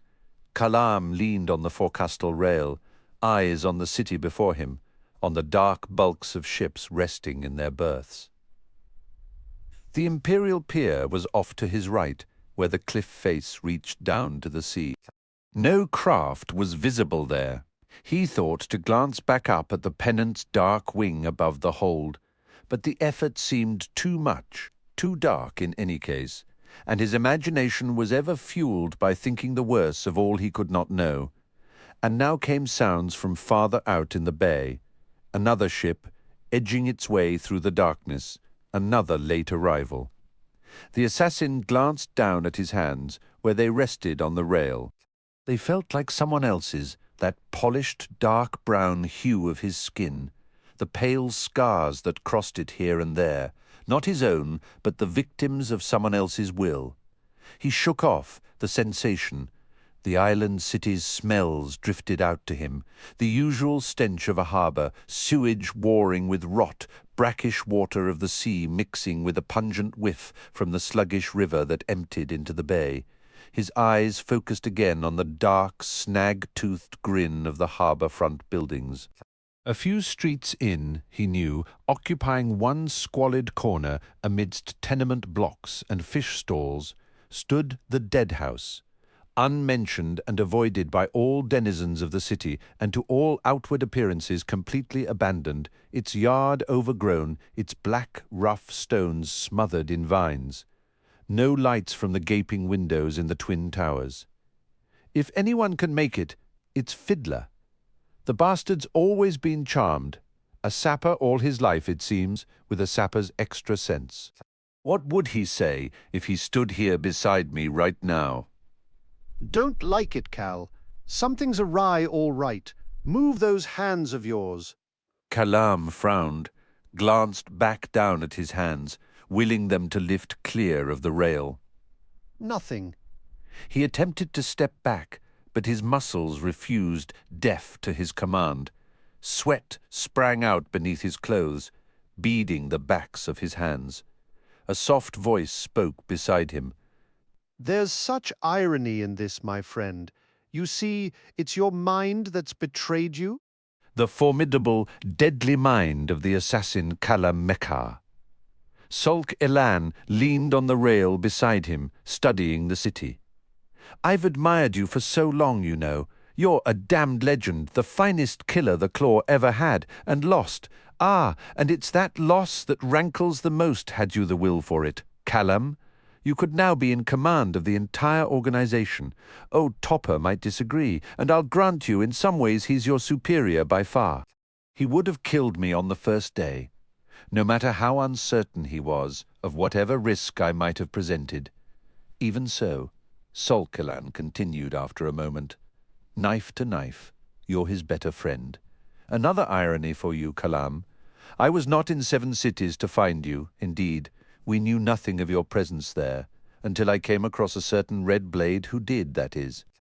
She'd been following you since Earlyton, before you delivered the book to Sha'ik. Did you know you led the red blades directly to that witch? Did you know that they succeeded in assassinating her? That red blade would have been here with me, in fact, if not for an unfortunate incident in Aren. But I prefer working alone. Solk Elan, a name I admit to being proud of. But here and now, of course, my vanity insists that you know my true name, which is Pearl. He paused, looked around, sighed. You threw me but once with that sly hint that maybe Quick Ben was hiding in your baggage. I almost panicked then, until I realized if that were true, I'd already be dead, sniffed out and fed to the sharks. You should never have left the Claw, Kalam. We don't deal with rejection very well. The Empress wants you, you know, wants a conversation with you, in fact before skinning you alive, I imagine. Alas, things aren't so simple, are they? And so, here we are. In his peripheral vision, Kalam saw the man draw forth a dagger. It's those immutable laws within the Claw, you see, one in particular which I'm sure you well know. The blade sank deep into Kalam's side with a dull, distant pain. Pearl withdrew the weapon. Oh, not fatal, just lots of blood. A weakening, if you will. Malaz City is quiet tonight, don't you think? Not surprising there's something in the air. Every cutpurse, gutter snipe and thug can feel it. And they're one and all keeping their heads low. 3 hands await you, Kalam, eager for the hunt to start. That immutable law, Kalam in the Claw, we deal with our own, hands gripped the assassin. You'll awaken once you hit the water, friend. Granted, it's something of a swim, especially with the armor you're wearing, and the blood won't help, This bay's notorious for sharks, isn't it? But I've great confidence in you, Kalam. I know you'll make it to dry land. That far at least after that. Well, He felt himself being lifted, edged over the rail. He stared down at the black water below. A damned shame, Pearl gasped close to his ear, about the captain and this crew, but I've no choice, as I'm sure you understand. Farewell, Kalam Mekhar. The assassin struck the water with a soft splash. Pearl stared down as the disturbance settled. His confidence in Kalam wavered. The man was in chain armour, after all.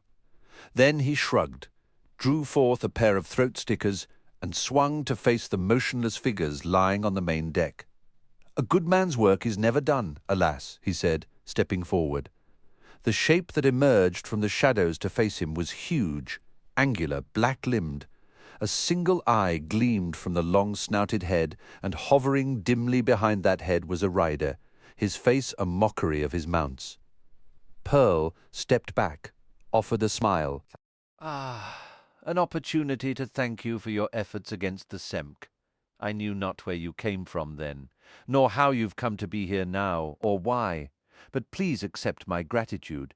Kalam," the rider whispered. "He was here but a moment ago."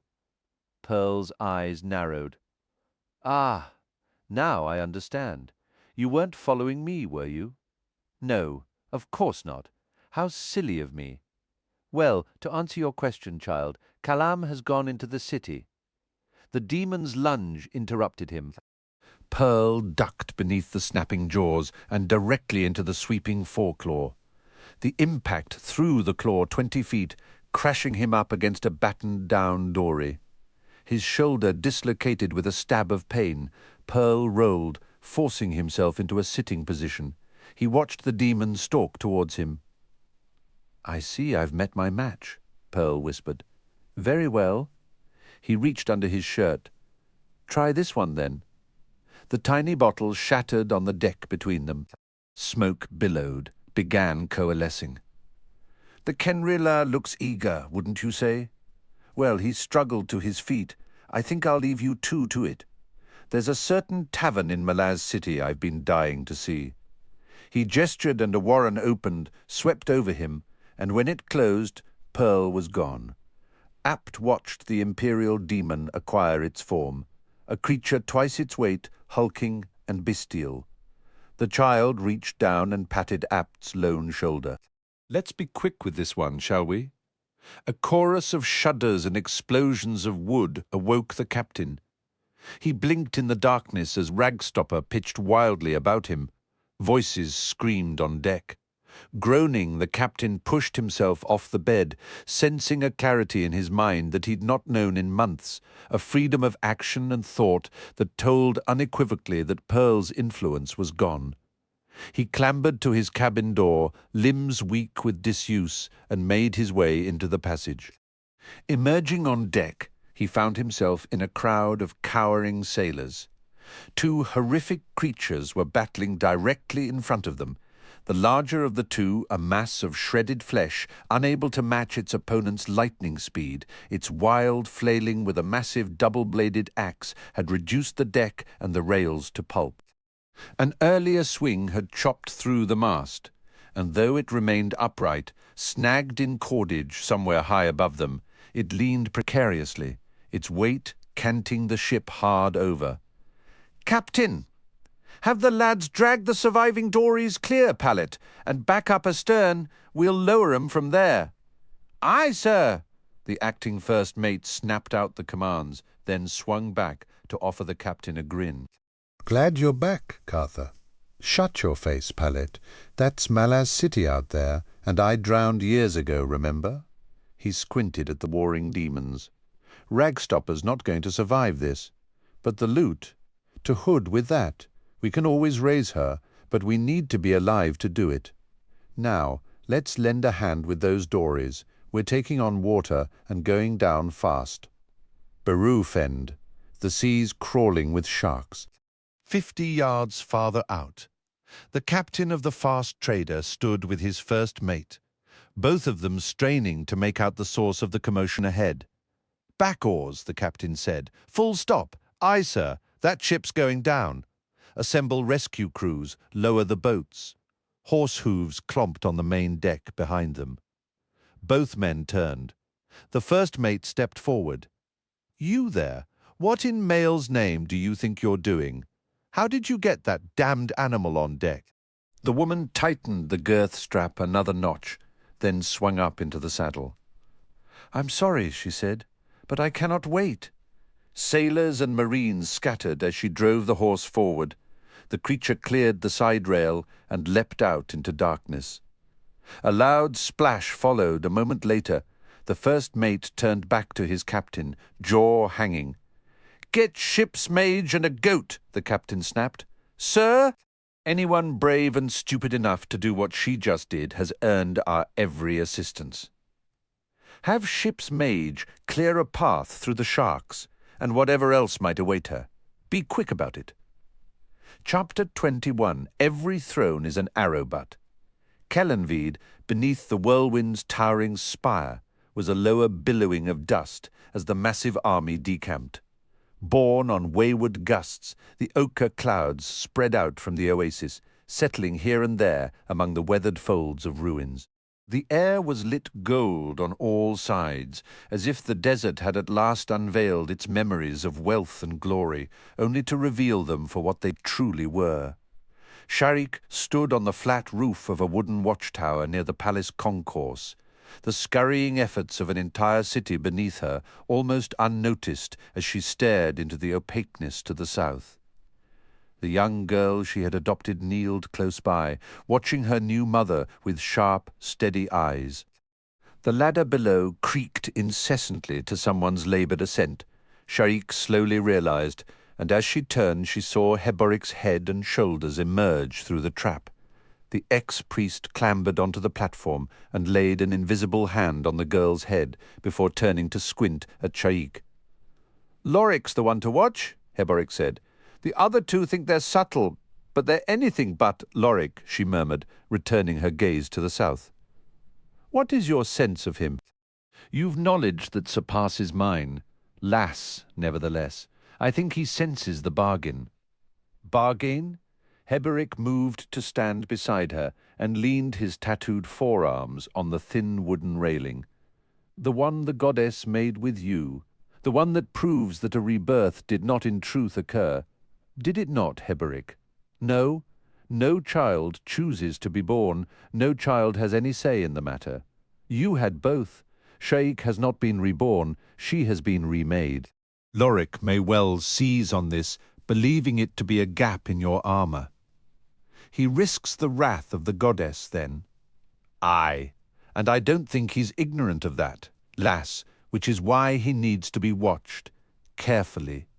They were silent for a time, both staring out into the south's impenetrable shroud. Eventually, Heboric cleared his throat. Perhaps, with your new gifts, you can answer some questions? Such as, when did Dredgener choose you? What do you mean? When did the manipulation begin? Here in Raraku, Skullcup, or on a distant continent? When did the goddess first cast her gaze upon you, lass? She never did. Heboric started. That seems unlikely? Yes, but it is the truth. The journey was mine, and mine alone. You must understand, even goddesses cannot foresee unexpected deaths. Those twists of mortality, decisions taken, paths followed or not followed. Sha'ik Elder had the gift of prophecy, but such a gift, when given, is no more than a seed it grows in the freedom of a human soul. Dredgener was greatly disturbed by Sha'ik's visions. Visions that made no sense. A hint of peril, but nothing certain. Nothing at all besides, she added, with a shrug. Strategy and tactics are anathema to the apocalypse. Heboric grimaced. That doesn't bode well. Wrong. We are free to devise our own. Even if the goddess did not guide you, someone or something did, else Sha'ik would never have been given those visions. Now you speak of fate. Argue that with your fellow scholars, Heboric. Not every mystery can be unravelled, much as you believe otherwise. Sorry if that pains you, not half as sorry as I am, but it occurs to me that even as mortals are but pieces on a game board, so too are the gods, elemental forces in opposition, she said, smiling. Heboric's brows rose, then he scowled. A quote, a familiar one. It should be. It's carved into the Imperial Gate in Unta, after all. Kellanved's own words as a means to justify the balance of destruction with creation, the expansion of the Empire in all its hungry glory. Hood's breath, the old man hissed. Have I sent your mind spinning in other directions, Heboric? Aye. Well, save your breath. The subject of your next treatise, no doubt that handful of obscure old fools will dance in excitement. Old fools? Your fellow scholars? Your readers, Heboric? Ah, they were silent again for some time, until the ex-priest spoke once more. What will you do? He asked softly. With what has happened out there? With what's still happening?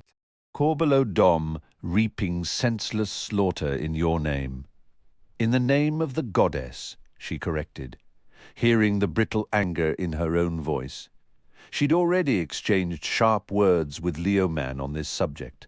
Word of the rebirth has probably reached him. No, it has not. I have sealed Raraku, Heboric. The storm raised around us can scour flesh from bones. Not even a Tillan Emas could survive the passage. Yet you have made an announcement, the old man said. The Whirlwind, which has raised in Corbelow Dom doubts and fears. He is very eager to complete the task he's chosen. He's still unfettered, and so is free to answer his obsessions. And so what will you do? Aye, we can march, but it will take months to reach the Aren plain, and by then Corbelow will have given Tavor all the justification she needs to deliver a ruthless punishment. The rebellion was bloody, but your sister will make what's already happened seem like a scratch on the backside. You assume she is my superior, Heboric, don't you? In tactics? There's precedent for how far your sister will go in cruelty, lass, he growled. Witness you standing here, and there lies my greatest advantage, old man. Tavor believes she will face a desert witch whom she has never met. Ignorance will not sway her contempt for such a creature. Yet I am not ignorant of my enemy. A subtle change had come to the distant roar of the whirlwind towering behind them. Sha'ik smiled. Heboric's sense of that change came moments later. He turned. What is happening? It will not take us months to reach Aren, Heboric. Have you not wondered what the whirlwind is? The ex-priest's blind eyes widened as he faced that pillar of dust and wind. Sha'ik wondered how the man's preternatural senses perceived the phenomenon, but his next words made it clear that whatever he saw was true. By the gods, it's toppling. Drijna's warren, Heboric, our whirling road to the south. Will it take us there in time, fell Sha'ik, in time to stop Corbelow Dom's madness? She did not answer, for it was already too late. As Duiker rode in through the gates, gauntleted hands reached out to grasp the halter and reins, dragging his mare to a stuttering halt. A smaller hand closed on the historian's wrist, tugging with something like desperation. He looked down and saw in Nether's face a sickly dread that poured ice into his veins. To the tower, she pleaded. Quickly. A strange murmuring was building from Aren's walls, a sound of darkness that filled the dusty air. Sliding down from the saddle, Duiker felt his heart begin to thunder. Nether's hand pulled him through the crowd of garrison guards and refugees. He felt other hands reach out, touch lightly as if seeking a blessing or conferring one, then slip past. An arched doorway suddenly yawned before him, leading to a gloomy landing with stone steps rising along the inside of the tower wall. The sound from the city walls was building to a roar, a wordless cry of outrage, horror and anguish. It echoed with mad intent within the tower and rose in timbre with each step that the warlock and the historian climbed. On the middle landing, she swept him past the T-shaped arrow slits. edging them both behind the pair of bowmen pressed against the narrow windows, then on up the worn stairs. Neither archer even so much as noticed them as they neared the shaft of bright light directly beneath the roof hatch. A quavering voice reached down. "There's too many. I can do nothing. No, the gods forgive me. Too many, too many." Nether ascended the shaft of light, Duiker following. They emerged onto the broad platform. 3 figures stood at the outer wall. The one on the left, Duiker, recognized as Malik Rel, the advisor he had last seen in Hissar, his silks billowing in the hot wind. The man beside him was probably High Fist Pormqual, tall, wiry, slope-shouldered, and wearing clothes that would beggar a king, his pale hands skittering across the top of the battlement like trapped birds. To his right stood a soldier in functional armor, a tor on his left arm denoting his commander's rank. He held his burly arms wrapped around himself, as if trying to crush his own bones. The stress bound within him seemed about to explode. Near the hatch sat Nil, a disarrayed jumble of limbs.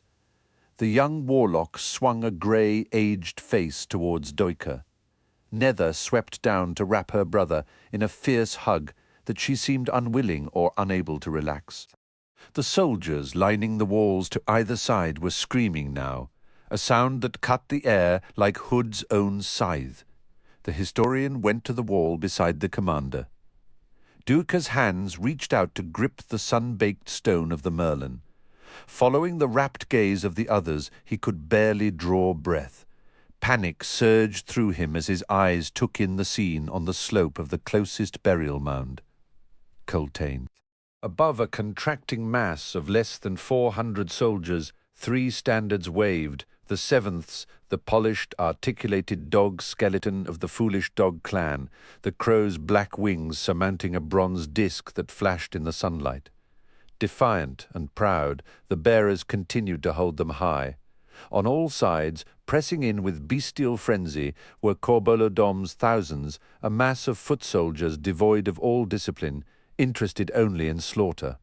Mounted companies rode past them along both visible edges, surging into the gap between the city's walls and the mound, though not riding close enough to come within bow range from Aren's archers. Corbolodom's own guard, and no doubt the renegade Fist himself, had moved into position atop the mound behind the last one, and a platform was being raised, as if to ensure a clear view of the events playing out on the nearer barrow. The distance was not enough to grant mercy to the witnesses on the tower or along the city's wall. Duiker saw Coltaine there, amidst a knot of Mincer's engineers and a handful of Lull's marines, his round shield a shattered mess on his left arm, his lone long knife snapped to the length of a short sword in his right hand, his feather cloak glistening as if brushed with tar. The historian saw Commander Bult guiding the retreat towards the hill's summit. Cattle dogs surged and leapt around the Wiccan veteran like a frantic bodyguard, even as arrows swept through them in waves. Among the creatures one stood out, huge, seemingly indomitable, pin-cushioned with arrows, yet fighting on. The horses were gone.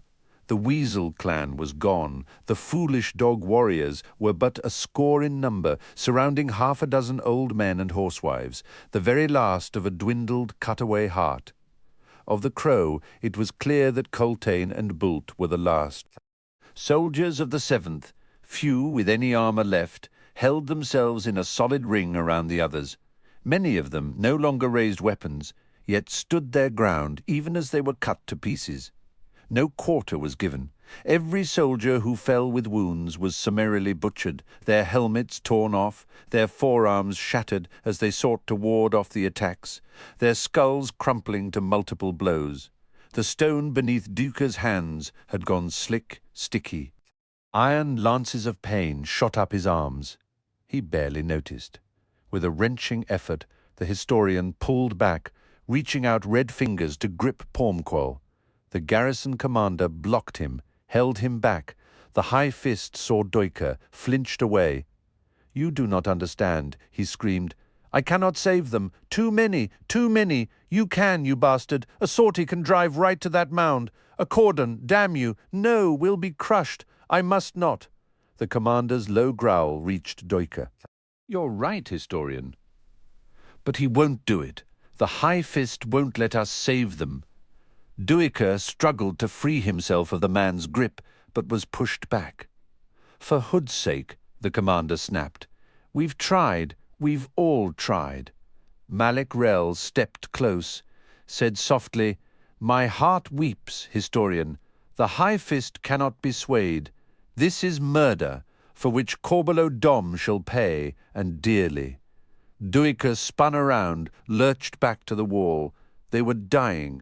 There, almost within reach, no, within a soldier's reach. Anguish closed a black fist in the historian's gut. I cannot watch. Yet I must. He saw fewer than 100 soldiers still upright, but it had become a slaughter. The only battle that remained was among Corbolo's forces for the chance of delivering fatal blows and raising grisly trophies with triumphant shrieks. The 7th were falling and falling, using naught but flesh and bone to shield their leaders, the ones who had led them across a continent, to die now almost within the shadow of Aren's high walls. And on those walls was ranged an army, 10,000 fellow soldiers to witness this, the greatest crime ever committed by a Malazan High Fist. How Coltaine had managed to get this far was beyond Duiker's ability to comprehend. He was seeing the end of a battle that must have run without cessation for days, a battle that had ensured the survival of the refugees, and this is why that dust cloud was so slow to approach. The last of the 7th vanished beneath swarming bodies. Bult stood with his back to the standard-bearer, a dobry tulwar in each hand. A mob closed on him and drove lances into the veteran, sticking him as they would a cornered boar. Even then he tried to rise up, slashing out with a tulwar to chop into the leg of a man who reeled back howling. But the lances stabbed deep, pushed the Wiccan back, pinned him to the ground. Blades flashed down on him, hacking him to death. The standard-bearer left his position, the standard itself propped up between corpses, and leapt forward in a desperate effort to reach his commander. A blade neatly decapitated him, sending his head toppling back to join the bloody jumble at the standard's base. And thus did Corporal List die, having experienced countless mock deaths all those months ago at Hissar. The foolish dog's position vanished beneath a press of bodies. The standard toppling moments later, bloody scalps were lifted and waved about, the trophies spraying red rain. Surrounded by the last of the engineers and marines, Coltaine fought on. His defiance lasted but a moment longer before Corbolo Dom's warriors killed the last defender, then swallowed up Coltaine himself, burying him in their mindless frenzy. A huge arrow-studded cattle dog darted to where Coltaine had gone down, but then a lance speared the beast, raising it high. It writhed as it slid down the shaft, and even then the creature delivered one final death to the enemy gripping the weapon by tearing out the soldier's throat. Then it too was gone. The crow's standard wavered, leaned to one side, then pitched down, vanishing in the press. Duiker stood unmoving, disbelieving. Coltaine! A high-pitched wail rose behind the historian. He slowly turned. Nether still held nil, as if he were a babe, but her head was tilted back, raised heavenward, her eyes wide. A shadow swept over them. Crows. And to Sormo, the elder warlock, there on the wall of Unter. There came 11 crows, 11 to take the great man's soul, for no single creature could hold it all. 11. The sky above Aren was filled with crows, a black sea of wings closing from all sides. Nether's wail grew louder and louder still, as if her own soul was being ripped out through her throat. Shock jolted through Duiker. It's not done. It's not over. He spun round, saw the cross being raised, saw the still living man nailed to it. They'll not free him, Nether screamed. She was suddenly at his side and staring out at the barrow. She tore at her hair, clawed at her own scalp, until blood streamed down her face. Duiker grasped her wrists, so thin, so childlike in his hands, and pulled them away before she could reach her own eyes. Chemist Rilot stood on the platform, Corbeau-Dom at his side. Sorcery blossomed, a virulent wild wave that surged up and crashed against the approaching crows. Black shapes spun and tumbled from the sky. No. Nether shrieked, writhing in Duiker's arms, seeking to fling herself over the wall. The cloud of crows scattered, reformed, sought to approach once again. Chemist Rilot obliterated hundreds more. Release his soul from the flesh. Release it. Beside them, the garrison commander turned and called to one of his aides in a voice of ice. "Get me Squint, Corporal, now!" The aide did not bother darting down the stairs. He simply went to the far wall, leaned out and screamed, "Squint, up here, damn you!" Another wave of sorcery swept more crows from the sky. In silence, they regrouped once again. The roar from Aren's walls had stilled. Now only silence held the air. Nether had collapsed against the historian, a child in his arms. Duiker could see Nil curled and motionless on the platform near the hatch, either unconscious or dead. He had wet himself, the puddle spreading out around him. Boots thumped on the stairs. The aide said to the commander, "He's been helping the refugees, sir. I don't think he has any idea what's going on." Duiker turned again to look out at the lone figure nailed to the cross. He still lived. They would not let him die, would not free his soul, and Chemist Rilot knew precisely what he was doing, knew the full horror of his crime as he methodically destroyed the vessels for that soul. On all sides, screaming warriors pressed close, seething on the barrow like insects. Objects started striking the figure on the cross, leaving red stains. Pieces of flesh, gods, pieces of flesh, what's left of the army. This was a level of cruelty that left Duiker cowering inside. "Over here, Squint," he heard the commander growl. A figure pushed to Duiker's side, short, squat, grey-haired, his eyes, buried in a nest of wrinkles, were fixed on that distant figure. "Mercy," he whispered. "Well," the commander demanded, "that's 1,000 paces, Blistig. I know. Might take more than one shot, sir. Then get started, damn you." The old soldier, wearing a uniform that looked as if it had not been washed or repaired in decades, unslung the longbow from one shoulder. He gathered the string, stepped into the bow's plane, bent it hard over one thigh. His limbs shook as he edged the string's loop into its niche. Then he straightened up and studied the arrows in the quiver strapped to his hip. Another wave of sorcery struck the crows. After a long moment, Squint selected an arrow. "I'll try for the chest." "Biggest target, sir, and enough good hits, and that'll do the poor soul." Another word, "squint." Blistig whispered, "And I'll have your tongue." The soldier knocked the arrow. "Clear me some space, then." Nether was limp in Duiker's arms as he dragged her back a step. The man's bow, even strung, was as tall as he was.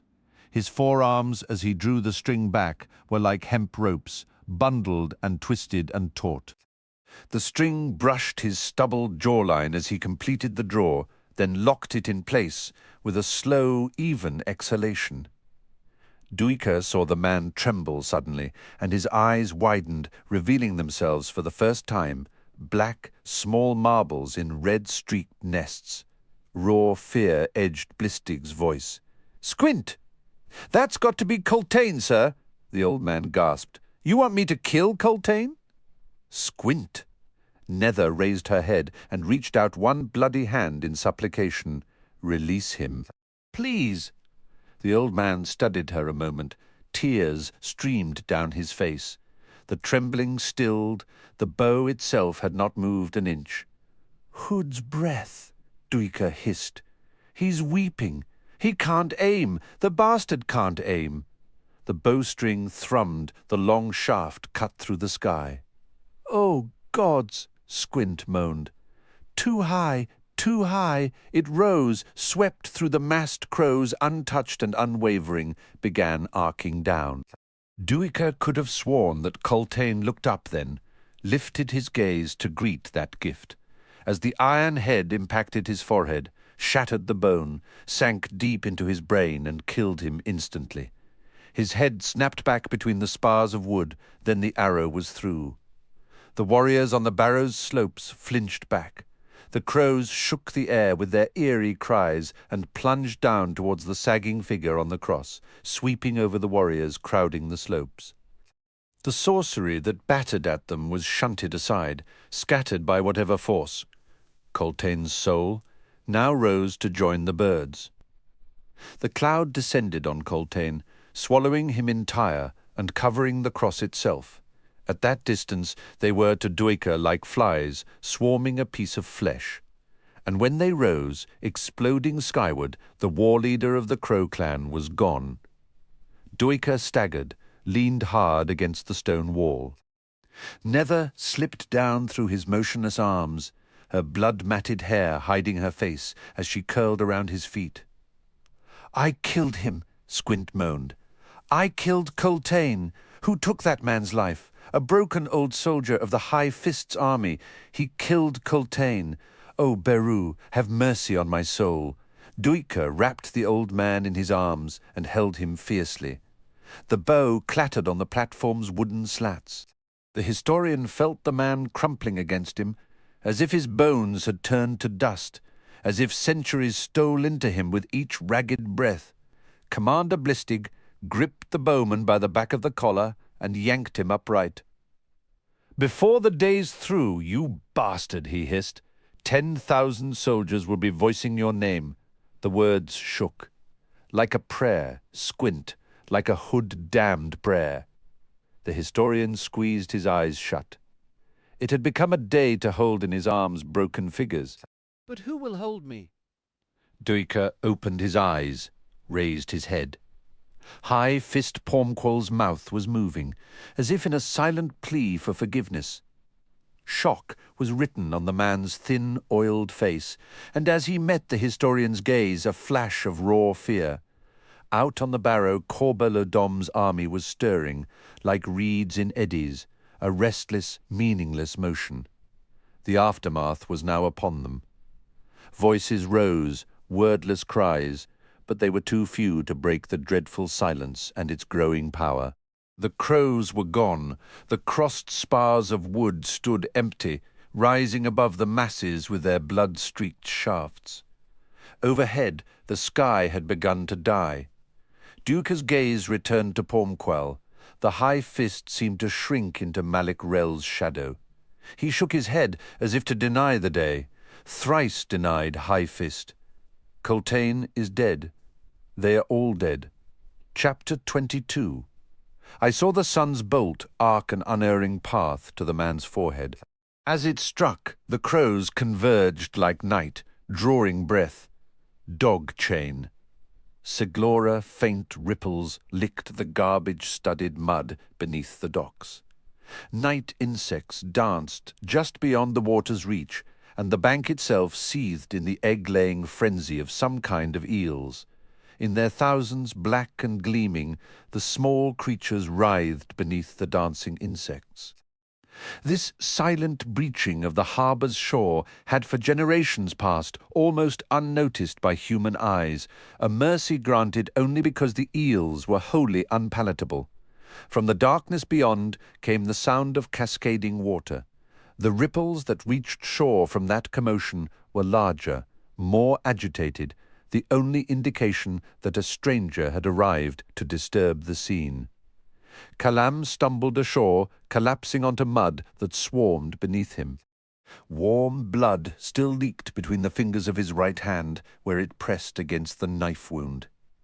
The assassin wore no shirt, and his chain armor was even now settling somewhere in the mud bottom of Malaz Bay behind him, leaving him with only buckskin leggings and moccasins. In clambering out of the armor during his sudden plunge into the deep, he had been forced to pull off his belt and knife harness. In his desperate need to return to the surface, to draw air into his lungs, he'd let everything slip from his grasp, leaving him now unarmed. Somewhere out in the bay, a ship was being torn apart, the savage noises drifting across the water. Kalam wondered at that, but only briefly. He had other things on his mind. Faint nips told him that the eels were resenting his intrusion. Struggling to slow his breathing, he squirmed farther up the slimy bank. Broken crockery dug into his flesh as he made his way onto the first of the stone breakwaters. He rolled onto his back and stared up at the seaweed-bearded underside of the pier. A moment later he closed his eyes, began concentrating. The bleeding in his side slowed to a thin trickle, then ceased. A few minutes later he sat up and began pulling off the eels that clung like leeches, flinging them out into the darkness where he could hear the skittering of the harbour's rats. The creatures were closing in, and the assassin had heard enough whispered tales to know he was anything but safe from the fearless hordes in this underworld. Kalam could wait no longer. He pushed himself up into a crouch, eyeing the ragged piles that rose beyond the breakwater. If the tide had been in, the massive bronze rings bolted 3/4 of the way up those wooden bowls would have been within reach. Black pitch coated the piles except where ships had been thrown against them, leaving gaping dents of raw, water-soaked wood. Only one way up then. The assassin made his way along the base of the barrier until he stood opposite a merchant trader. The wide-bellied ship lay canted on its side in the mud.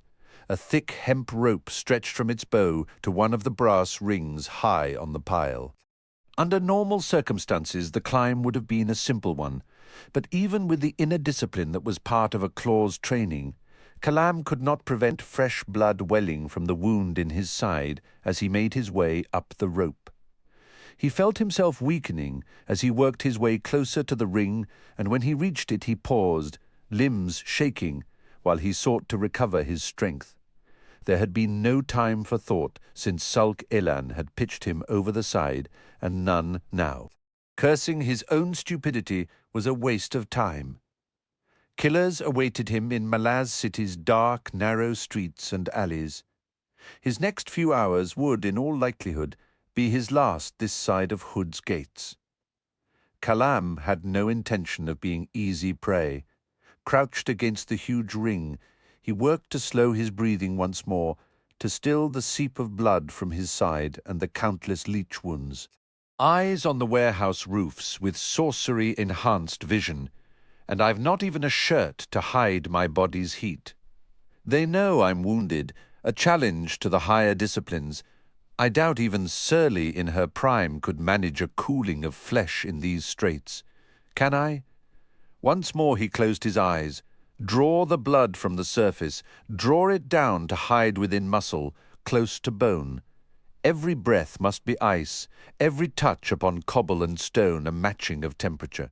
No residue in passage, no bloom in movement. What will they expect of a wounded man?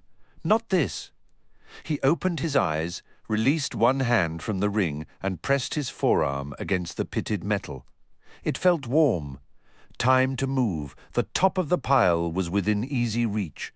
Kalam straightened, slowly pulling himself onto the guano-crusted surface. Front Street stretched out before him. Cargo carts crowded the locked warehouse doors facing onto the street. The nearest one, less than 20 paces away.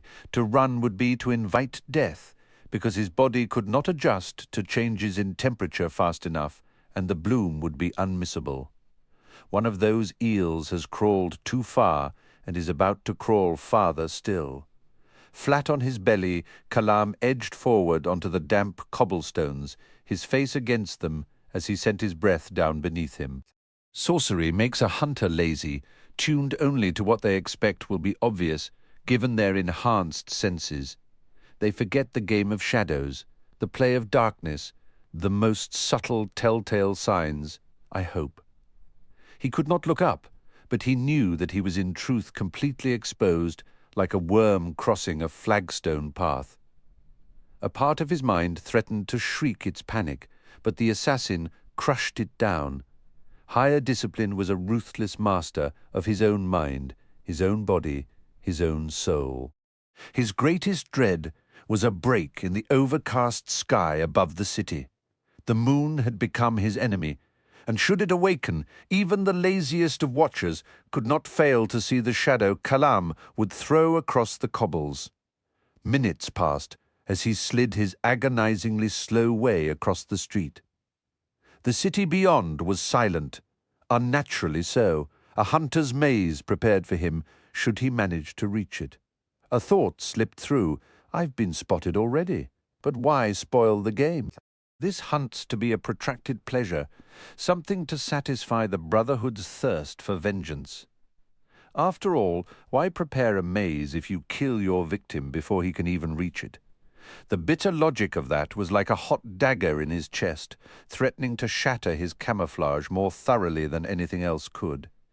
Yet he managed to slow his rise from the street, drawing and holding his breath before looking up. He was beneath the cart, the top of his head brushing the flatbed's underside. He paused. They were expecting a contest of subtlety, but sleight of hand was only one of Kalam's talents. Always an advantage, those other unexpected ones. The assassin slipped forward, cleared the first wagon, then the next three before coming to the warehouse doors. The cargo entrance was, of course, huge, two sliding palisade-like panels, now chained together with a massive padlock. To one side of them, however, was a smaller side door, also padlocked. Kalam darted to it and flattened himself against the weathered wood, both hands closed on the padlock. There was nothing subtle in the brute strength the assassin possessed. While the padlock itself resisted the twisting force he delivered, the fittings that held it could not. His body pressing against the lock and latch muffled the splintering sounds. Lock and fittings came away in his hands. Cradling them, Kalam reached out and pulled the door back just enough to let him slip through into the darkness beyond. A rapid search through the main chamber led him to a large tool rack. He collected a pair of pick-tongs, a hatchet, a burlap sack of cloth tacks, and a barely serviceable work knife, its tip broken and its edge heavily nicked. He found a blacksmith's leather workshirt and slipped it on. In the back room, he discovered a door that opened onto the alley behind the warehouse. The Deadhouse, he judged, was about 6 streets away, but Salk Elan knows, and they'll be waiting for me. I'd have to be an idiot to make straight for it, and they know that as well. Slipping his various makeshift weapons into the shirt's tool loops, Kalam unlatched the door, edged it open a crack and peered out. Seeing no movement, he pushed it open a few inches more, scanning the nearest rooftops, then the sky, no one, and the clouds were a solid cloak. Faint light bled from a few shuttered windows, which had the effect of deepening the gloom everywhere else. Somewhere in the distance a dog barked. He stepped outside and padded down one edge of the crate-littered alley. A pool of deeper darkness occupied an alcove near the alley mouth ahead. Kalam's eyes found it, locked on it. He pulled out his knife and hatchet and without pause swept straight for it. The darkness poured its sorcery over him as he plunged into the alcove, his attack so sudden, so unexpected, that the two figures within had no time to draw weapons. The brutal blade of the work knife tore out one man's throat. The hatchet chopped down to crush a clavicle and snap ribs. He released that weapon and slapped the palm of his left hand over the man's mouth as he drove the head back to crunch against the wall. The other claw, a woman, slid down with a wet, gurgling sound. A moment later, Kalam was searching their bodies, collecting throwing stars, throwing knives, 2 braces of short, wide-bladed stickers, a garrote, and the most cherished prize of all, a ribless claw crossbow, screw-loaded, compact and deadly, if only at close range. 8 quarrels accompanied it, each one with an iron head that glistened with the poison called white parrot. Kalam appropriated the thin black cloak from the man's corpse, pulling up its hood with its gauze vents positioned over his ears. The projecting cowl was also of gauze, ensuring peripheral vision. The sorcery was fading as he completed his accoutrements, revealing that at least one of his victims had been a mage. Damned sloppy, toppers letting them get soft. He emerged from the alcove, raised his head and sniffed the air. A hand's link had been broken. They would know that trouble had arrived and would even now be slowly, cautiously closing in. Kalam smiled. "You wanted a quarry on the run. Sorry to disappoint you." He set out into the night, hunting Claw. The hand's leader cocked his head, then stepped into the clear. A moment later, two figures emerged from the alley and closed to confer. "Blood's been spilled," the leader murmured.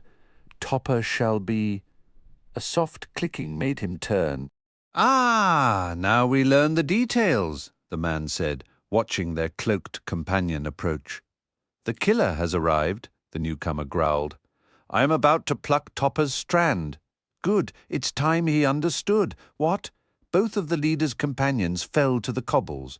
An enormous fist connected with the leader's face. Bone and cartilage crunched. The leader blinked unseeing eyes that filled with blood. With septum lodged in his forebrain, he crumpled.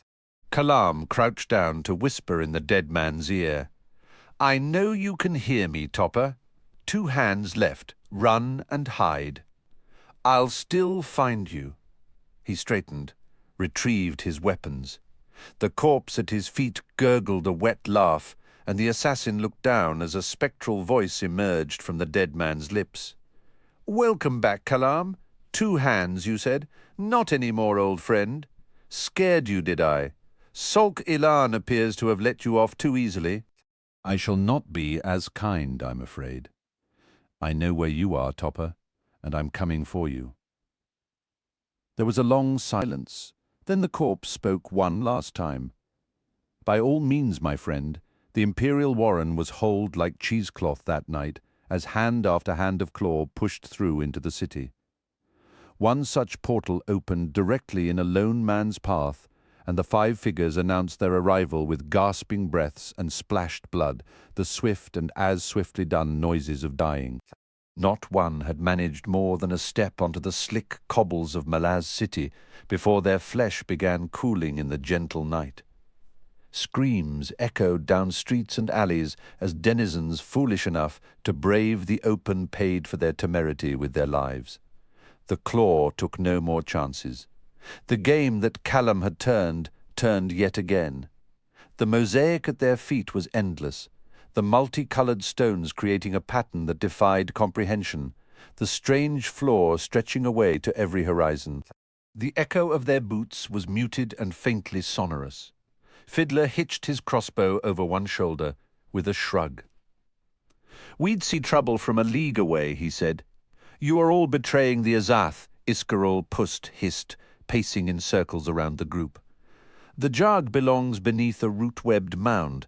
That was the deal, the agreement, the scheme." His voice fell away briefly, then resumed in a different tone. "What agreement? Did Shadowthrone receive any answers to his query? Did the Azath reveal its ancient, stony face?" "No." Silence was the reply to all. My master could have pronounced his intention to defecate on the house's portal, and still the reply would not have changed. Silence? Well, it certainly seemed there was a consensus. No objections were voiced, were they? No, not at all. Certain assumptions were necessary. Oh, yes, very necessary. And in the end there was a sort of victory, was there not, all but for that Jarg there in the Trell's arms? He stopped, panting as he regained his breath. "Gods, we are walking forever." "We should begin our journey," Apsalar said. "I'm for that," Fiddler muttered. "Only, which direction?" Relok had knelt down to study the mosaic tiles. They were the only source of light. Overhead was pitch black. Each tile was no larger than a hand's width. The glow they cast pulsed in a slow but steady rhythm. The old fisherman now grunted. "Father?" The pattern here. He pointed to one tile in particular. That mottled line. Fiddler crouched down and studied the floor. If that's a track or something, it's a crooked one. A track. The fisherman looked up. No, here, along this side. That's the Canese coastline. What? The man ran one blunt fingertip down the ragged line. Starts on the Quan coast, down to Cannes, then up to Cornwall, and there that's Cartool Island, and southeast, there in the tile's centre, that's Malaz Island. You're trying to tell me that here, on this one tile at our feet, is mapped most of the Quantali continent, yet even as he asked, the pattern resolved itself, and before him was indeed what Apsalar's father had claimed. Then what, he asked softly, is on the rest of them? Well, they ain't consistent, if that's what you're wondering. There's breaks, other maps of other places, I guess. It's all jumbled, but I'd say the scale was the same on all of them. Fiddler slowly straightened. But that means his voice trailed into silence as he looked out upon this endless floor stretching for leagues in every direction. Every god in the abyss. Are these all the realms, every world, every place home to a house of the Azath? Queen of Dreams, what power is this? Within the warren of the Azath, Mappo said, his tone one of awe. You could go anywhere. Are you sure of that? Crokus asked. Here are the maps, yes, but he pointed down at the tile displaying the continent of Quantali. Where's the gate? The way in? No one spoke for a long moment. Then Fiddler cleared his throat. You got an idea, lad. The Daru shrugged. Maps are maps. This one could be sitting on a tabletop, if you see my point. So what do you suggest? Ignore it. The only thing these tiles signify is that every house in every place is part of a pattern, a grand design. But even knowing that doesn't mean we can actually make sense of it. The Azath is beyond even the gods. We can end up getting lost in suppositions in a mental game that takes us nowhere. That's true enough, the sapper grunted, and we're nowhere closer to figuring out which direction to walk in. Perhaps Iskaral Pust has the right idea, Apsalar said. Her boots grated on the tiles as she turned. Alas, he seems to have disappeared. Crokus spun around. Damn that bastard! The high priest of shadow who had been ceaselessly circling them was indeed nowhere to be seen. Fiddler grimaced. So he figured it out and didn't bother explaining before taking his leave. Wait, Mappo said. He set Icarium down, then took a dozen paces. Here, he said. Hard to make out at first, but now I see it clearly. The Trell seemed to be staring at something at his feet. What have you found? Fiddler asked. Come closer. Almost impossible to see otherwise, though. That makes little sense. The others approached. A gaping hole yawned, a ragged gap where Iskaral Pust had simply fallen through and vanished. Fiddler knelt, edging closer to the hole. Hood's breath, he groaned. The tiles were no more than an inch thick. Beneath them was not solid ground. Beneath them there was. Nothing? Is that the way out, do you think? Mappo asked behind him. The sapper edged back, the slick tiles suddenly feeling like the thinnest ice. Damned if I know, but I don't plan on jumping in and finding out. I share your caution, the Trell rumbled. He turned back to where Icarium lay and gathered his companion once again in his arms. That hole might spread, Crokus said. I suggest we get moving. Any direction? Just away from here. Apsalar hesitated. And Iskaral Pust? Perhaps he's lying unconscious on a ledge or something. Not a chance, Fiddler replied. From what I saw, the poor man's still falling. One look and every bone in me screamed oblivion. I think I'll trust my instincts on this one, lass. A sad demise, she said. I had grown almost fond of him. Fiddler nodded. Our very own pet scorpion, Crokus took the lead as they moved away from the hole. Had they waited a few minutes longer, they would have seen a dull yellow mist rise from the gaping darkness, thickening until it was opaque. The mist remained for a time, then it began to dissipate, and when it finally vanished, so too had the hole, as if it had never been. The mosaic was complete once more. Deadhouse. Malaz City, the heart of the Malazan Empire. There is nothing for us there. More, an explanation that made sense would challenge even my experienced inventiveness. We must, I fear, take our leave. Somehow. But this is far beyond me, this warren, and worse, my crimes are like wounds that refuse to close. I cannot escape my cowardice. In the end, and all here know it, though they do not speak of it, my selfish desires made a mockery of my integrity. My vows, I had a chance to see the threat ended forever. How can friendship defeat such an opportunity? How can the comfort of familiarity rise up like a god, as if change itself had become something demonic? I am a coward. The offer of freedom, the sighing end to a lifetime's vow, proved the greatest terror of all. And so the simple truth, the tracks we have walked in for so long, become our lives, in themselves a prison. Apsalar leapt forward, her fingertips touching shoulder, then braids, then nothing. Her momentum took her forward, into the place where Mappo and Icarium had been a moment earlier. She fell towards a yawning darkness. Crying out, Crokus grasped her ankles. He was pulled momentarily along the tiles towards the gaping hole before a fisherman's strong hands closed on him and anchored him down. Together the two men dragged Apsalar from the pit's edge. A dozen paces beyond it stood Fiddler.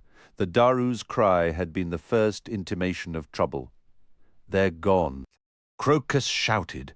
They fell through. There was no warning. Fid, nothing at all. The sapper softly cursed, lowering himself into an uneasy crouch. We're intruders here. He'd heard rumors of warrens that were airless, that were instant death to mortals who dared enter them. There was an arrogance in assuming that every realm in existence bowed to human needs. Intruders, this place cares nothing for us, nor are there any laws demanding that it accommodate us. Mind you, the same could be said for any world. He hissed, slowly straightened, fighting against the sudden welling of grief at the loss of two men he had come to consider friends. And which of us is next? To me, he growled, all three of you, carefully. He unslung his pack, set it down, and rummaged inside until he found a coiled length of rope. We're tying ourselves together. If one goes, either we save him or her, or we all go. Agreed. Relieved nods answered him. Aye. The thought of wandering alone in this warren is not a pleasant one. They quickly attached the rope between them. The four travellers had walked another 1,000 paces when the air stirred, the first wind they had felt since entering the warren, and they ducked as one beneath the passage of something enormous directly overhead, scrabbling for his crossbow. Fiddler twisted around to look skyward. Hood's breath. But the three dragons were already past, ignoring the humans entirely.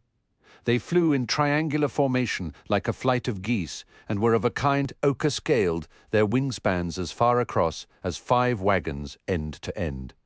Long, sinuous tails stretched back behind them. Foolish to think, Apsalar muttered, that we're the only ones to make use of this realm. Crokus grunted. I've seen bigger. A faint grin cracked Fiddler's features. Aye, lad, I know you have. The dragons were almost at the edge of their vision when they banked as one, plunged down towards the ground and broke through the tiles, vanishing from sight. No one spoke for a long minute. Then Apsalar's father cleared his throat and said, I think that just told us something. The sapper nodded. Aye, you go through when you get to where you're going, even if you don't exactly plan on it. He thought back to Mappo and Icarium. The Trell would have had no reason to accompany them all the way to Malaz City. After all, Mappo had a friend to heal, to coax back to consciousness. He'd be looking for a safe place to do that. As for Iscarol Pust, probably at the cliff's foot right now, screaming up at the Bocarala for a rope. All right, Fiddler said, straightening. Seems we've just got to keep moving until the time and place arrives. Mappo and Icarium are not lost, not dead, Crokus said in obvious relief as they began walking again. Nor is the high priest, Apsalar added. Well, the Daru muttered, I suppose we have to take the bad with the good. Fiddler briefly wondered about those 3 dragons, where they had gone, what tasks awaited them. Then he shrugged. Their appearance, their departure, and in between and most importantly, their indifference to the 4 mortals below was a sobering reminder that the world was far bigger than that defined by their own lives, their own desires and goals. The seemingly headlong plunge this journey had become was in truth but the smallest succession of steps, of no greater import than the struggles of a termite. The worlds live on beyond us, countless unravelling tales. In his mind's eye he saw his horizons stretch out on all sides, and as they grew ever vaster, he in turn saw himself as ever smaller, ever more insignificant. We are all lone souls. It pays to know humility, lest the delusion of control, of mastery, overwhelms. And indeed, we seem a species prone to that delusion, again and ever again. Corbolodom's warriors celebrated their triumph through the hours of darkness after the fall of Coltaine. The sounds of that revelry drifted over Aren's walls and brought a coldness to the air that had little to do with the physical reality of the sultry night. Within the city facing the north gates was a broad concourse generally used as a caravan staging area. This open space was now packed with refugees. The task of billeting would have to await the more pressing needs of food, water, and medical attention. Commander Blistig had set his garrison to those efforts, and his soldiers worked tirelessly, displaying extraordinary compassion, as if answering their own need to respond to the enemy's triumph beyond the walls. Coltaine, his Wickans and the 7th, had given their lives for those the guard now tended. Solicitude was fast becoming an overwhelming gesture. Yet other tensions rode the air. The final sacrifice was unnecessary. We could have saved them, if not for the coward commanding us. 2 powerful honors had clashed, the raw duty to save the lives of fellow soldiers and the discipline of the Malazan command structure, and from that collision 10,000 living, breathing, highly trained soldiers now stood broken. Down in the concourse, Duiker wandered aimlessly through the crowds. Figures loomed before him every now and then, blurred faces, murmuring meaningless words, offering information that they each believed, hoped, would soothe him. The Wiccan youths had claimed Nil and Nether, and now protected them with a fierceness that none dared challenge. Countless refugees had been retrieved from the very edge of Hood's gates, each one a source of savage defiance, a pleasure revealed in glittering eyes and bared teeth. Those few for whom the final flight, and perhaps the release of salvation itself, had proved too much for their broken, riven flesh, were fought for in unyielding desperation. Hood had to reach for those failing souls, reach for, grasp, and drag them into oblivion, with the healers employing every skill they possessed to defeat the effort. Duiker had found his own oblivion deep inside himself, and he had no desire to leave its numbing comfort. Within that place, pain could do naught but gnaw at the very edges, and those edges seemed to be growing ever more distant. Words occasionally seeped through as various officers and soldiers delivered details of things they clearly felt the historian should know. The caution in their voices was not necessary, for the information was absorbed, stripped of feeling. Duiker was beyond hurting. The Selander, with its load of wounded soldiers, had not arrived. He learned from a Wiccan youth named Temel. Adjunct Tavore's fleet was less than a week away. Corbolodom was likely to begin a siege, for Sha'ik was on her way from Raraku, leading an army twice the size of the renegade Fist's own force. Malik Rel had led High Fist Pormqual back to the palace. A plan was now in the air, a plan to reap vengeance, and it was but hours away. Blinking Duiker tried to focus on the face before him, the face telling him this news in an urgent tone. But the first brush of recognition sent the historian reeling back in his mind. Too much pain was embedded in the memories that were so closely chained to that recognition. He stepped back. The figure reached out a strong hand that closed on Duiker's ragged shirt and pulled the historian closer once again. The bearded mouth was moving, shaping words, demanding, angry words. Through to you, historian. It's the assumptions, don't you see? Our only reports have come from that nobleman Nethpara. But we need a soldier's assessment, do you understand? Damn you, it's almost dawn. What? What are you talking about? Blistig's face twisted. Malik Rel has got through to Pormqual. Hood knows how, but he has. We're going to strike Corbelo's army in less than an hour's time, when they're still drunk, still exhausted. We're marching out. Duiker, do you understand me? Cruel. So cruel. How many are out there? We need reliable estimates. Thousands, tens of thousands, hundreds. Think, damn you! If we can knock these bastards out before Sha'ik arrives. I don't know, Blistig. That army grew with every hood-cursed league. Nethpara judges just under 10,000. The man's a fool. He's also laying the deaths of thousands of innocent refugees at Coltaine's feet. What? The historian staggered, and if not for Blistig's grip, would have fallen. Don't you see, without you, Duiker, that version of what happened out there will win the day. It's already spread through the ranks, and it's damned troubling. Certainty's crumbling. The desire for vengeance is weakening. It was enough. The historian felt a jolt. Eyes widening, he straightened. Where is he? Nethpara, where? He's been in with Pormqual and Malik Rel for the past 2 bells. Take me there. A succession of horns echoed behind them, the call for assembly. Duiker's gaze swept past the commander to the ranks, contracting into formation. He stared skyward, saw the stars dimming in a lightening sky. Fenner's tusk, Blistig growled. It might be too late. Take me to Pormqual, to Malik Rel. Follow me, then. The refugees were stirring as garrison soldiers moved among them, beginning the task of clearing the concourse to allow room for the High Fist's army. Blistig pushed through the crowd, Duiker a step behind him. Pormqual's ordered my garrison out with them, the commander said over his shoulder. Rear guard. That's in defiance of my responsibility. My task is to defend this city, yet the High Fist has been conscripting from my own soldiers, bleeding the companies. I'm down to 300 now, barely enough to hold the walls, especially with all the red blades under arrest. Under arrest? Why? 7 cities' blood.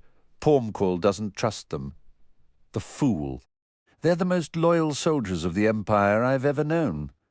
I agree, historian, but my opinion is worthless. Mine had better not be, Duiker said. Blistig paused, turning. Do you support the High Fist's decision to attack? Hood, no. Why? Because we don't know how many are out there. Wiser to wait for Tavori, wiser still to let Corbelo fling his warriors against these walls. Blistig nodded. We'd cut them to pieces. The question is, can you convince Pormqual of all you've just said? You know him? Duiker retorted. I don't. The commander grimaced. Let's go.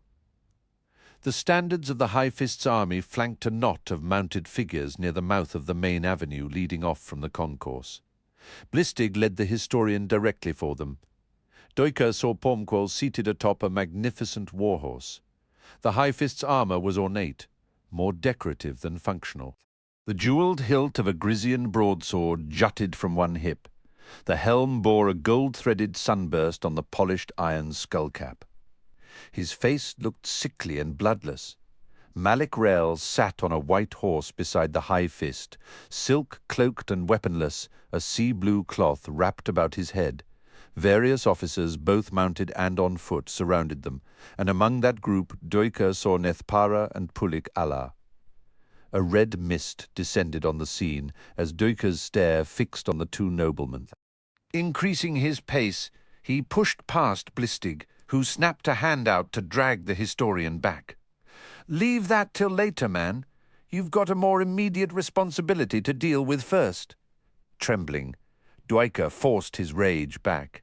He managed a nod. Come on, the High Fist has seen us. Pormqual's expression was cold as he looked down on Duiker. His voice was shrill as he said, Historian, your arrival is timely. We have 2 tasks before us this day, both of which require your presence. High Fist. Silence, interrupt me again, and I'll have your tongue cut out. He paused, settled, then resumed his statement. First of all, you shall yourself accompany us in the battle to come. To witness the proper means of dealing with that rabble, the selling of the lives of innocent refugees, is not a bargain I shall make. There shall be no repetition of earlier tragedies, earlier crimes of treason. The fools out there have only now settled to sleep, and they shall pay for that stupidity, I assure you. Then, when the renegades have been slaughtered, we shall attend to other responsibilities, primarily your arrest, and that of the warlocks known as Nil and Nether, the last remaining officers of Coltaine's horrific command. And I assure you, the punishment following your conviction shall match the severity of your crimes. He gestured, and an aide led Duiker's mare forward. Alas, your beast is hardly fit for the company, but it shall suffice. Commander Blistig, prepare your soldiers for marching.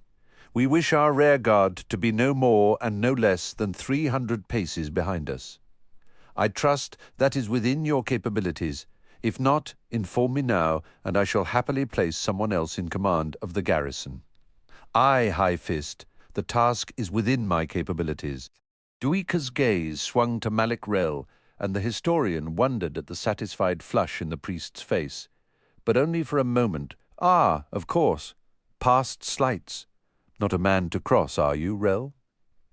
In silence the historian walked to his horse and climbed into the saddle. He laid a hand on the mare's thin, ungroomed neck, then gathered the reins. The lead companies of medium cavalry were assembled at the gate. Once out of the city, little time would be wasted, as the horse warriors would immediately part in a sweeping maneuver intended to surround Corbelo's encampment, while the infantry poured out from the gate to assemble into solid phalanxes before marching on the enemy position. Blistig had departed the scene without a backward glance. Duiker stared at the distant gate, scanned the troops gathered there. Historian. He turned his head, looked down at Nethpara. The nobleman was smiling. You should have treated me with more respect. I suppose you see that now, although it's come too late for you. Nethpara did not notice Duiker slip his boot from the stirrup. For the insults you have committed upon my person, for the laying of hands on me, historian, you shall suffer. No doubt Duiker cut in, and here's one last insult. He kicked out the toe of his boot, driving into the nobleman's flabby throat, then up. Trachea crumpled inward, head snapped back, with a crunching, popping sound. Nethpara pitched backward, thumped heavily on the cobblestones. His eyes stared up unseeing at the pale sky. Pulik Allah shrieked. Soldiers closed in around the historian, weapons out. By all means, Duiker said, I shall welcome an end to this. You shall not be so fortunate, Pormqual hissed, white with rage. Duiker sneered at the man. You've already convicted me as an executioner. What's one more, you craven pile of dung? He shifted his gaze to Malak Rel. And as for you, Gistel, come closer. My life's still incomplete. The historian did not notice, nor did anyone else, the arrival of a captain of Blistig's garrison. The man had been about to speak with Duiker to inform him of the safe delivery of a child to a grandfather.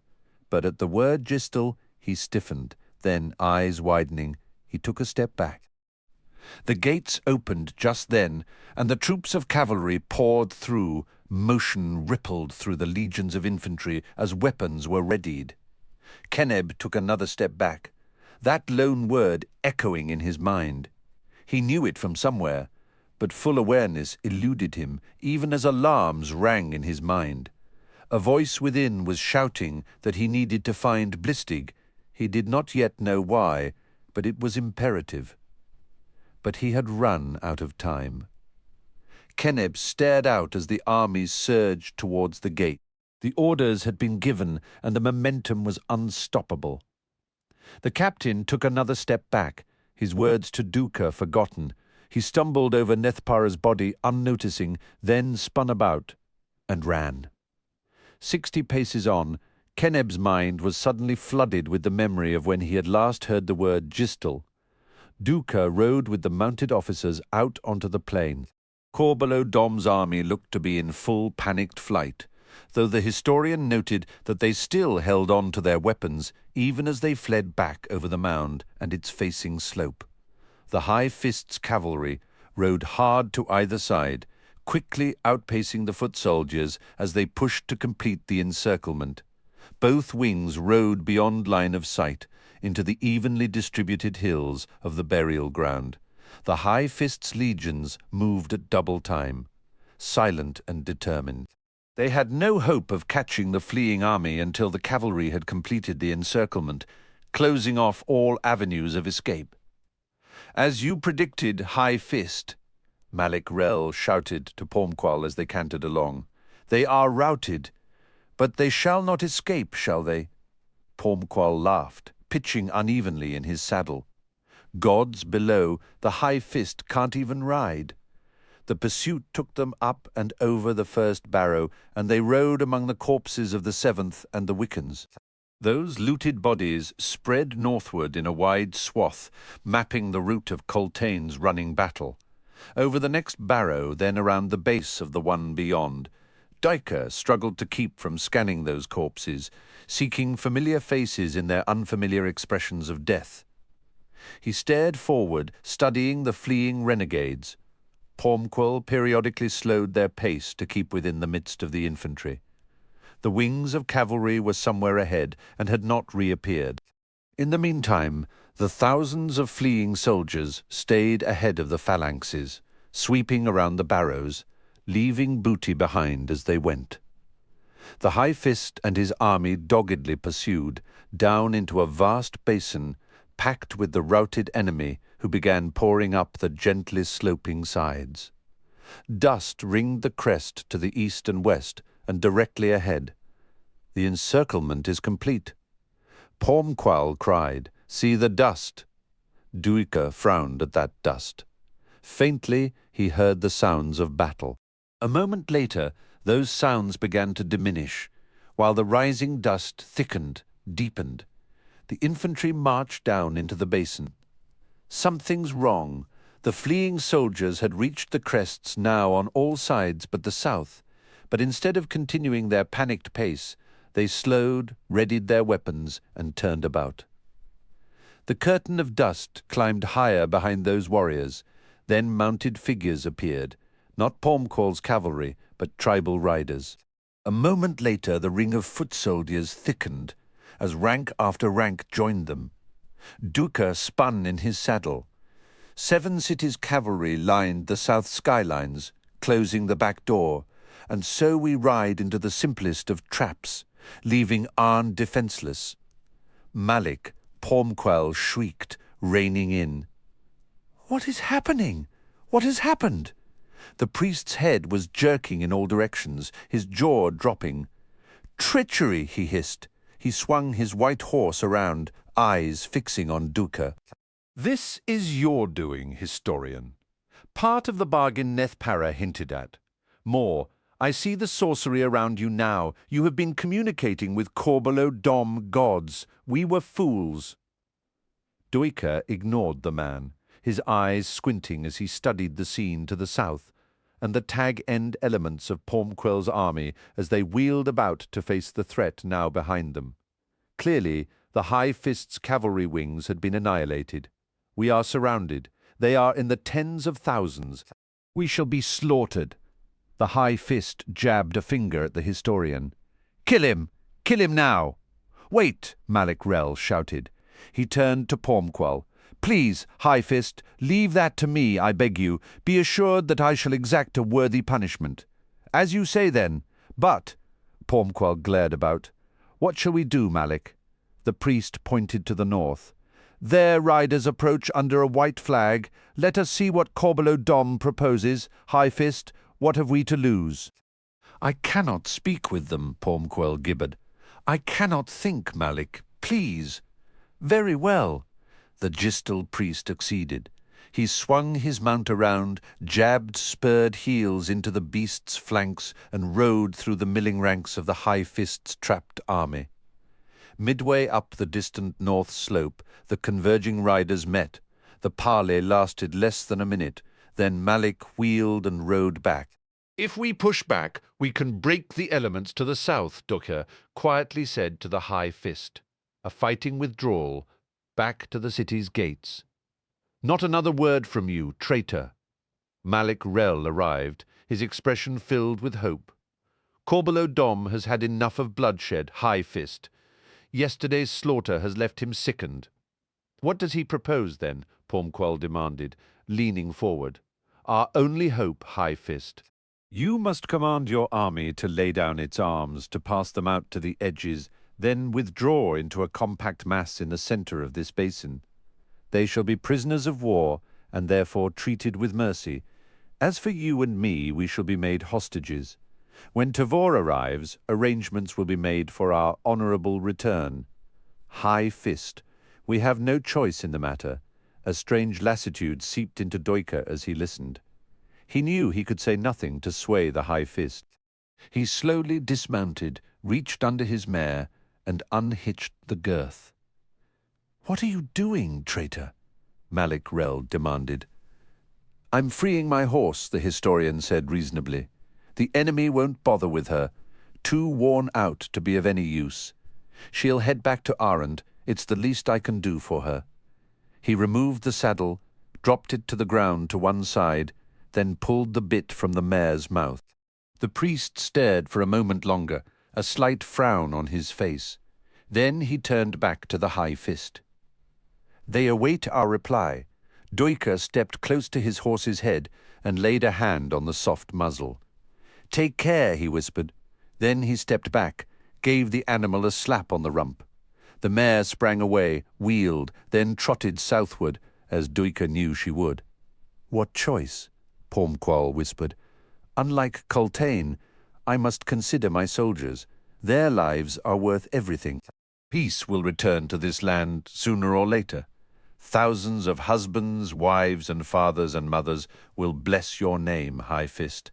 To fight now, to seek out that bitter, pointless end, they will curse your name for all eternity." "I cannot have that," Pormqual agreed. He faced his officers, lay down arms, deliver the orders, all weapons to go to the edges, and left there the ranks to withdraw to the centre of the basin. Duiker stared at the four captains who listened in silence to the High Fist's commands. A long moment passed, then the officers saluted and rode off. Duiker turned away. The disarmament took close to an hour, the Malazan soldiers yielding their weapons in silence. Those weapons were piled on the ground just beyond the phalanxes. Then the soldiers made their way inward, forming up in tight, restless ranks in the basin's centre. Tribal horse warriors then rode down and collected the arms. 20 minutes later, an army of 10,000 Malazans crowded the basin. Weaponless, helpless, Corbelow Dom's vanguard detached from the forces on the north ridge and rode down towards the High Fist's position. Duiker stared at the approaching group. He saw Chemist Relow, a handful of war chiefs, 2 unarmed women who were in all likelihood mages, and Corbelow Dom himself, a squat half-Napan, all hair shaved from his body, revealing scars in tangled webs. He was smiling as he reined in with his companions before the High Fist, Malik Rel, and the other officers. "Well done," he growled, his eyes on the priest. The Gistal dismounted, stepped forward and bowed. "I deliver to you High Fist Pormqual and his 10,000 more. I deliver to you the city Aren in Sha'ik's name." "Wrong," Duiker chuckled. Malik Rel faced him. "You've not delivered Aren, Gistal. What claims do you make now, old man?" I'm surprised you didn't notice, the historian said. Too busy gloating, I guess. Take a close look at the companies around you, especially those to the south. Malik's eyes narrowed as he scanned the gathered legions. Then he paled. Blistig. Seems the commander and his garrison decided to stay behind after all. Granted, they're only 200 or 300, but we both know that that will be enough for the week or so until Tavor arrives. Arn's walls are high, well impregnated these days with Otatarol, I believe, proof against any sorcery. Thinking on it, I would predict that there are red blades lining those walls now as well as the garrison. You have failed in your betrayal, Gistel failed. The priest jerked forward, the back of his hand cracking against Duiker's face. The historian was spun around by the savage blow, and the rings on the man's hand, raking through the flesh of one cheek, burst the barely healed splits in his lips and chin. He fell hard to the ground and felt something shatter against his sternum. He pushed himself up, the blood streaming down his lacerated face. Looking down at the ground beneath him, he expected to see tiny fragments of broken glass, but there were none. The leather thong around his neck now had nothing on it at all. Hands pulled him roughly to his feet and dragged him around to face Malik Rel once more. The priest was trembling still. "Your death shall be silence," Corbulo snapped. He eyed Duiker. "You are the historian who rode with Coltaine." The historian faced him. "I am. You are a soldier, as you say. I do, and so you shall die with these soldiers in a manner no different. You mean to slaughter 10,000 unarmed men and women, Corbulo Dom? I mean to cripple Tavor before she even sets foot on this continent. I mean to make her too furious to think. I mean to crack that facade so she dreams of vengeance day and night, poisoning her every decision. You always fashioned yourself as the Empire's harshest fist, didn't you, Corbulo Dom?" As if cruelty's a virtue, the pale blue-skinned commander simply shrugged. "Best join the others now, Duiker. A soldier of Coltaine's army deserves that much." Corbulo then turned to Malik. "My mercy, however, does not extend to that one soldier whose arrow stole Coltaine from our pleasure. Where is he, priest?" "He went missing, alas. Last seen an hour after the deed, Blistig had his soldiers search everywhere without success. Even if he has now found him, he is with the garrison afraid to say." The renegade fist scowled. "There have been disappointments this day, Malik Rel. Corbulo Dom, sir," Pormqual said, still bearing an expression of disbelief. "I do not understand." "Clearly you do not," the commander agreed, his face twisting in disgust. "Gistel, have you any particular fate in mind for this fool?" "None. He is yours.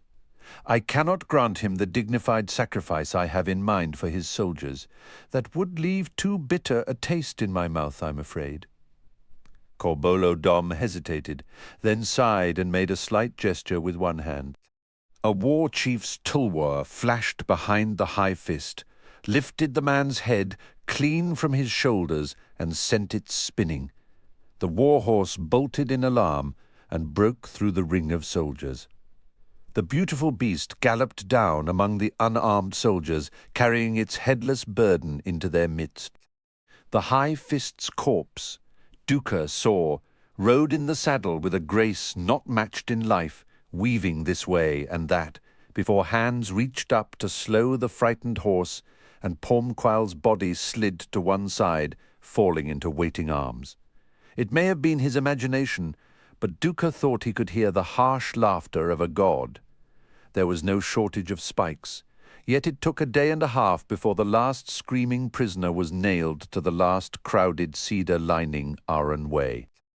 10,000 dead and dying Malazans stared down on that wide, exquisitely engineered imperial road. Eyes unseeing or eyes uncomprehending, it made little difference. Duiker was the last, the rusty iron spikes driven through his wrists and upper arms to hold him in place high on the tree's blood-streaked bole. More spikes were hammered through his ankles and the muscles of his outer thighs. The pain was unlike anything the historian had ever known before. Yet even worse was the knowledge that that pain would accompany his entire final journey down into eventual unconsciousness, and with it an added trauma, where the images burned into him, almost 40 hours of being driven on foot up Aren Way, watching each and every one of those 10,000 soldiers joined to the mass crucifixion in a chain of suffering stretching over 3 leagues, each link scores of men and women nailed to every tree, to every available space on those tall, broad trunks. The historian was well beyond shock when his turn finally came, as the last soldier to close the human chain, and he was dragged to the tree, up the scaffolding, pushed against the ridged bark, arms forced outward, feeling the cold bite of the iron spikes pressed against his skin, and then, when the mallet swung, the explosion of pain that loosed his bowels, leaving him stained and writhing. The greatest pain arrived when the scaffolding dropped from under him, and his full weight fell onto the pinning spikes. Until that moment, he had truly believed he had gone as far into agony as was humanly possible. He was wrong. After what seemed like an eternity, when the ceaseless shrieking of his sundered flesh had drowned out all else within him, a cool, calm clarity emerged, and thoughts, scattered and wandering, rose into his fading awareness. The Jaghut ghost. Why do I think of him now, of that eternity of grief? What is he to me? What is anyone or anything to me now? I await Hood's Gate at last. The time for memories, for regrets and comprehensions is past. You must see that now, old man. Your nameless marine awaits you, and Bult and Corporal list, and Lull and Sulwar and Mincer. Culp and Heboric, too, most likely. You leave a place of strangers now, and go to a place of companions, of friends. So claim the priests of Hood. It's the last gift. I am done with this world, for I am alone in it. Alone. A ghostly tusked face rose before his mind's eye, and though he had never before seen it, he knew that the Jaghut had found him. The gravest compassion filled that creature's unhuman eyes, a compassion that Duiker could not understand. Why grieve, Jaghut? I shall not haunt eternity as you have done.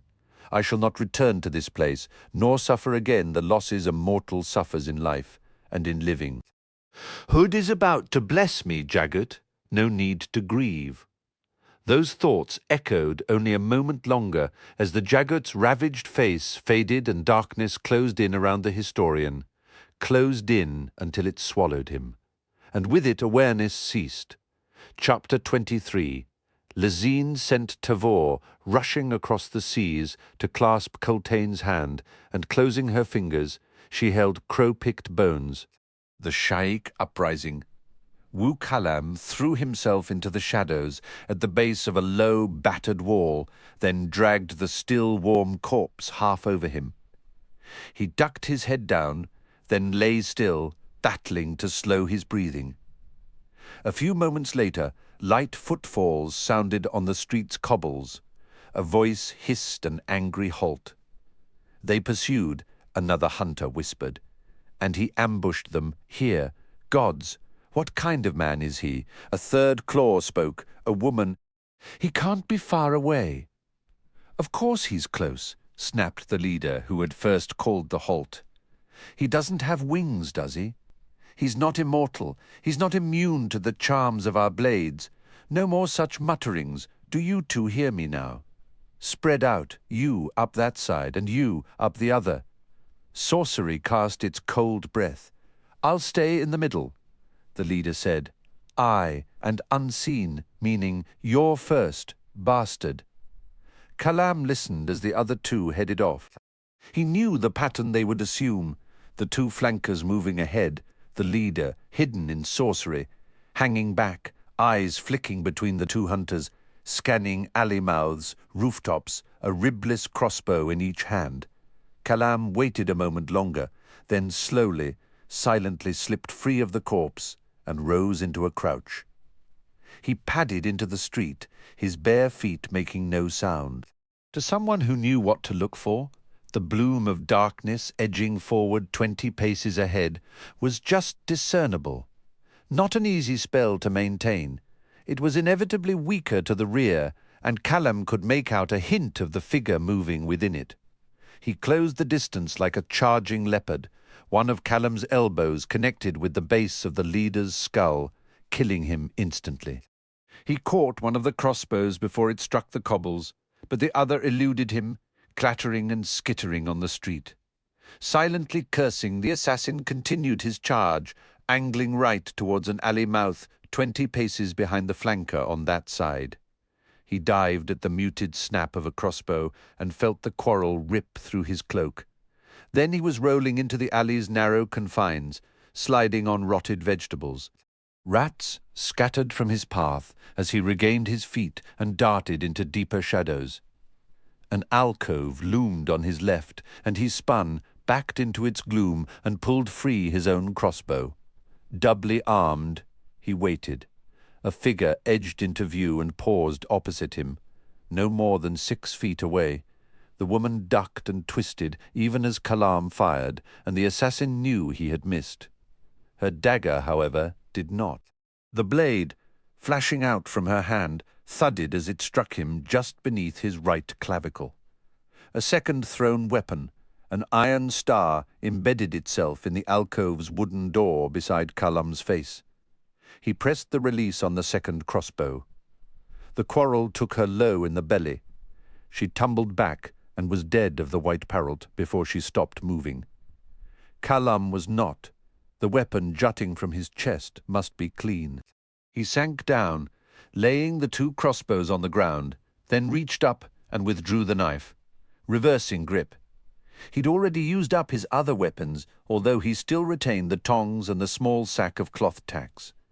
The last hunter was close, waiting for Kalam to make another break, and the man knew precisely where he hid. The body lying opposite was the clearest indication of that. Now what? The right-hand side of his shirt was wet and sticky, and he could feel the heat of the blood streaming down his body on that side. It was his 3rd minor wound of the night. A throwing star had found his back during the next to last skirmish. Such weapons were never poisoned, too risky for the thrower, even when gloved. The heavy apron had absorbed most of the impact, and he'd scraped the star off against a wall. His mental discipline in slowing the flow of blood from the various wounds was close to tatters. He was weakening. Fast. Kalam looked straight up. The underside of a wooden balcony was directly overhead. The 2 paint-chipped braces about 7.5 feet above the ground. A jump might allow him to reach one, but that would be a noisy affair, and success would leave him helpless. He drew the tongs from their loop. Gripping the bloody knife in his teeth, he slowly straightened, reaching up with the tongs. They closed over the brace. Now, will the damned thing hold my weight? Gripping the handles hard, he cautiously tensed his shoulders, drew himself up an inch. Then another.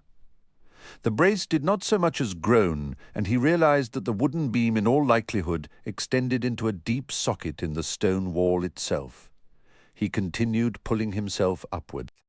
The challenge was maintaining silence, for any rustle or whisper of noise would alert his hunter.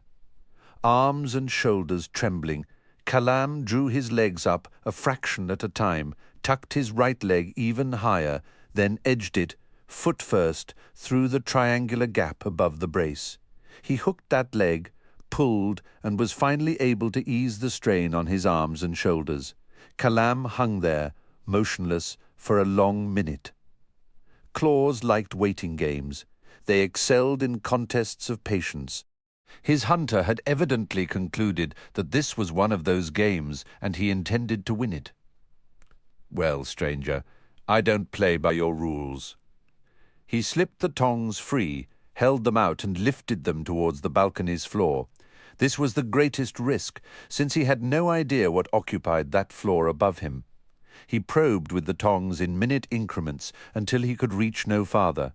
Then he lowered the tool down and left it there.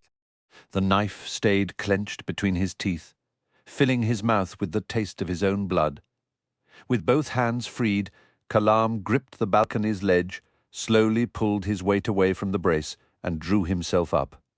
Hands climbing the railings, he swung a leg over, and a moment later crouched on the balcony floor, the tongs at his feet. He scanned the area. Clay pots, housing various herbs, a moulded bread oven on a foundation of bricks occupying one end, the heat radiating from it, reaching the assassin's sweat-cooled face. A barred hatch that a person would have to crawl to get through offered the only way into the room beyond. His scan ended upon meeting the eyes of a small dog crouched at the end opposite the bread oven. Black-haired, compactly muscled, and with a fox-like snout and ears, the creature was chewing on half a rat, and as it chewed it watched Kalam's every move with those sharp, black eyes. Kalam released a very soft sigh, another dubious claim to fame for Malaz city, the Masan Rata, bred for its fearless insanity. There was no predicting what the dog would do once it had decided its meal was done. It might lick his hand, it might bite his nose off. He watched it sniff at the mangled meat between its paws, then gobble it up, chewing overlong as it considered Kalam. Then it ate the rat's tail, choking briefly, the sound barely a whisper, before managing to swallow its length. The ratter licked its forepaws, rose into a sitting position, ducked its head to lick elsewhere, then stood facing the bleeding assassin. The barking exploded in the night air, a frenzy that had the ratter bouncing around with the effort. Kalam leapt up onto the balcony rail. A blur of motion darted beneath him. Down in the alley, he plunged straight for it, the throwing knife in his left hand. Even as he dropped through the air, he was sure he was finished. His lone hunter had found allies, another entire hand.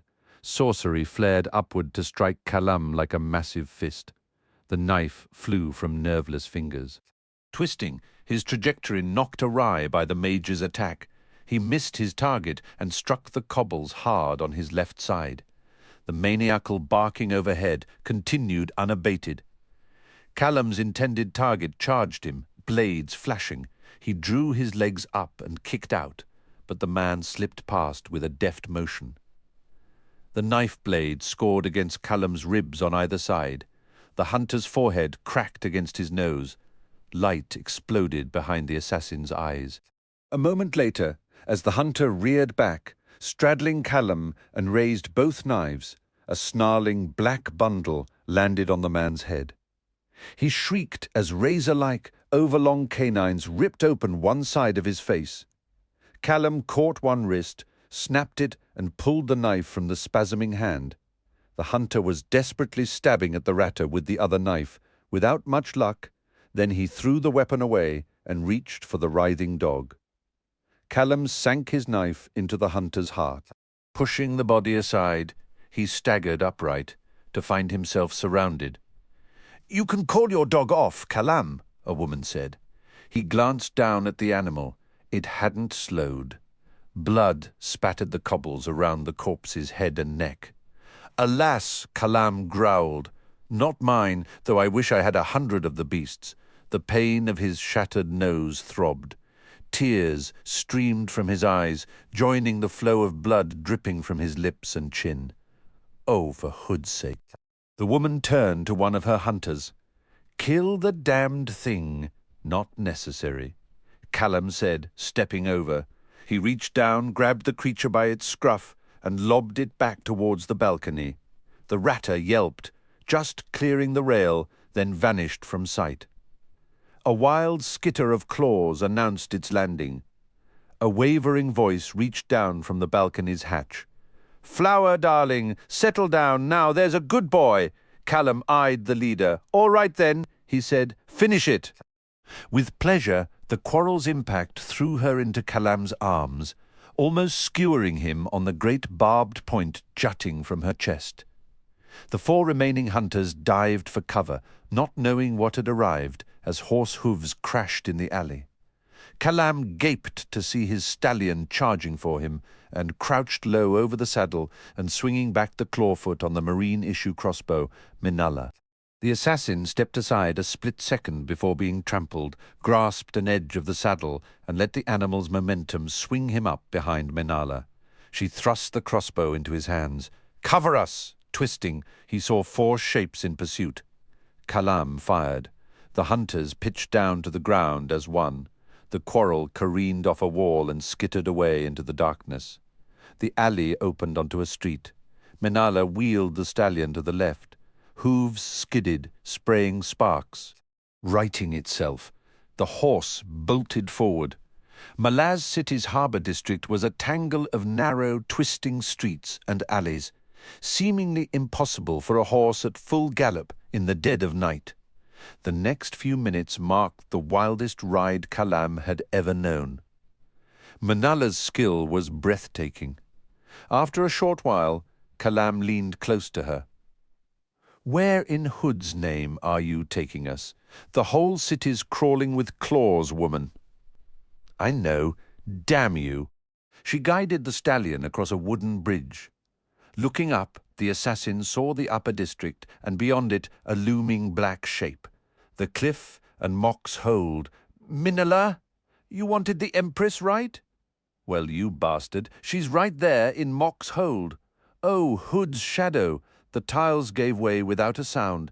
Cold blackness swallowed the 4 travellers. The drop ended abruptly in a bone-jarring impact with smooth, polished flagstones.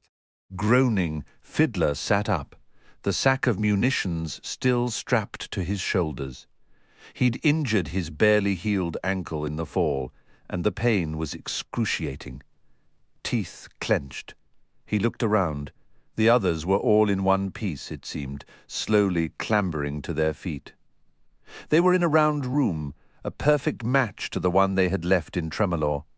For a moment the sapper feared they had simply returned there, but then he smelled salt in the air.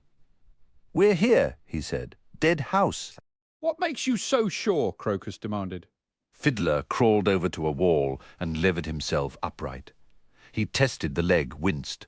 "I smell Malaz Bay and feel how damp the air is. This ain't Tremorla, lad, but we might be in any house, in any place beside a bay. We might," the sapper conceded. "It's simply a matter of finding out," Apsalar said reasonably. "You've hurt your ankle again, Fiddler." "Aye, I wish Mappo was here with his elixirs. Can you walk?" Crokus asked. Not much choice. Apsalar's father approached the stair, looked down. "Someone's home," he said. "I see lantern light." "Oh, that's just wonderful," Crokus muttered, unsheathing his knives. "Put 'em away," Fiddler said. "Either we're guests or we're dead. Let's go introduce ourselves, shall we?" Descending to the main floor, with Fiddler leaning hard on the Daru, they passed through an open door into the hallway. Lanterns glowed in niches along its length, and the flicker of firelight issued from the open double doors opposite the entranceway, as at Tremolor a massive suit of armour filled an alcove halfway down the hall's length, and this one had seen serious battle. The group paused to regard it briefly in silence before continuing on to the opened doors. Apsalar leading, they entered the main chamber. The flames in the stone fireplace seemed to be burning without fuel, and a strange blackness around its edges revealed it as a small portal, opened onto a warren of ceaseless fire. A figure, its back to them, stood staring into those flames, dressed in faded ochre robes. The man was solid, broad-shouldered, and at least 7 feet tall. A long, iron-hued ponytail swept down between his shoulders, bound just above the small of his back with a dull length of chain. Without turning, the Guardian spoke in a low, rumbling voice. "Your failure in taking Icarium has been noted." Fiddler grunted. "In the end, it was not up to us." "Mappo!" "Oh, yes, Mappo," the Guardian cut in. "The Trell. He has walked at Icarium's side too long, it seems. There are duties that surpass friendship. The elders scarred him deep when they destroyed an entire settlement and laid the blame at Icarium's feet. They imagined that would suffice. A watcher was needed, desperately. The one who had held that responsibility before had taken his own life. For months, Icarium walked the land alone, and the threat was too great. The words reached into Fiddler, tore at his insides. "No! Mappo believes Icarium destroyed his home, murdered his family, everyone he knew. No, how could you have done that? The Azath has worked towards this taking for a long time, mortals." The man turned then. Huge tusks framed his thin mouth, jutting from his lower lip. The greenish cast of his weathered skin made him look ghostly, despite the hearth's warm light. Eyes the color of dirty ice regarded them. Fiddler stared, seeing what he could not believe. The resemblance was unmistakable, every feature an echo. His mind reeled. My son must be stopped. His rage is a poison, the Jagut said. Some responsibilities surpass friendship, surpass even blood. We are sorry, Apsalar said quietly after a long moment. But the task was ever beyond us, beyond those you see here. The cold, unhuman eyes studied her. Perhaps you are right. It is my turn to apologize. I had such hopes. Why? Fiddler whispered. Why is Icarium so cursed? The Jagut cocked his head, then abruptly swung back to the fire. Wounded warrens are a dangerous thing. Wounding one is far more so. My son sought a way to free me from the Azath. He failed and was damaged. He did not understand, and now he never will, that I am content here. There are few places in all the realms that offer a Jagut peace, or, rather, such peace as we are capable of achieving. Unlike your kind, we yearn for solitude, for that is our only safety. He faced them again, for Icarium, of course. There is another irony. Without memory, he knows nothing of what once motivated him. He knows nothing of wounded warrens or the secrets of the Azath. The Jagut's sudden smile was a thing of pain. He knows nothing of me either. Apsalar lifted her head suddenly. You are Gothos, aren't you? He did not answer. Fiddler's gaze was drawn to a bench against the near wall. He hobbled to it and sat down, leaning his head against the warm stone wall. He closed his eyes. Gods, our struggles are as nothing, our inner scars naught but scratches. Bless you, Hood, for your gift of mortality. I could not live as these ascendants do. I could not so torture my soul.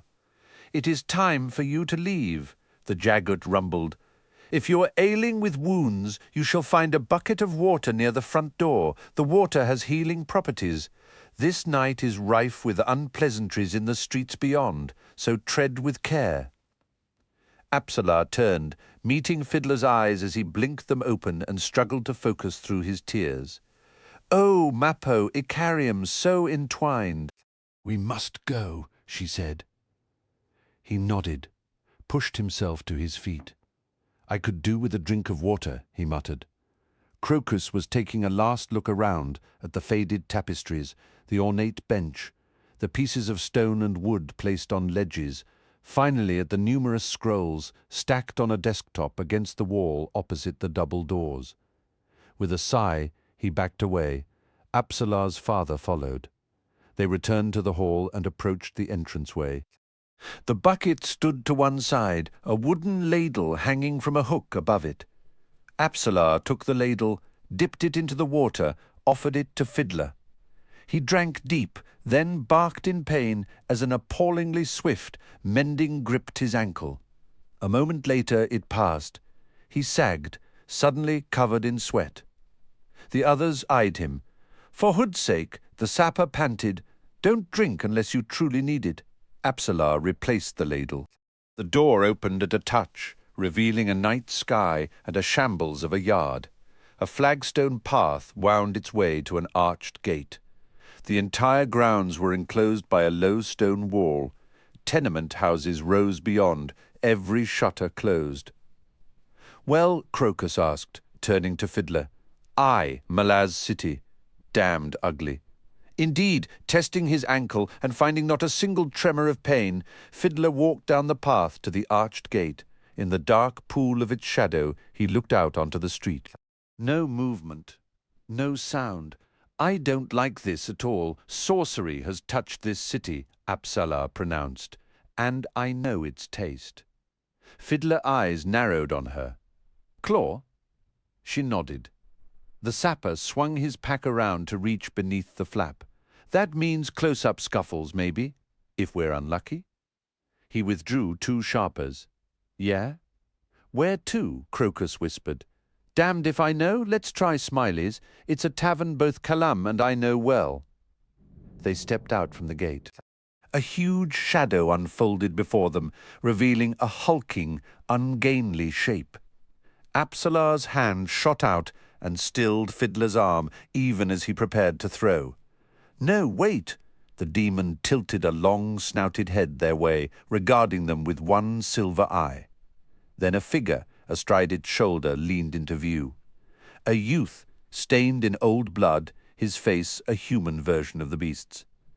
Aptorian, Apsalar said in greeting.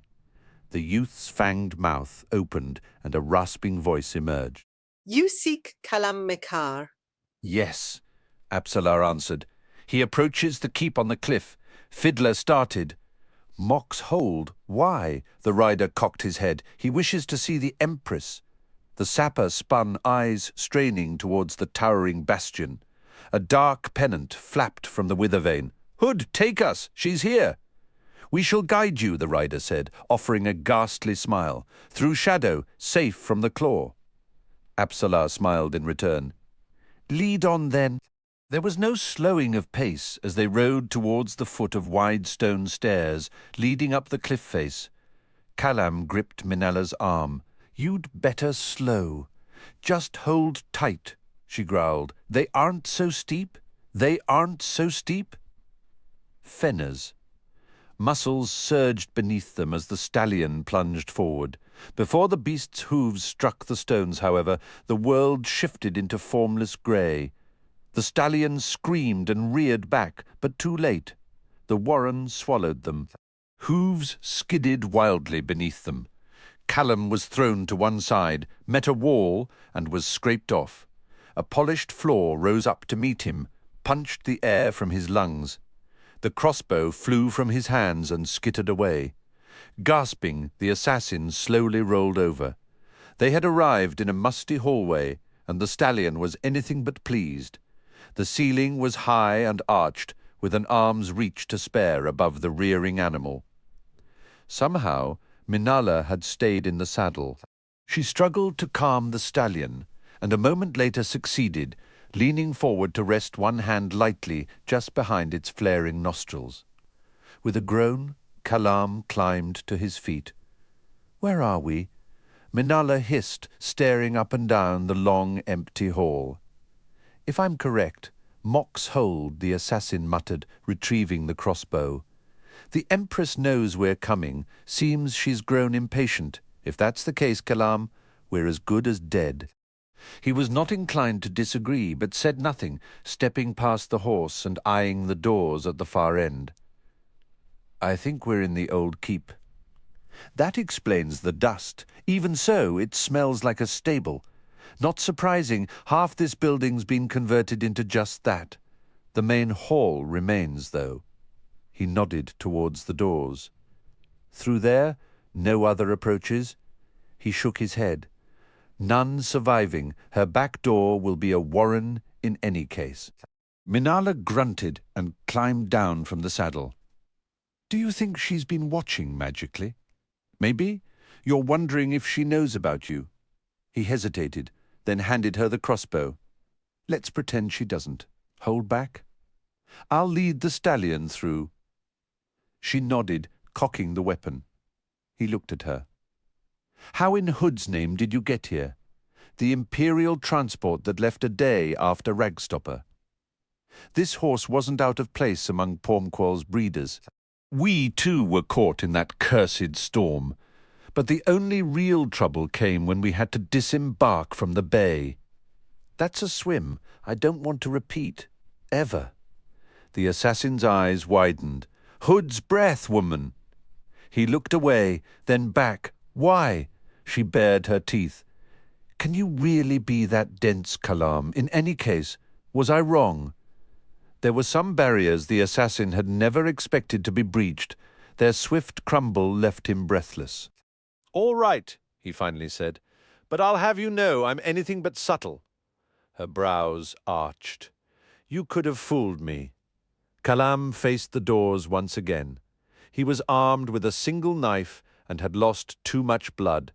Hardly what you'd call properly equipped to assassinate an empress, but it will have to do.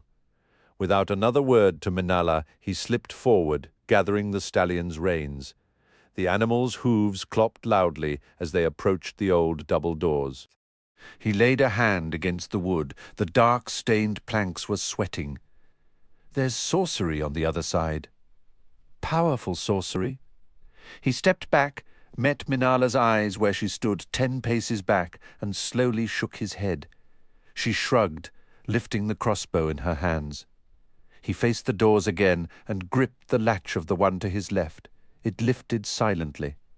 Kalam pushed the door open. Inky darkness flowed out, bitter cold. Step within. Kalam Mekhar, a woman's voice invited. He saw little option. He had come for this, though the final shaping was not as he would have liked. The assassin strode into the dark, the stallion following. That is close enough. Unlike Topper and his claw, I do not underestimate you. He could see nothing, and the voice seemed to be coming from everywhere at once. The door behind him, slightly ajar, offered a slight lessening of the gloom, but that reached but a pace or two before the blackness absorbed it entirely. "You've come to kill me, bridge burner," Empress Lazine said in a cool, dry voice. "All this way. Why?" The question startled him. There was wry amusement in her voice as she continued, "I cannot believe that you must struggle to find your answer, Kalam.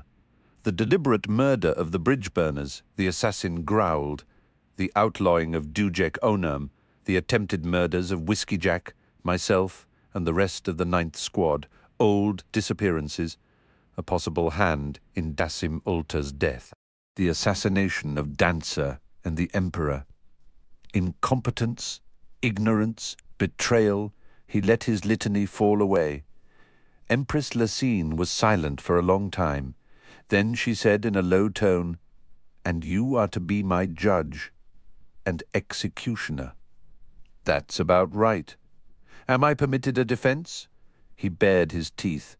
The voice was coming from everywhere but one place. He now realized the corner off to his left, a corner that he estimated was no more than 4 strides away. "You can try, Empress." Hood's breath.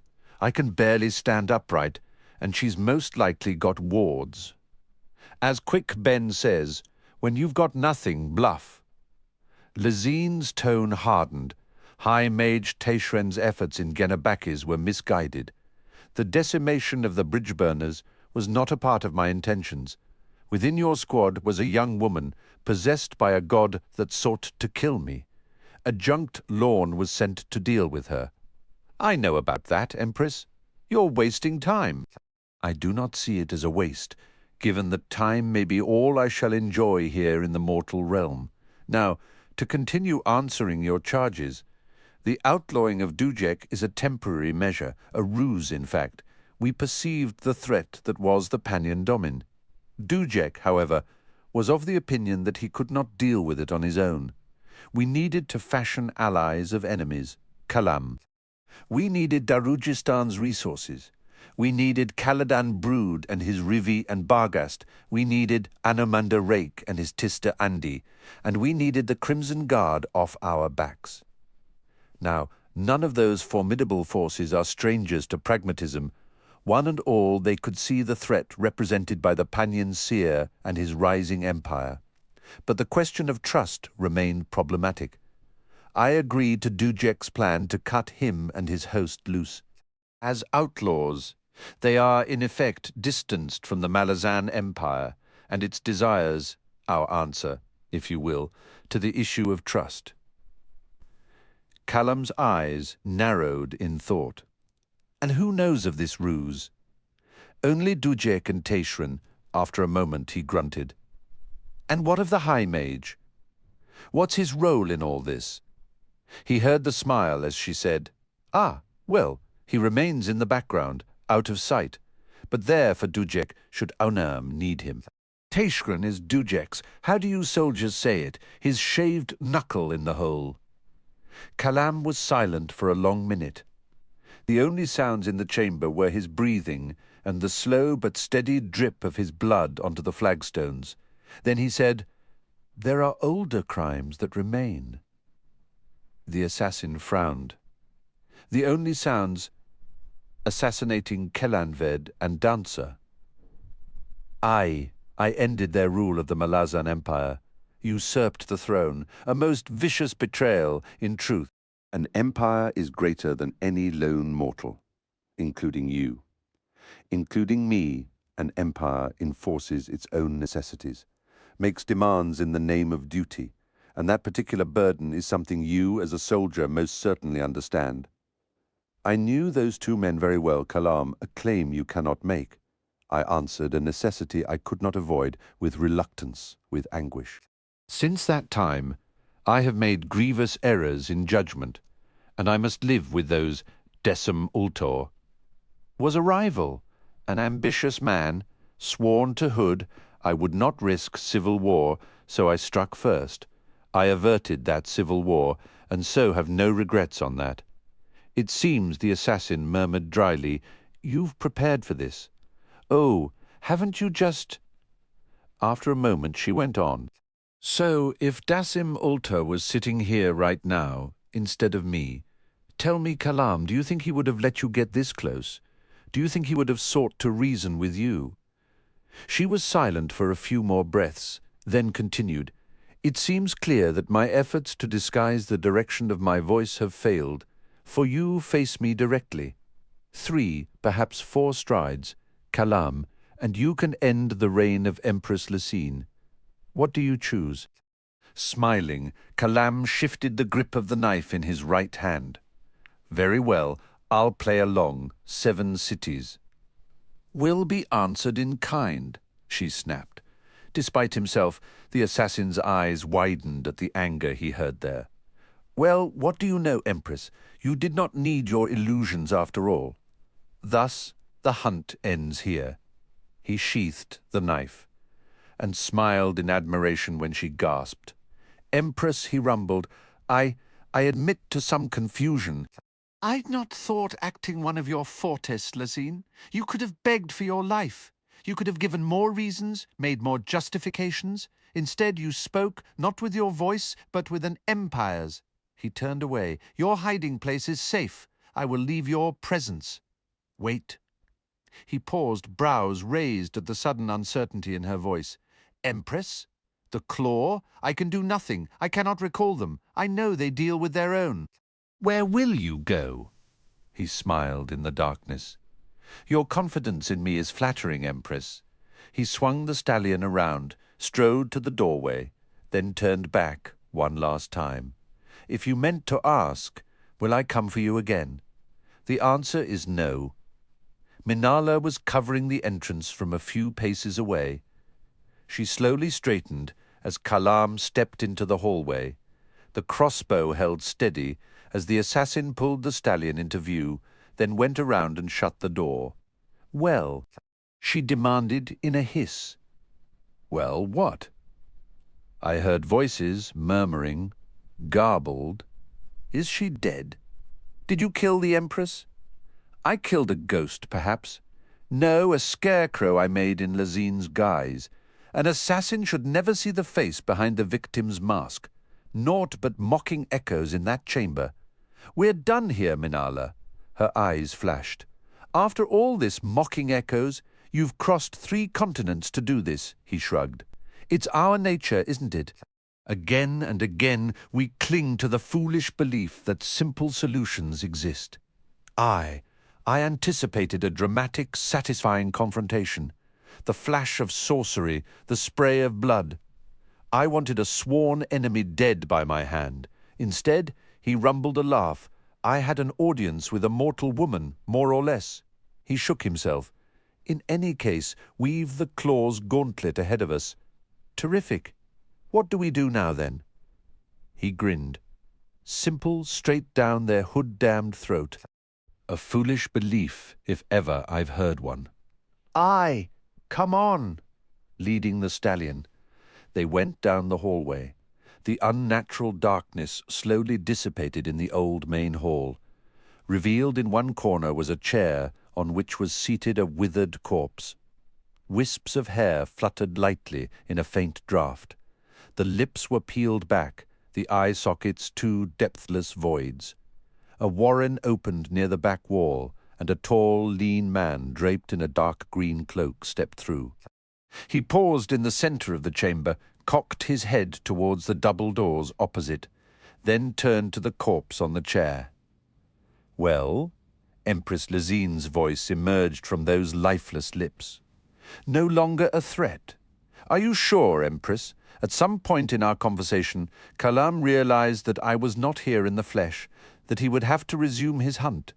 It seemed, however, that my words had an effect. He is not an unreasonable man, after all. Now, if you would kindly call off your hunters. We have been over this. You know that is impossible. I would not lose him, Topper." His laugh was a bark. "I said I cannot call off my hunters, Empress. Do you take that to mean you actually expect them to succeed, Seven? Hood's breath. Dancer himself would have hesitated before taking on Kalam Mekhar. No, better to view this disastrous night as a long overdue winnowing of the Brotherhood's weaker elements. Generous of you indeed." His smile was wry. "We have learned lessons in killing this night, Empress.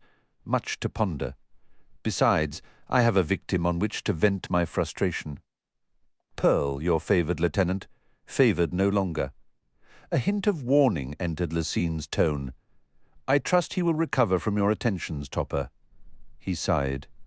"Aye, but for the moment I will leave him to sweat, and consider Kalam's most pointed lesson. A certain measure of humility does a man good, I always say. Would you not agree, Empress?" "Empress?" "I have been talking to a corpse." "Ah, Lesine, that is what I love most about you, your extraordinary ability to make one eat one's own words."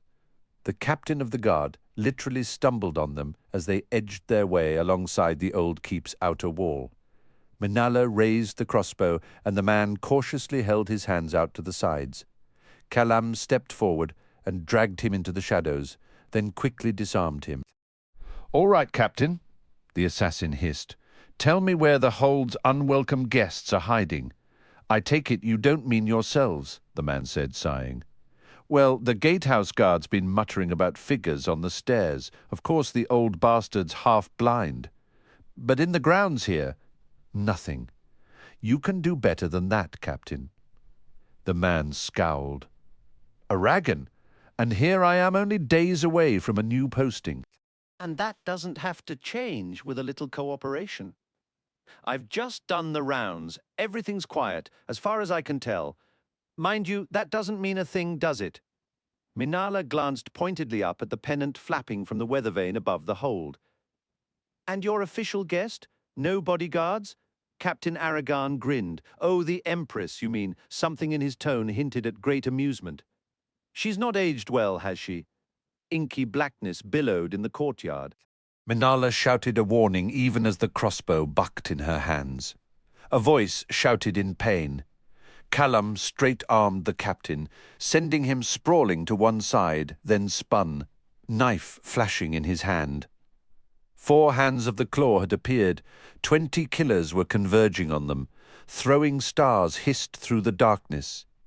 Minala cried out, the crossbow flying from her grip as she staggered back. A bucking wave of sorcery rolled over the cobbles and vanished. Shadows swirled in the midst of the hands, adding to the confusion. When something huge and ungainly stepped into view, Kalam's eyes widened with recognition. Apt! The demon lashed out. Bodies flew in all directions. The hand most distant turned as one to meet this new threat. A rock-sized object flew towards them. The 5 hunters scattered, but too late as the sharper struck the flagstones. The explosion sent shards of iron scything through them. A lone hunter closed with Kalam. 2 thin-bladed knives darted forward in a blur. One struck the assassin in his right shoulder, the other missed his face by inches. Kalam's knife fell from nerveless fingers, and he reeled back. The hunter leapt at him. The sack of cloth tacks intercepted the path of the man's head with a sickening crunch. The hunter dropped to writhe on the ground. Another sharper detonated nearby. More screams rang through the courtyard. Hands gripped Kalam's tattered apron, dragged him into the shadows. The assassin weakly struggled. "Minala!" A familiar voice whispered close to him. "We've got her, and Crokus has the stallion." Kalam blinked. "Sorry?" "It's Apsalar these days, Corporal." The shadows closed on all sides. Sounds faded. "You're full of holes," Apsalar observed. "Busy night, I take it." He grunted as the knife was slowly withdrawn from his shoulder, and he felt the blood welling in the blade's wake. A face leaned into his view, a grey-streaked red snarl of beard, a battered soldier's visage that now grinned. "Hood's breath," Kalam muttered. "That's a damned ugly face you've got there, Fid." The grin broadened. "Funny," Fiddler said. "I was just thinking the same, and that's what I don't get. What with you finding this flash lady for company? Her wounds minor," Apsalar said from close by. "Did you get her?" Fiddler asked. "Did you kill the Empress?" "No." "I changed my mind." "Damn, we could. You what V? She's a sweet sack of bones after all. Fid, remind me to tell you the whole tale some time, provided you repay in kind, since I gather you managed to use the Deadhouse Gates." "Aye, we did. Any problems?" "Nothing to it. Glad to hear one of us had it easy."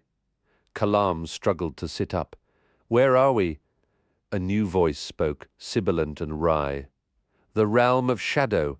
"My realm," Fiddler groaned, looked up. "Shadow Throne, is it now?" "Kellen Ved, more like it. We ain't fooled, ye got that. You can hide in those fancy shadows all you like, but you're still just the damned Emperor I Quail." The insubstantial figure giggled suddenly, edging back. "And are you not a soldier of the Malazan Empire? Did you not take a vow? Did you not swear allegiance to me? To the Empire, you mean? Why quibble about such minor distinctions? The truth remains that the Aptorian has delivered you to me, to me, to me." Sudden clicking, buzzing sounds made the god shift around to face the demon. When the strange noises coming from Apt ceased, Shadow Throne faced the group once again. "Clever bitch. But we knew that, didn't we? She and that ugly child riding her Arch. Corporal Kalam of the Bridge Burners, it seems you found a woman. Oh, look at her eyes. Such fury, I'm impressed, most impressed. And now you wish to settle down, yes? I wish to reward you all." He gestured with both hands, as if delivering blessings. "Loyal subjects that you all are," Apsalar spoke in her cool, detached way. "I do not seek any reward, nor does my father. We would have our associations severed, with you, with Cotillion, and with every other ascendant. We would leave this warren, Amanus, and return to the Canese coast." "And I with them," Crokus said. "Oh, wonderful," the god crooned. "Synchronous elegance, this fullest of full circles." "To the Canese coast, indeed. To the very road where first we met?" "Oh, yes. Go, then. I send you with the smoothest of gestures. Go." He raised an arm and caressed the air with his long, ghostly fingers.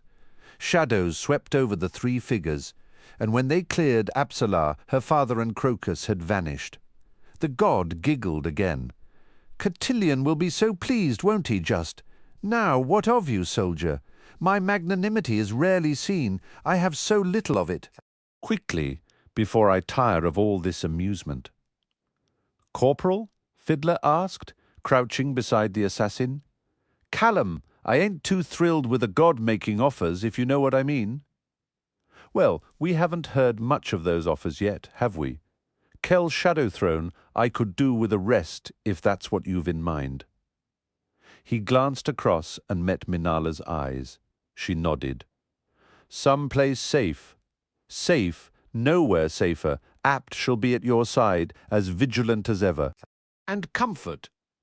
Oh yes, much comfort. Ugh, Fiddler said. Sounds dull as death. Count me out. The god seemed to cock its head. In truth, I owe you nothing, Sapper. Only Apt speaks for you. Alas, she's acquired a certain leverage. And oh yes, you were a loyal enough soldier, I suppose. You wish to return to the bridge burners. No. Kalam turned in surprise to see his friend frowning. On our way up to Mock's Hold, the sapper explained, we listened in on a group of guards during a shift change. Seems there's a last detachment of recruits holed up in Malaz Harbour on their way to join Tavor. He met Kalam's eyes. Sorry, Corporal, but I'm for getting involved in putting down that rebellion in your homeland, so I'll enlist again. Kalam reached out a blood-smeared hand. Just stay alive then, that's all I ask. The sapper nodded. Shadowthrone sighed. And with such soldiers, it is no wonder we conquered half a world. No, Fiddler, I do not mock this once. I do not mock, though Lazine does not deserve such as you. Nonetheless, when these mists clear, you will find yourself in the alley back of Smiley's Tavern.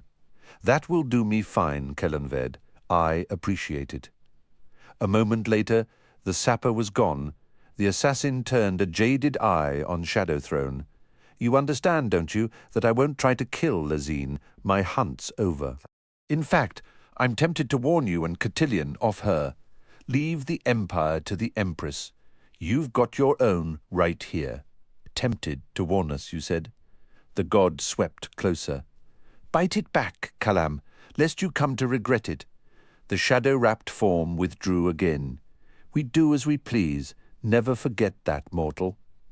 Minala edged to Kalam's side and laid a trembling hand on his uninjured shoulder. Gifts from gods make me nervous, she whispered. Especially this one. He nodded, in full agreement. Oh, Shadowthrone said, don't be like that. My offer stands sanctuary, a true opportunity to settle down. Husband and wife, he, no. Mother and father, and best of all, there's no need to wait for children of your own. Apt has found some for you.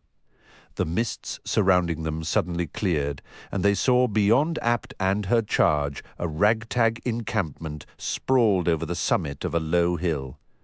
Small figures wandered among the tent rows. Wood smoke rose from countless fires. You wished for their lives, Shadowthrone hissed in glee. Or so Apt claims. Now you have them. Your children await you, Kalam Mekhar and Minala Eltrobe, all 1,300 of them. Chapter 24. The priest of Elder Male dreams rising seas, dusk, Sethand, the whirlwind's spinning tunnel opened out onto the plain in an explosion of airborne dust. Wiry, strangely black grasses lay before Sha'ik as she led her train forward. After a moment she slowed her mount. What she had first thought to be humped stones stretching out in all directions she now realized were corpses, rotting under the sun. They had come upon a battlefield, one of the last engagements between Corbeau-le-Dom and Coltaine. The grasses were black with dried blood. Capimoths fluttered here and there across the scene. Flies buzzed the heat-swollen bodies. The stench was overpowering. Souls in tatters, Heboric said beside her. She glanced at the old man, then gestured Leomund forward to her other side. Take a scouting party, she told the desert warrior. See what lies ahead. Death lies ahead, Heboric said, shivering despite the heat. Leomund grunted. We are already in its midst. No, this is nothing. The ex-priest swung his sightless eyes towards Sha'ik. Corbeau-le-Dom, what has he done? We shall discover that soon enough, she snapped, waving Leomund and his troop forward. The army of the Apocalypse marched out from the Whirlwind Warren. Sha'ik had attached each of her 3 mages to a battalion. She preferred them apart and distanced from her. They had been none too pleased by the order of march, and she now sensed the 3 sorcerers questing ahead with enhanced sensitivities, questing, then flinching back, Loric first, then Bidithal, and finally Febrile. From 3 sources came echoes of appalled horror, and, should I choose it, I could do the same. Reach ahead with unseen fingers to touch what lies before us, yet she would not. "There is trepidation in you, lass," Heboric murmured. "Do you now finally regret the choices you have made?" "Regret? Oh, yes. Many regrets, beginning with a vicious argument with my sister back in Unta, a sisterly spat that went too far, a hurt child accusing her sister of killing their parents. One, then the other. Father, mother, a hurt child who had lost all reasons to smile. I have a daughter now." She sensed his attention suddenly focusing on her, the old man wondering at this strange turn of thought, wondering then slowly, in anguish, coming to understand.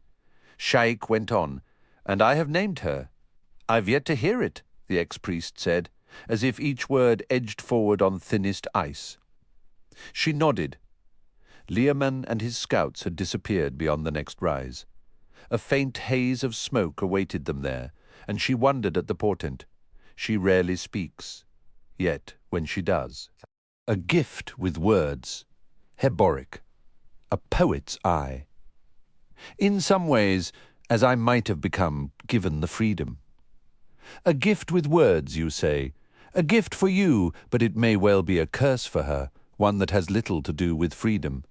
Some people invite awe, whether they like it or not. Such people come to be very lonely, lonely in themselves, Sha'ik. Leoman reappeared, reining in on the crest. He did not wave them to a quicker pace, he simply watched as Sha'ik guided her army forward. A moment later, another party of riders arrived at the desert warrior's side. Tribal standards on display, strangers. 2 of the newcomers drew Sha'ik's attention. They were still too distant to make out their features, but she knew them anyway. Chemist Rilot and Corbelo Dom. She will not be lonely, she told Heboric. Then feel no awe, he replied. Her inclination will be to observe, rather than participate. Mystery lends itself to such remoteness. I can feel no awe, Heboric, Sha'ik said, smiling to herself. They approached the waiting riders. The ex-priest's attention stayed on her as they guided their horses up the gentle slope. And, she continued, I understand remoteness quite well.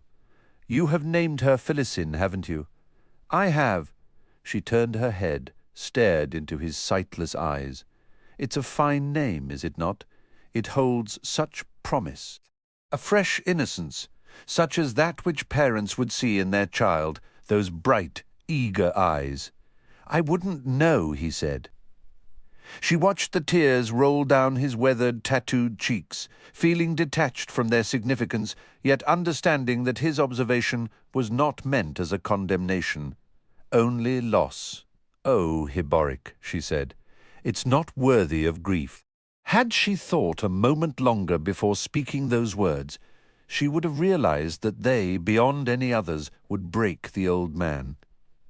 He seemed to crumple inward before her eyes, his body shuddering. She reached out a hand he could not see, almost touched him, then withdrew it, and even as she did so, she knew that a moment of healing had been lost. Regrets, many, unending. Sha'ik, I see the goddess in your eyes. The triumphant claim was Chemist Rilot's, his face bright, even as it seemed twisted with tension. Ignoring the mage, she fixed her gaze on Corbelo Dom, half Napan. He reminds me of my old tutor, even down to the cool disdain in his expression. Well, this man has nothing to teach me. Clustered around the 2 men were the war leaders of the various tribes loyal to the cause. There was something like shock in their faces, intimations of horror. Another rider was now visible, seated with equanimity on a mule, wearing the silken robes of a priest. He alone seemed untroubled, and Sha'ik felt a shiver of unease. Leoman sat his horse slightly apart from the group. Sha'ik already sensed a dark turmoil swirling between the desert warrior and Corbeau Dom, the renegade fist. With Heboric at her side, she reached the crest and saw what lay beyond. In the immediate foreground was a ruined village, a scattering of smouldering houses and buildings, dead horses, dead soldiers. The stone-built entrance to the Aren Way was blackened with smoke. The road stretched away in an even declination southward, the trees lining it to either side. Sha'ik nudged her horse forward. Heboric matched her, silent and hunched, shivering in the heat. Leoman rode to flank her on the other side. They approached the Aren Gate. The group wheeled to follow in silence. Chemist Rilot spoke, the faintest quaver in his voice.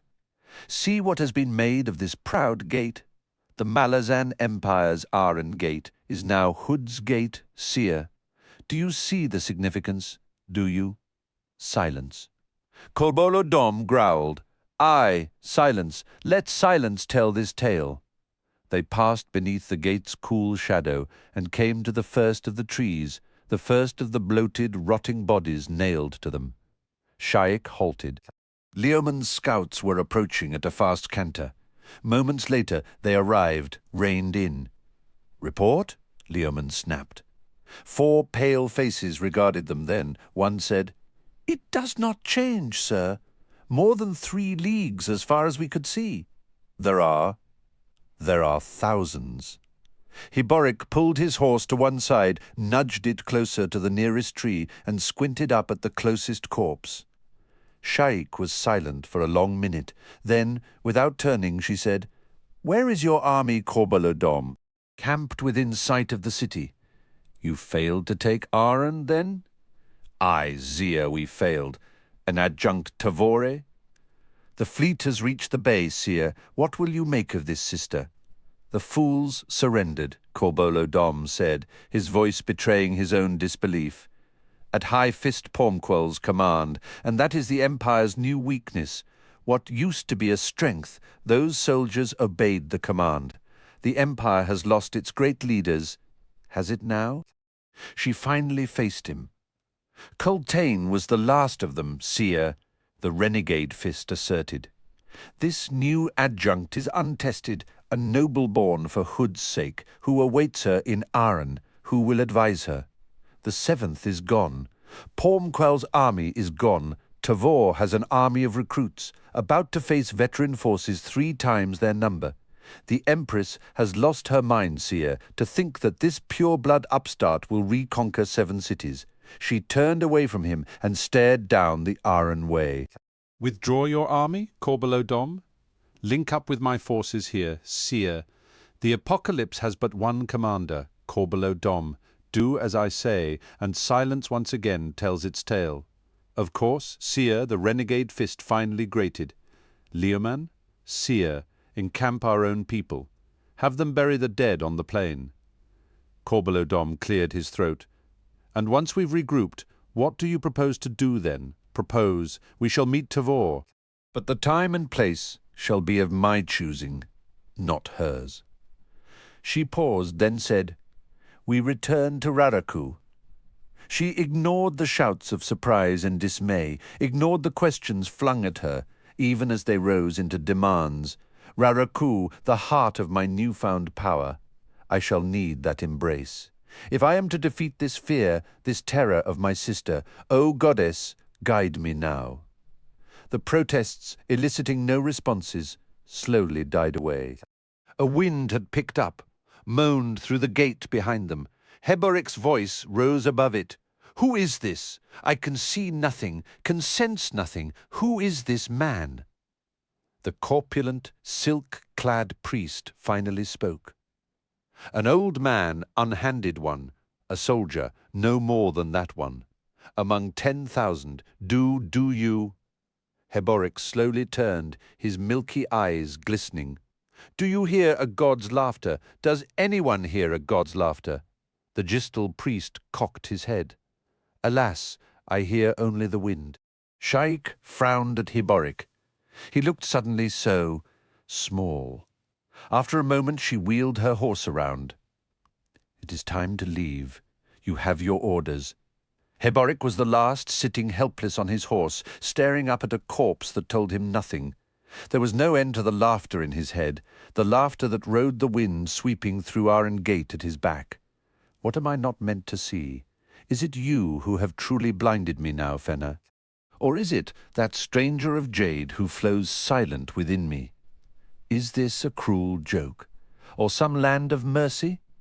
See what has become of your wayward son, Fenna, and know, most assuredly know, that I wish to come home. I wish to come home.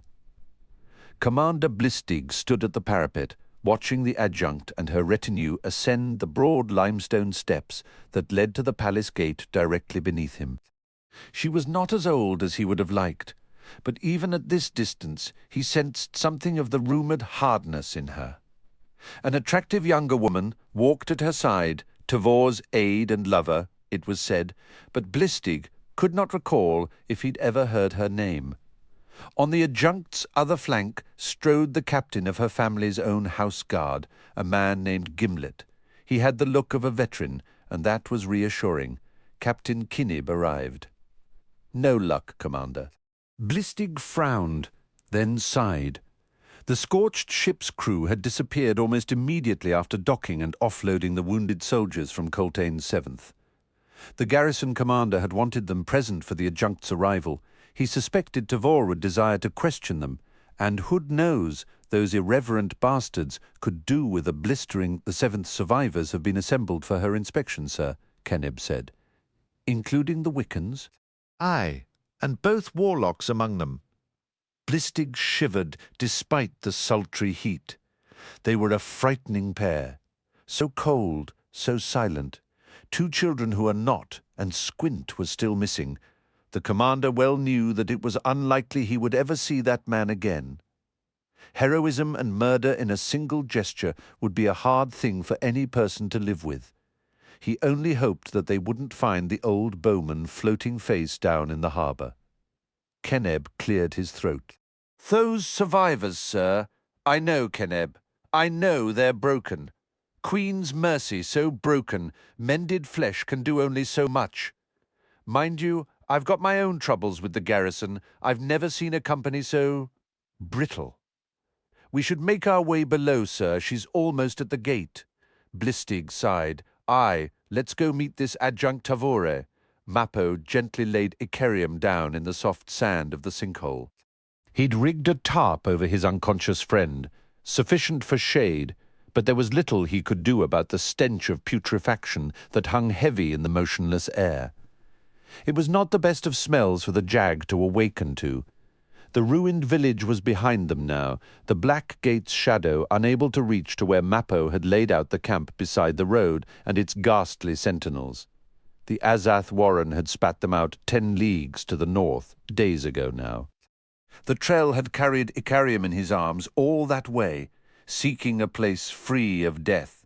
He'd hoped to have found it by now. Instead, the horror had worsened. Mappo straightened at the sound of wagon wheels clattering on the road.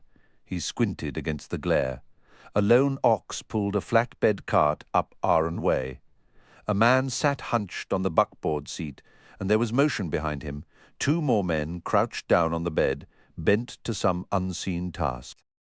Their progress was slow as the driver stopped the cart at every tree, the man spending a minute or so staring up at the bodies nailed to it before moving on to the next one. Picking up his sack, Mappo made his way towards them. On seeing him, the driver drew the cart to a halt and set the brake. He casually reached over the back of the seat and lifted into view a massive flint sword which he settled sideways across his thighs. "If you mean trouble, Trell," the driver growled. "Back away now, or you'll regret it." The other 2 men straightened up at this, both armed with crossbows. Mappo set down his sack and held out both hands. All 3 men were strangely hued, and the Trell sensed a latent power in them that made him uneasy. The very opposite of trouble, I assure you. For days now I've walked among the dead. You're the first living people I've seen in that time. Seeing you has been a relief, for I had feared I was lost in one of Hood's nightmares." The driver scratched his red-bearded jaw. "I'd say you were at that." He set his sword down, twisted around. "Reckon it's all right, Corporal. Besides, maybe he has some bandages we can barter from him or something." The older of the two men on the flatbed swung down to the ground and approached Mappo. The Trell said, "You have injured soldiers? I've some skill in healing." The corporal's smile was taut, pained. "I doubt you'd want to waste your skills. We ain't got hurt people in the wagon. We got a pair of dogs." "Dogs?" "Aye. We found them at the fall. Seems Hood didn't want 'em. Not right away, anyway. Personally, I can't figure out why they're still alive. They're so full of holes and chopped up." He shook his head. The driver had climbed down as well, and was making his way up to the end of the road, studying each and every corpse before moving on. Mappo gestured the driver's way. "You're looking for someone?" The corporal nodded. "We are, but the bodies are pretty far gone. It's kind of hard to tell for sure. Still, Stormy says he'll know him when he sees him, if he's here." Mappo's gaze flicked from the corporal, travelled down Aren Way.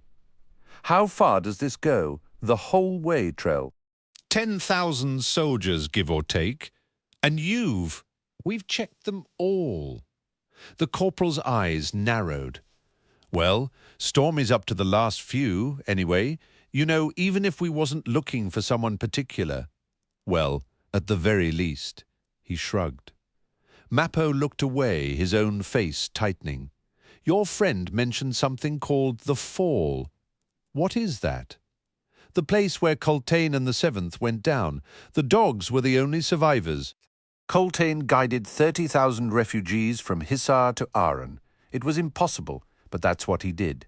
He saved those ungrateful bastards, and his reward was to get butchered not 500 paces from the city's gate. No one helped him. Trell. The corporal's eyes searched Mappo's. "Can you imagine that? I'm afraid I know nothing of the events you describe, so I guessed. Hood knows where you've been hiding lately?" Mappo nodded. After a moment he sighed. "I'll take a look at your dogs if you like." "All right, but we don't hold out much hope. Thing is, the lad's gone and taken to 'em, if you know what I mean." The Trell walked to the cart and clambered aboard. He found the lad hunched down over a mass of red, torn flesh and bone, feebly waving flies from the flesh. "Hood's mercy," Mappo whispered, studying what had once been a cattle dog. "Where's the other one?" The youth pulled back a piece of cloth, revealing a lapdog of some kind.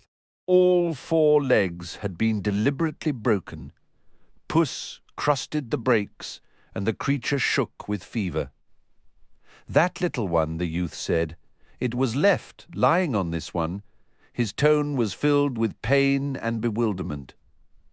"Neither one will make it, lad," Mappo said.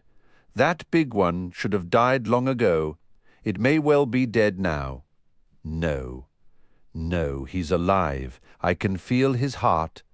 But it's slowing, and we can't do nothing." "Gesler says we should help it along, that slowing. We should end its pain. But maybe Mappo watched the lad fuss over the hapless creatures, his long-fingered, almost delicate hands daubing the wounds with a blood-soaked piece of cloth. After a moment, the Trell straightened, slowly turning to stare down the long road. He heard a shout behind him, close to the gate, then heard the corporal named Gesler running to join Stormy. "Ah, Icarium. Soon you will awaken, and still I shall grieve, and so lead you to wonder. My grief begins with you, friend, for your loss of memories not of horror, but of gifts given so freely. Too many dead. How to answer this? How would you answer this, Icarium?" He stared for a long time down Aren Way. Behind him the lad crouched over the cattle dog's body while the crunch of boots approached slowly from up the road. The cart pitched as Stormy clambered up to take his seat. Gesler swung himself into the flatbed. expressionless. The youth looked up. You find him, Gesler? Did Stormy find him? No. Thought for a minute, but no, he ain't here, lad. Time to head back to Aren. Queen's blessing, the youth said. Then there's always a chance. I, who can say truth, who can say. The lad Truth returned his attention to the cattle dog. Mappo slowly turned, met the corporal's eyes, and saw the lie writ plain. The trell nodded. Thanks for taking a look at the dogs anyway, Gesler said. I know they're finished. I guess we wanted, well, we would have liked. His voice fell away, then he shrugged. Want a ride back to Aren? Mappo shook his head and climbed down to stand at the roadside. Thank you for the offer, Corporal. My kind aren't welcome in Aren, so I'll pass, as you like. He watched them turn the cart around. How would you answer this? They were 30 paces down the road when the trell shouted. They halted, Gesler and Truth straightening to watch, as Mappo jogged forward, rummaging in his pack as he did so. Iscarol Pust padded down the rock-strewn, dusty path. He paused to scratch vigorously beneath his tattered robes, first one place, then another, then another. A moment later he shrieked and began tearing at his clothes. Spiders. Hundreds of them, spinning away, falling to the ground, scattering into cracks and crevices as the high priest thrashed about. "I knew it!" Iscarol screamed. "I knew it! Show yourself! I dare you!" The spiders reappeared, racing over the sun-baked ground. Gasping, the high priest staggered back, watching as the divers sembled into human form. He found himself facing a wiry, black-haired woman. Though she was an inch shorter than him, her frame and features bore a startling resemblance to his own. Iscarol Pust scowled. "You thought you had me fooled? You thought I didn't know you were lurking about?" The woman sneered. "I did have you fooled. Oh, how you hunted, thick-skulled idiot, just like every Dalhonese man I've ever met. A thick-skulled idiot. Only a Dalhonese woman would say that." "Aye, and who would know better? What is your name, Divers?" Magora, and I've been with you for months. Months I saw you lay the false trail. I saw you painting those hand and paw marks on the rocks. I saw you move that stone to the forest's edge. My kin may be idiots, but I am not. You'll never get to the real gate, Iscarol Pust shrieked. "Never! I don't want to!" His eyes narrowed on her sharp-featured face. He began circling her. "Indeed," he crooned, "and why is that?" Twisting to keep him in front of her, she crossed her arms and regarded him down the length of her nose. "I escaped Dalhon to be rid of idiots. Why would I become ascendant just to rule over other idiots? You are a true Dalhonese hag, aren't you? Spiteful, condescending, a sneering bitch in every way. And you are a Dalhonese oaf, conniving, untrustworthy, shifty. Those are all words for the same thing, and I've plenty more. Let's hear them then." They began down the trail, Mogora resuming her litany. Lying, deceitful, thieving, shifty. You said that one already? So what? Shifty, slimy, slippery. The enormous undead dragon rose silently from its perch on the mesa's summit, wings spreading to glow with the sun's light, even as the membrane dimmed the color that reached through black. Flat eyes glanced down at the two figures scrambling towards the cliff face. The attention was momentary. Then an ancient warren opened before the soaring creature, swallowed it whole, then vanished. Iscarol, Pust, and Mogora stared at the spot in the sky for a moment longer. A half-grin twitched on the high priest's features. "Ah, you weren't fooled, were you? You came here to guard the true gate, ever mindful of your duties, you clanny mass. You bonecasters with your secrets that drive me mad." "You were born mad," Mogora muttered. Ignoring her, he continued addressing the now-vanished dragon. "Well, the crisis is past, isn't it? Could you have held against all those children of yours?" Not without Iscarol Pust? Oh no, not without me. Mogura barked a contemptuous laugh. He threw her a glare, then scampered ahead. Stopping beneath the lone, gaping window high in the cliff tower, he screamed, "I'm home! I'm home!" The words echoed forlornly, then faded. The high priest of shadow began dancing in place, too agitated to remain still, and he kept dancing as a minute passed, then another. Mogura watched him, one eyebrow raised. Finally a small brown head emerged from the window and peered down. The bared fangs might have been a smile, but Iscarol Pust could not be sure of that. He could never be sure of that. "Oh, look," Mogura murmured, "one of your fawning worshippers. Aren't you funny? What I am is hungry. Who's going to prepare meals now that servant's gone?" "You are, of course." She flew into a spitting rage. Iscarol Pust watched her antics with a small smile on his face. "Ah, glad to see I've not lost my charm." The enormous ornate wagon stood in a cloud of dust well away from the road, the horses slow to lose their terror, stamping, tossing their heads. Two knee-high creatures scampered from the wagon and padded on bandy legs towards the road, their long arms held out to the sides. Outwardly, they resembled Bucarala, their small, wizened faces cork-screwing as they squinted in the harsh sunlight. Yet they were speaking Daru. "Are you sure?" the shorter of the pair said. The other snarled in frustration. "I'm the one who's linked, right? Not you, Earp. Not you. Baruch would never be such a fool as to task you with anything except grunt work. You got that right, Rudd. Grunt work. I'm good at that, ain't I? Grunt work. Grunt, you sure about this?" "Really sure?" They made their way up the bank and approached the last tree lining the road. Both creatures squatted down before it, staring up in silence at the withered corpse nailed to the bole. "I don't see nothing," Earp muttered. "I think you're wrong. I think you've lost it, Rudd, and you won't admit it. I think I'm one word away from killing you, Earp. I swear it. Fine. I die good, you know.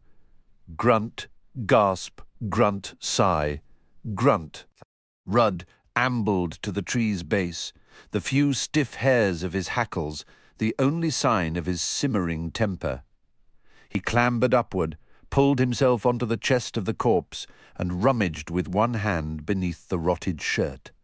He plucked loose a tattered, soiled piece of cloth. Unfolding it, he frowned. Earp's voice rose from below. "What is it?" "A name's written on here. Whose?" Rudd shrugged. "Sayles Lawthal." "That's a woman's name. He's not a woman, is he?"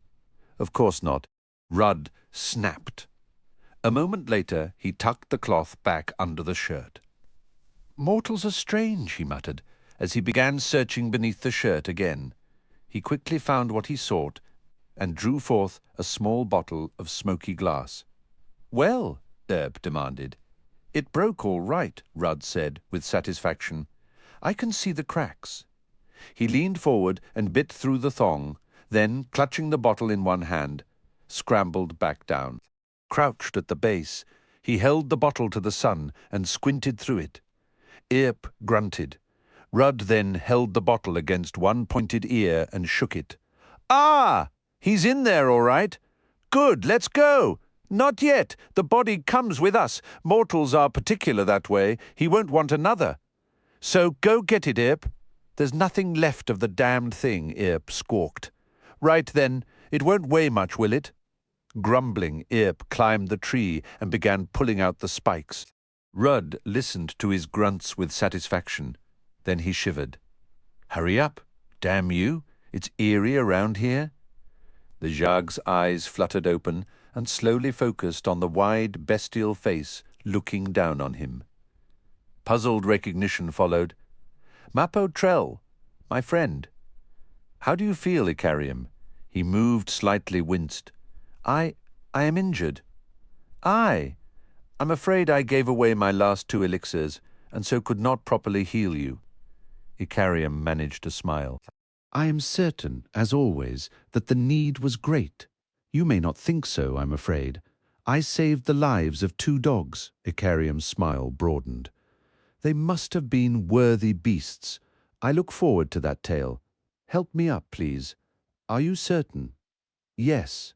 Mappo supported Icarium as he struggled to his feet. The jag tottered, then found his balance. He raised his head and looked around. Where are we? What do you remember? I remember nothing. No, wait. We'd sighted a demon, an Aptorian it was, and decided to follow it. Yes, that I recall. That, well, we are far to the south now, Icarium, cast out from a warren. Your head struck a rock and you lost consciousness. Following that Aptorian was a mistake, evidently. How long a day, Icarium? Just a day. The jag had steadied, visibly regaining strength, until Mappo felt it safe to step away, though one hand remained on Icarium's shoulder. West of here lies the Jag Odhan, the Trell said. Yes, a good direction, I admit, Mappo. I feel close this time. Very close. The Trell nodded. It's dawn? Have you packed up our camp? Aye, though I suggest we walk but a short distance today, until you're fully recovered. Yes, a wise decision. It was another hour before they were ready to leave, for Icarium needed to oil his bow and set a whetstone to his sword. Mappo waited patiently, seated on a boulder, until the jag finally straightened and turned to him, then nodded. They set off westward. After a time, as they walked on the plain, Icarium glanced at Mappo. What would I do without you, my friend? The nest of lines framing the Trell's eyes flinched. Then he smiled ruefully as he considered his reply. Perish the thought. As it reached into the wasteland known as the Jag Odhan, the plain stretched before them, unbroken. Epilogue. Hood's sprites are revealed the disordered host, whispering of deaths in wing-flap chorus. Dour music has its own beauty, for the song of ruin is most fertile. Wiccan dirge, fisher. The young widow, a small clay flask clutched in her hands, left the horsewife's yurt and walked out into the grassland beyond the camp.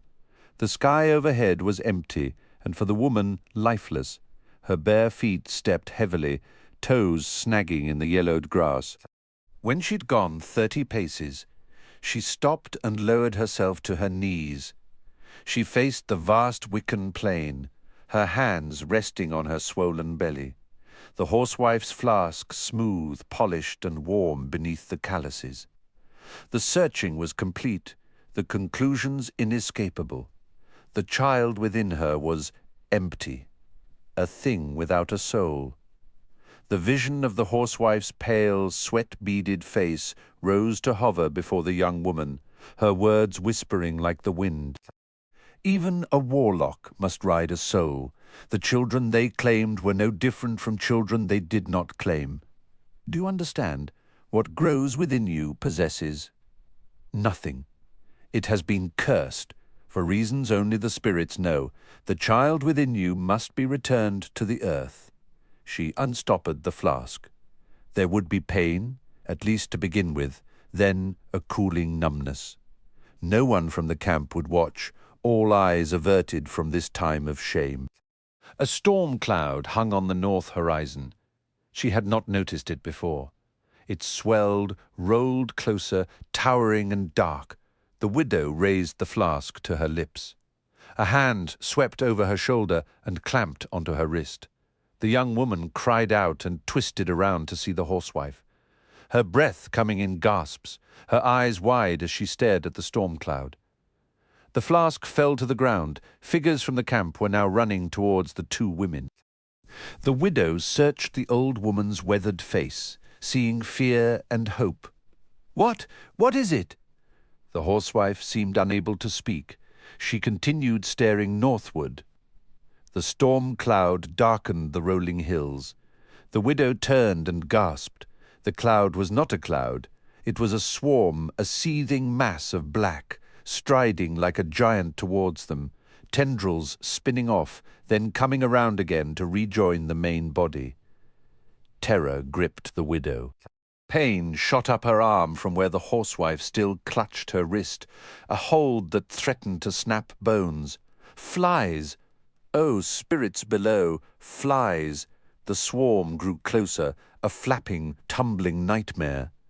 The horsewife screamed in wordless anguish, as if giving voice to 1,000 grieving souls. Releasing the widow's wrist, she fell to her knees, the young woman's heart hammered with sudden realization. No, not flies. Crows. Crows, so many crows. Deep within her, the child stirred. This ends the second tale of the Malazan Book of the Fallen, glossary tribs of the 7 subcontinents. Arak, Panpotsun Odhan, Billard east of Nenoth Odhan, Caneld, northeast of Uberid, Debral, north regions, Disbal, Omari and Nahal hills, Gral, Erliton foothills down to Panpotsun, Cheran Dobri, Gelin plain, Kundril, west of Nenoth Odhan, Padu, north of Gelin grasslands, Semp, Karas hills and steppes, Tithan, south of Sha'ik, Tregin, west of Sanimon, 7 cities Bisburna and Debrand, language, selected words, Bokarala, a squall of cliff-dwelling winged monkeys, common. Bohokaral, singular bloodfly, a biting insect, Chiga fleas, wind-borne fleas of the desert, Denrabi, a large marine carnivore, Drijna, the apocalypse, Durhang, an opiate emrag, an edible cactus favored by Trell, Emula, a poison derived from flowers, Enkaral, a winged reptile, equivalent in size to a horse, very rare, Ezanthanel, a dog-sized winged reptile, Guldinda, a broad-leafed tree, Yigura, a medicinal cactus, Kethra knife, a fighting weapon, Marok, dry-season siesta, Mesla, vaguely pejorative name for Malazans, Odhan, plains, wastelands, Rizan, a squirrel-sized winged lizard, common, Sorak, a thin light beer served cold, Sepa, unleavened bread, Shigai, a hot wind of the dry season, Simharal, a seller of children, Tapu, a food hawker, Tapuharal, a seller of goat meat, cooked. Tapusepa, a seller of bread, Taputasa, a seller of pastries, Tassa, Sepa with honey, Talaba, a sea cloak of the Dosi, Dosin Pali, Tralb, a poison derived from mushrooms, White Paralt, a poison derived from spiders, place names, Aren, holy city and site of imperial headquarters, Balan, Battle of Batrol, a small village near Hissar, Karan Tapasi, an inland city, chain of dogs, Coltaine's train of soldiers and refugees journeying from Hissar to Aren, Dojal Spring, Battle of Dosin Palia, a city on the south coast of Otataral Island, Erlitan, holy city, Gedanisban, a city near Panpotsun, Gelin, a city on the coast of the Klatar Sea, Gelor Ridge, Battle of Gelor, Guran, an inland city, Hissar, a city on the east coast, Holy Desert Raraku, a region west of the Panpotsun Odhan, Karakarang, a holy city on Otataral Island, Nenoth, Battle of Panpotsun Holy City, Rutu Jelba, a port city on North Otataral Island, Sanimon, Battle of Sikala Plain, Battle of Shialk, a city on the east coast, the Path of Hands, a Solitakan and Diva's path to ascendancy. Tremolor, the Azath house in the wastes, also Odhan house, Uberid, a holy city on the south coast, Vathar crossing, Coltaine's crossing, the Vathar massacre, the day of pure blood, Meshan, Tholodan, Vintil basin, southwest of Hissar, the world of sorcery. The warrens, the paths, those warrens accessible to humans. Denul, the path of healing, Duris, the path of stone, Hood's path, the path of death, Minas, the path of shadow and illusion, Ruse, the path of the sea, Rashan, the path of darkness, Sere, the path of the sky, Teniz, the path of the land, Thea, the path of light, the elder warrens, Kurald Galain, the Tist Andi warren of darkness, Kurald Emulan, the Tist Edur warren, Telan, the Tilan Imas warren, Omtos Felak, the Jagut warren, Starval Demalain, the Tiam warren, the first warren, Titles and groups, first sword of empire, Malazan and Talan Imas, a title denoting an imperial champion, Fist, a military governor in the Malazan Empire, High Fist, a commander of armies in a Malazan campaign, Kron Talan Imas, the name of the clans under the command of Kron, Logros Talan Imas, the name of the clans under the command of Logros, the Bridge Burners, a legendary elite division in the Malaz Second Army, the Panion Seer,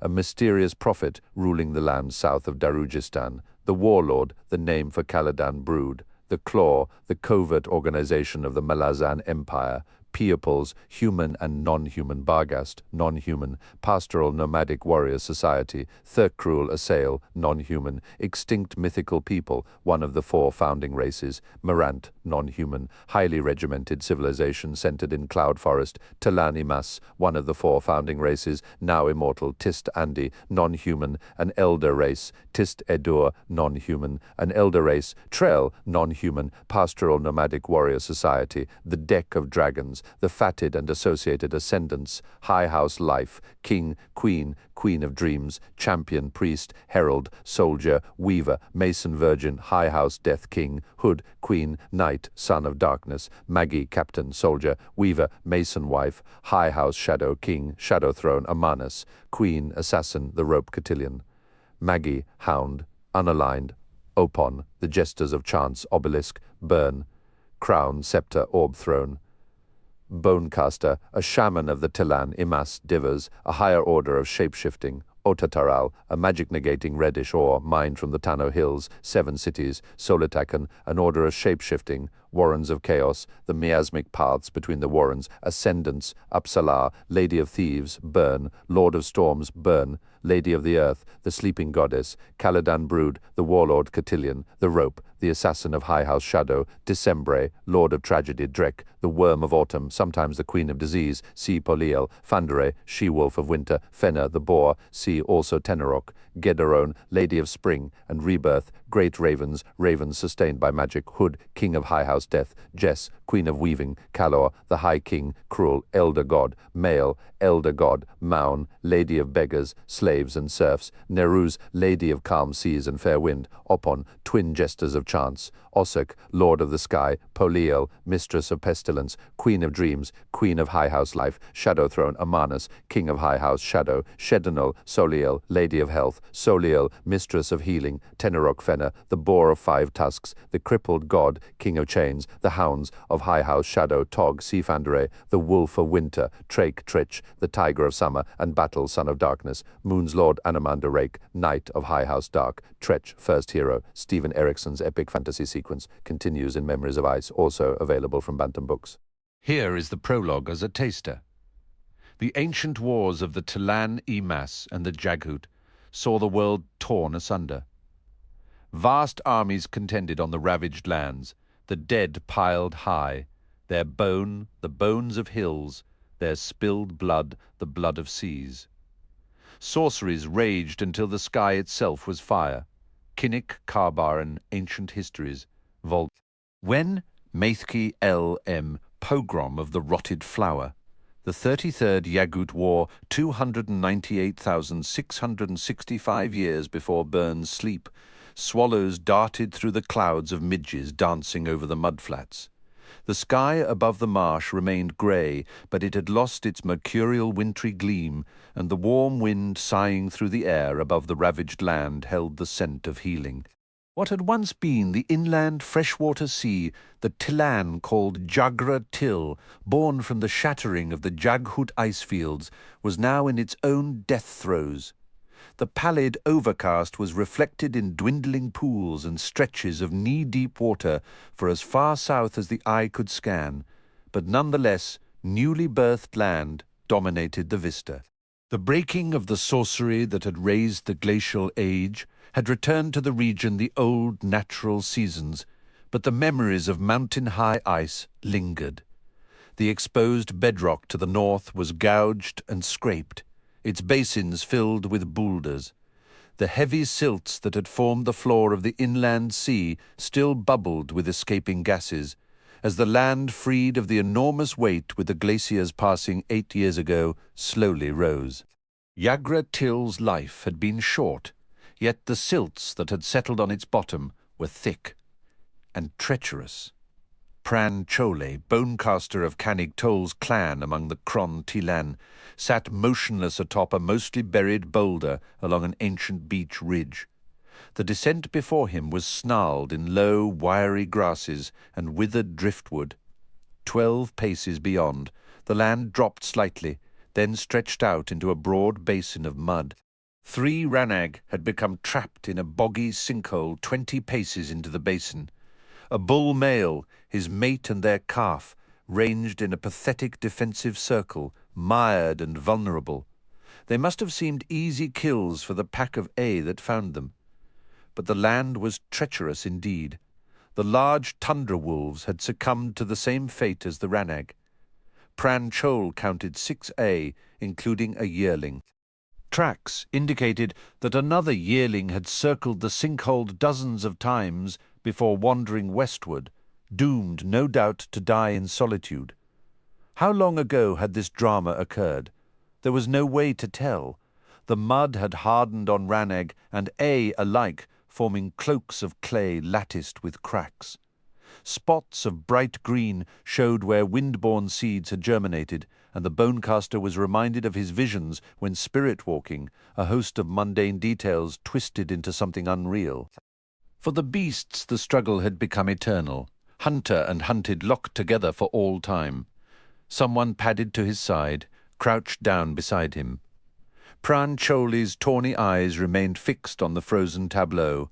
The rhythm of footsteps told the bonecaster the identity of his companion, and now came the warm-blooded smells that were as much a signature as resting eyes upon the man's face. Canig Tol spoke. "What lies beneath the clay, bonecaster?" "Only that which has shaped the clay itself, clan leader." "You see no omen in these beasts," Pran Chol smiled. "Do you?" Canig Tol considered for a time, then said, "Ranag are gone from these lands. So too the A. We see before us an ancient battle. These statements have depth, for they stir my soul. Mine as well," the bonecaster conceded. "We hunted the ranag until they were no more, and this brought starvation to the A, for we had also hunted the tenag until they were no more too. The Agkor who walk with the Bidarin would not share with the A, and now the tundra is empty. From this I conclude that we were wasteful and thoughtless in our hunting. Yet the need to feed our own young, the need for more young was great. It remains so, clan leader." Canig Tol grunted. "The Jaghut are powerful in these lands, bonecaster. They did not flee, not at first. You know the cost in Emas blood, and the land yields its bounty to answer that cost, to serve our war. Thus the depths are stirred." The clan leader nodded and was silent. Pran Chole waited. In their shared words they still tracked the skin of things. Revelation of the muscle and bone was yet to come. But Canig Tol was no fool, and the wait was not long. "We are as those beasts." The bonecaster's eyes shifted to the south horizon, tightened. Canig Tol continued. "We are the clay, and our endless war against the Jaghut is the struggling beast beneath. The surface is shaped by what lies beneath," he gestured with one hand. "And before us now in these creatures slowly turning to stone is the curse of eternity." There was still more. Pran Chole said nothing. Ranag and I, Canig Tol resumed, almost gone from the mortal realm, hunter and hunted both. "To the very bones," the bonecaster whispered. "Would that you had seen an omen," the clan leader muttered, rising. Pran Chole also straightened. "Would that I had," he agreed, in a tone that only faintly echoed Canig Tol's wry, sardonic utterance. "Are we close, bonecaster?" Pran Chole glanced down at his shadow, studied the antlered silhouette. The figure hinted at within the furred cape, ragged hides, and headdress. The sun's angle made him seem tall, almost as tall as a Jaghut. "Tomorrow," he said. "They are weakening. A night of travel will weaken them yet more. Good. Then the clan shall camp here tonight." The bonecaster listened as Canig Tol made his way back down to where the others waited. With darkness, Pran Cole would spirit walk into the whispering earth, seeking those of his own kind, while their quarry was weakening. Canig Toll's clan was yet weaker. Less than a dozen adults remained. When pursuing Jaggert, the distinction of hunter and hunted had little meaning. He lifted his head and sniffed the crepuscular air. Another bonecaster wandered this land. The taint was unmistakable. He wondered who it was, wondered why it travelled alone, bereft of clan and kin, and knowing that even as Pran had sensed its presence, so it in turn had sensed his, he wondered why it had not yet sought them out. She pulled herself clear of the mud and dropped down onto the sandy bank, her breath coming in harsh, laboured gasps. Her son and daughter squirmed free of her leaden arms, crawled further onto the island's modest hump. The jagged mother lowered her head until her brow rested against the cool, damp sand. Grit pressed into the skin of her forehead with raw insistence. The burns there were too recent to have healed, nor were they likely to. She was defeated, and death had only to await the arrival of her hunters. They were mercifully competent, at least. These Tilani Mas cared nothing for torture. A swift killing blow, for her, then for her children. And with them, this meagre, tattered family, the last of the Jagut, would vanish from this continent. Mercy arrived in many guises. Had they not joined in chaining rest, they would all, Imas and Jagut both, have found themselves kneeling before the tyrant. A temporary truce of expedience. She'd known enough to flee once the chailing was done. She'd known even then that the Imas clan would resume the pursuit. The mother felt no bitterness, but that made her no less desperate. Sensing a new presence on the small island, her head snapped up. Her children had frozen in place, staring up in terror at the Imas woman who now stood before them. The mother's grey eyes narrowed. Clever bonecaster. My senses were tuned only to those behind us. Very well, be done with it. The young, black-haired woman smiled. No bargains, Jaggert. You always seek bargains to spare the lives of your children. Have you broken the kin threads with these two, then? They seem young for that. Bargains are pointless. Your kind never agree to them. No yet, still your kind try. I shall not kill us, then. Swiftly. The Imas was wearing the skin of a panther. Her eyes were as black and seemed to match its shimmer in the dying light. She looked well-fed, her large, swollen breasts indicating that she had recently birthed. The Jaghut mother could not read the woman's expression, only that it lacked the typical grim certainty she usually associated with the strange, rounded faces of the Tilan Imas. The bonecaster spoke. I have enough Jaghut blood on my hands. I leave you to the Kron clan that shall find you tomorrow.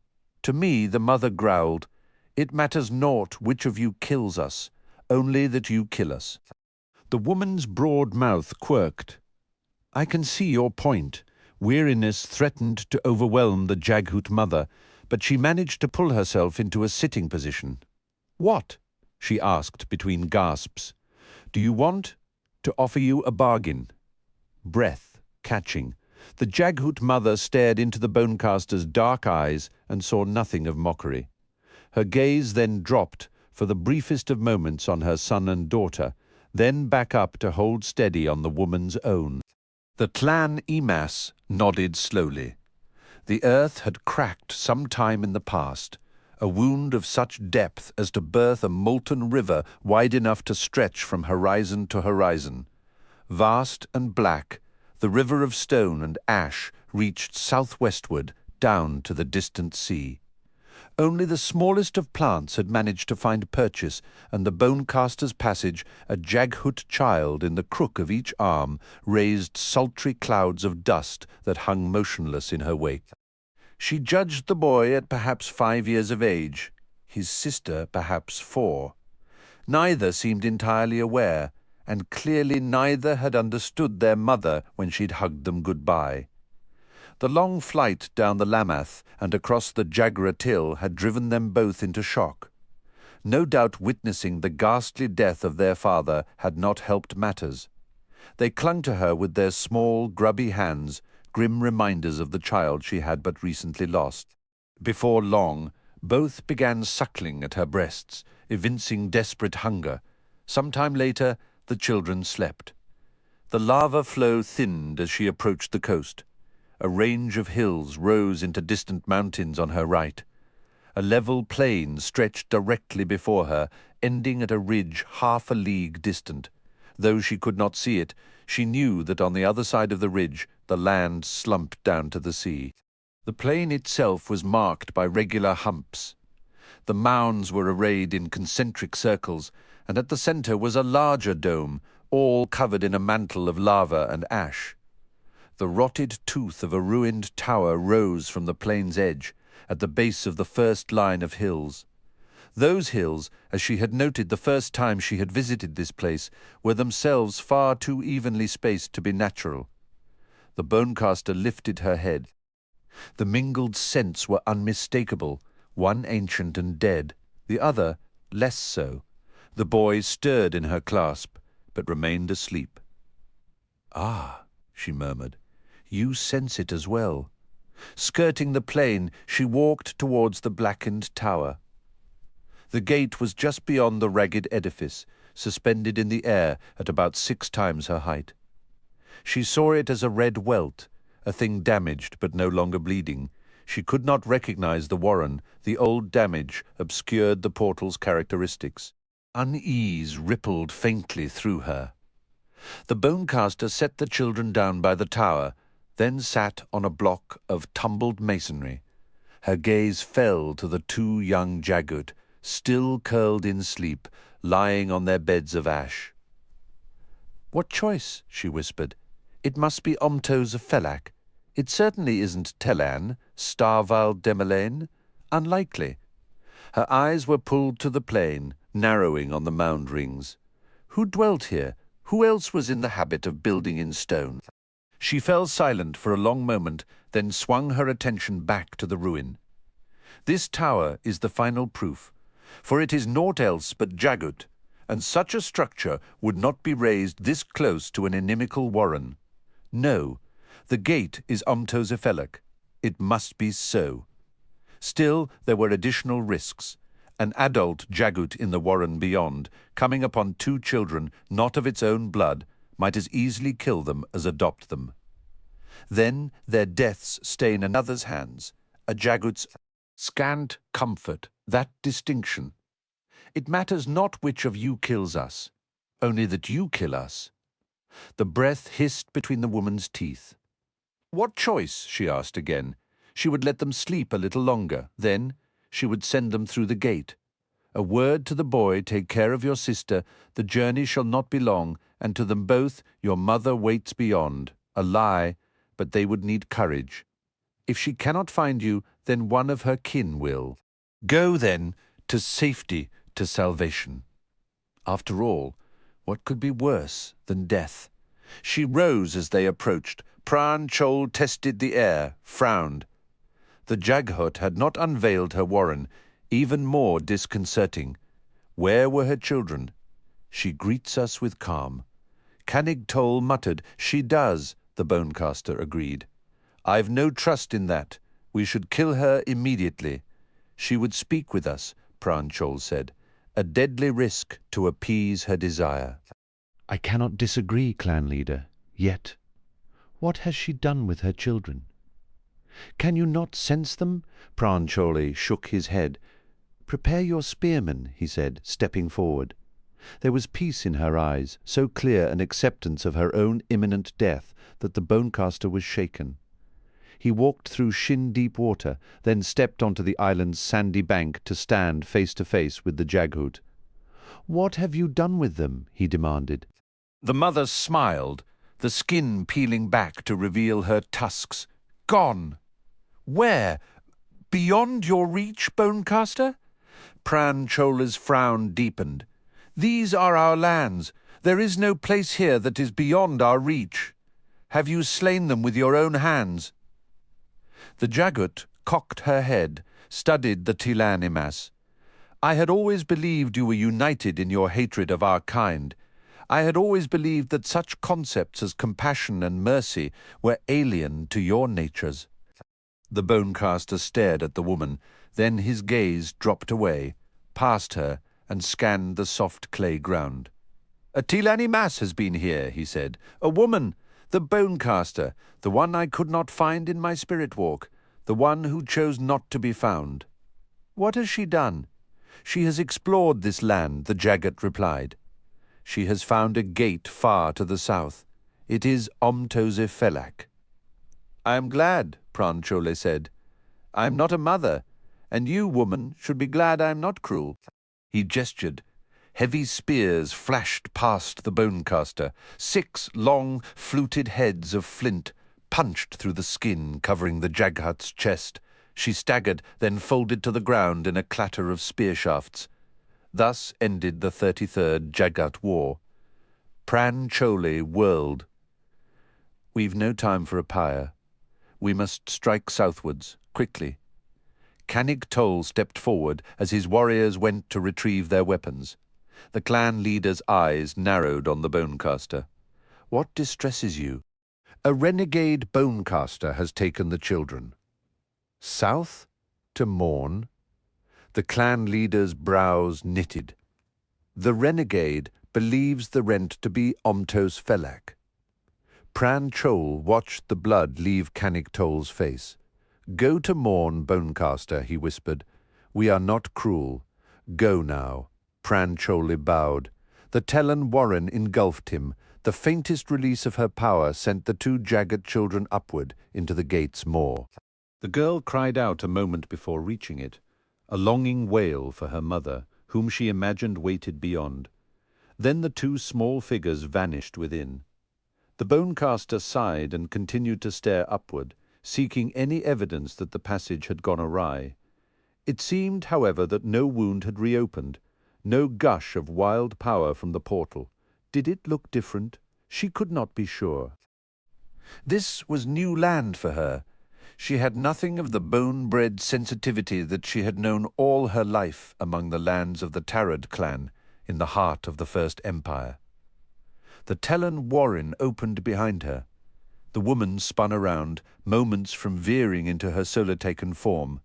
An Arctic fox bounded into view, slowed upon seeing her, then sembled back into its eye-mass form.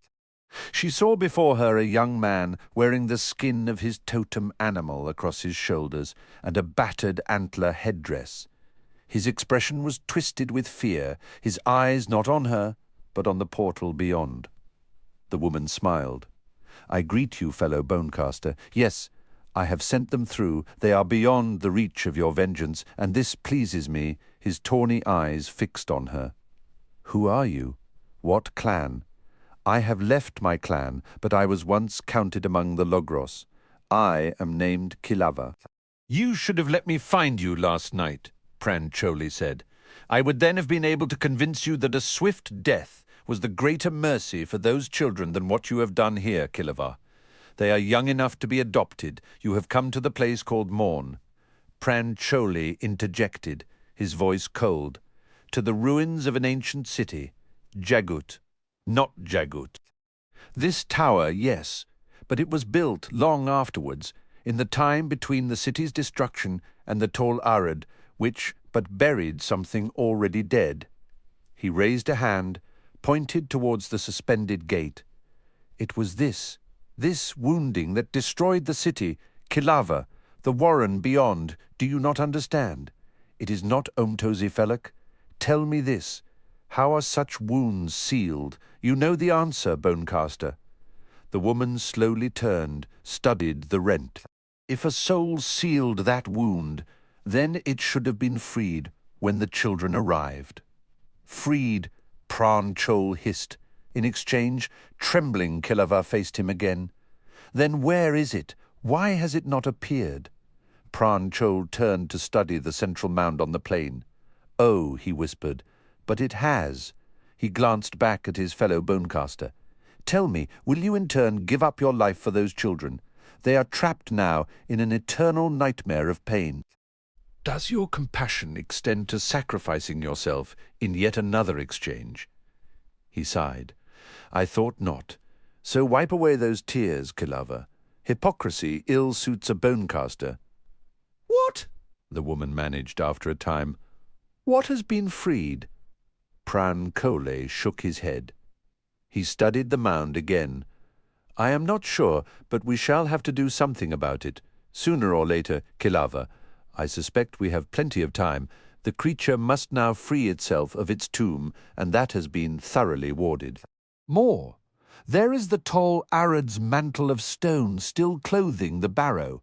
After a moment he added, But time we shall have.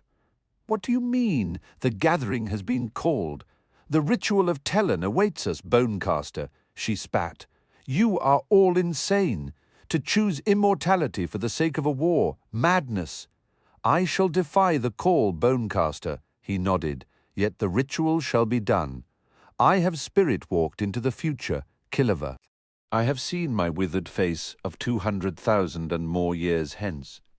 We shall have our eternal war. Bitterness filled Kilava's voice. My brother shall be pleased. Who is your brother? Onos Tulan, the first sword. Pran Chol turned at this. You are the defier. You slaughtered your clan, your kin, to break the link and thus achieve freedom, yes. Alas, my eldest brother's skills more than matched mine. Yet now we are both free, though what I celebrate. Onos Tulan curses. She wrapped her arms around herself, and Pran Chol saw upon her layers and layers of pain. Hers was a freedom he did not envy. She spoke again. This city, then, who built it? Kachain Shamal. I know the name, but little else of them. Pran Chol nodded. We shall, I expect, learn. Corelri and Jakoruku in the time of dying. 19,736 years before Burn's sleep. 3 years after the fall of the crippled god. The fall had shattered a continent. Forests had burned, the firestorms lighting the horizon in every direction, bathing crimson the heaving ash-filled clouds blanketing the sky. The conflagration had seemed unending, world-devouring, and through it all could be heard the screams of a god. Pain gave birth to rage, rage to poison, and infection sparing no one.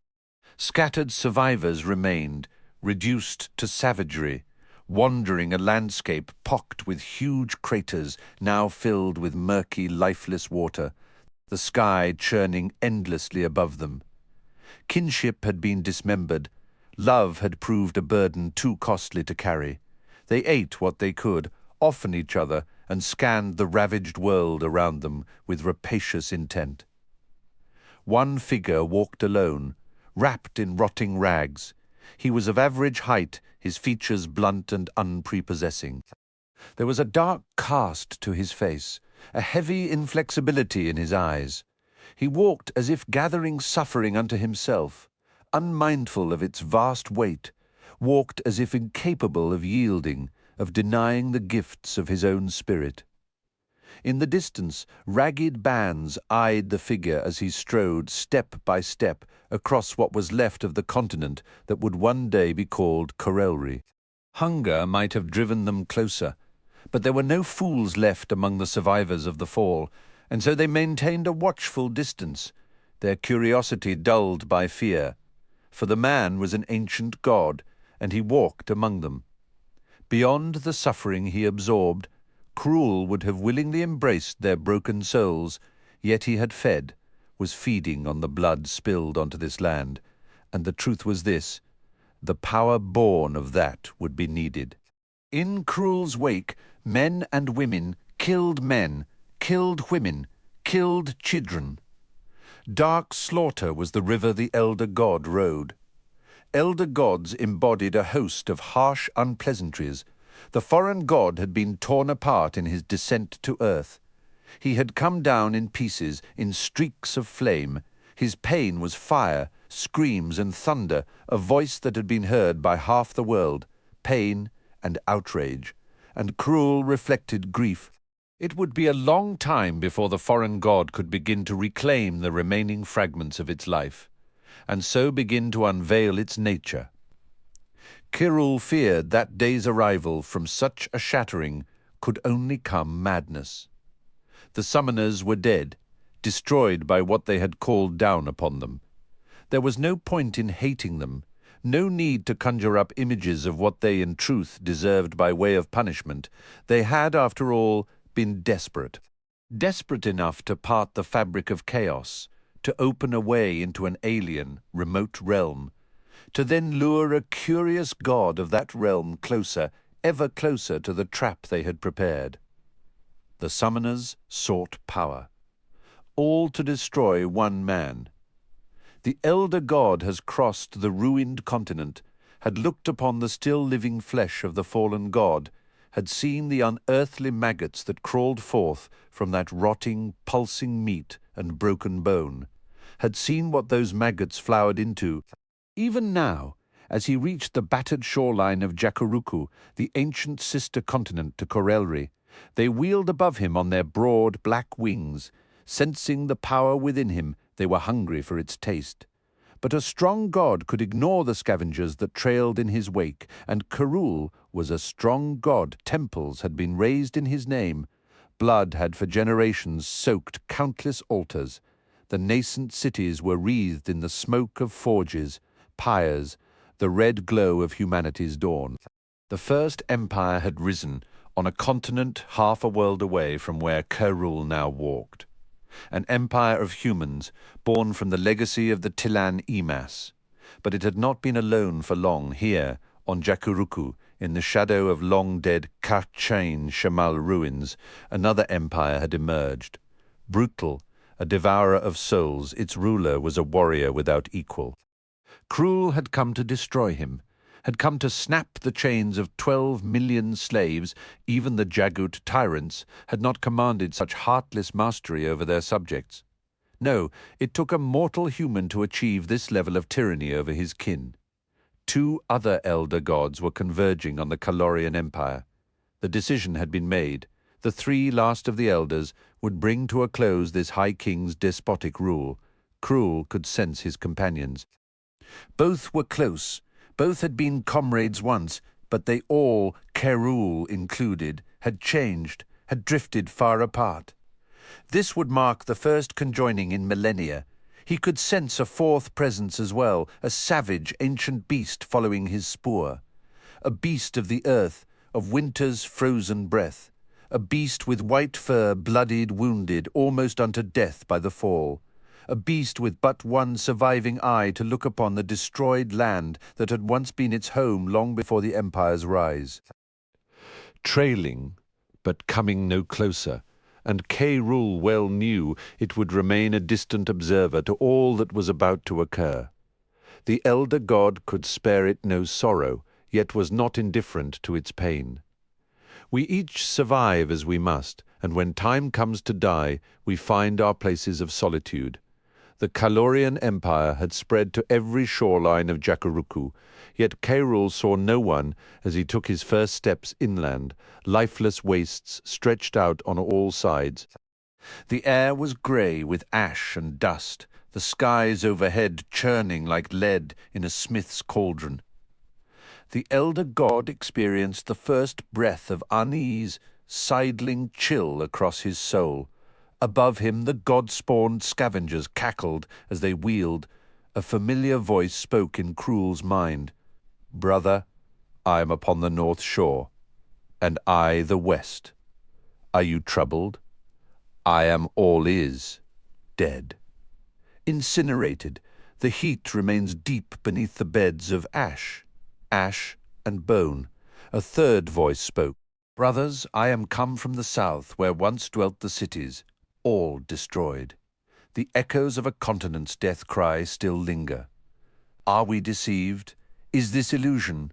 Krul addressed the first elder who had spoken in his mind. "Draconus, I too feel that death cry. Such pain, indeed more dreadful in its aspect than that of the fallen one. If not a deception as our sister suggests, what has he done? We have stepped onto this land, and so all share what you sense, Krul," Draconus replied. "I too am not certain of its truth. Sister, do you approach the High King's abode?" The third voice spoke. I do, Brother Draconis. Would you and Brother Kerul join me now, that we may confront this mortal as one? We shall. Warrens opened one to the far north, the other directly before Kerul. The two elder gods joined their sister upon a ragged hilltop where wind swirled through the ashes, spinning funereal wreaths skyward. Directly before them, on a heap of burnt bones, was a throne. The man seated upon it was smiling. As you can see, he rasped after a moment of scornful regard. I have, prepared for your arrival. Oh yes, I knew you were coming, Draconis, of Tiam's kin, Kerul, opener of the paths. His grey eyes swung to the third elder. And you, my dear, I was under the impression that you had abandoned your old self. Walking among the mortals, playing the role of middling sorceress, such a deadly risk, though perhaps this is what entices you so to the mortal game. You've stood on fields of battles, woman. One stray arrow, he slowly shook his head. We have come, Kalor, Krul said, to end your reign of terror. The man's brows rose. You would take from me all that I have worked so hard to achieve, 50 years, dear rivals, to conquer an entire continent. Oh, perhaps Ardatha still held out, always late in sending me my rightful tribute. But I ignored such petty gestures. She has fled. Did you know the bitch? Do you imagine yourselves the first to challenge me? The circle brought down a foreign god. The effort went awry, thus sparing me the task of killing the fools with my own hand. And the fallen one? Well, he'll not recover for some time, and even then, do you truly imagine he will accede to anyone's bidding? I would have. Enough, Draconis growled. Your prattling grows wearisome, Kalor? Very well, the High King sighed. He leaned forward. You've come to liberate my people from my tyrannical rule. Alas, I am not one to relinquish such things. Not to you, not to anyone. He settled back, waved a languid hand. Thus, what you would refuse me, I now refuse you. Though the truth was before Krul's eyes, he could not believe it. Are you blind? Kalor shrieked, clutching at the arms of his throne. It is gone! They are gone! Break the chains, will you? Go ahead! No, I surrender them! Here, all about you is now free! Dust, bones, all free! You have in truth incinerated an entire continent, the sister elder whispered. Jakuruku, it is more and never again shall be. What I have unleashed will never heal. Do you understand me? Never. And it is all your fault, yours, paved in bone and ash, this noble road you chose to walk. Your road? We cannot allow this. It is done, you foolish woman. Krul spoke within the minds of his kin. It must done. I will fashion a place for this within myself. A warren to hold all this? Draconis asked in horror. My brother? No, it must be done. Join with me now. This shaping will not be easy. It will break you, Krul, his sister said. There must be another way. None. To leave this continent as it is, no, this world is young to carry such a scar. What of Kalor? Draconis inquired. What of this? This creature, we mark him, Krul replied. We know his deepest desire, do we not?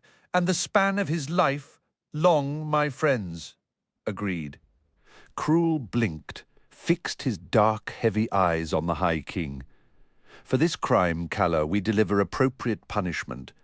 Know this, you, Kalor Idaran Testesula, shall know mortal life unending, mortal in the ravages of age, in the pain of wounds, and the anguish of despair.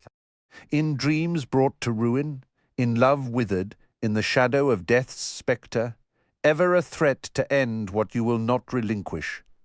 Draconis spoke. Kalor Idaran Testesula, you shall never ascend. Their sister said, Kalor Idaran Testesula, each time you rise, you shall then fall. All that you achieve shall turn to dust in your hands.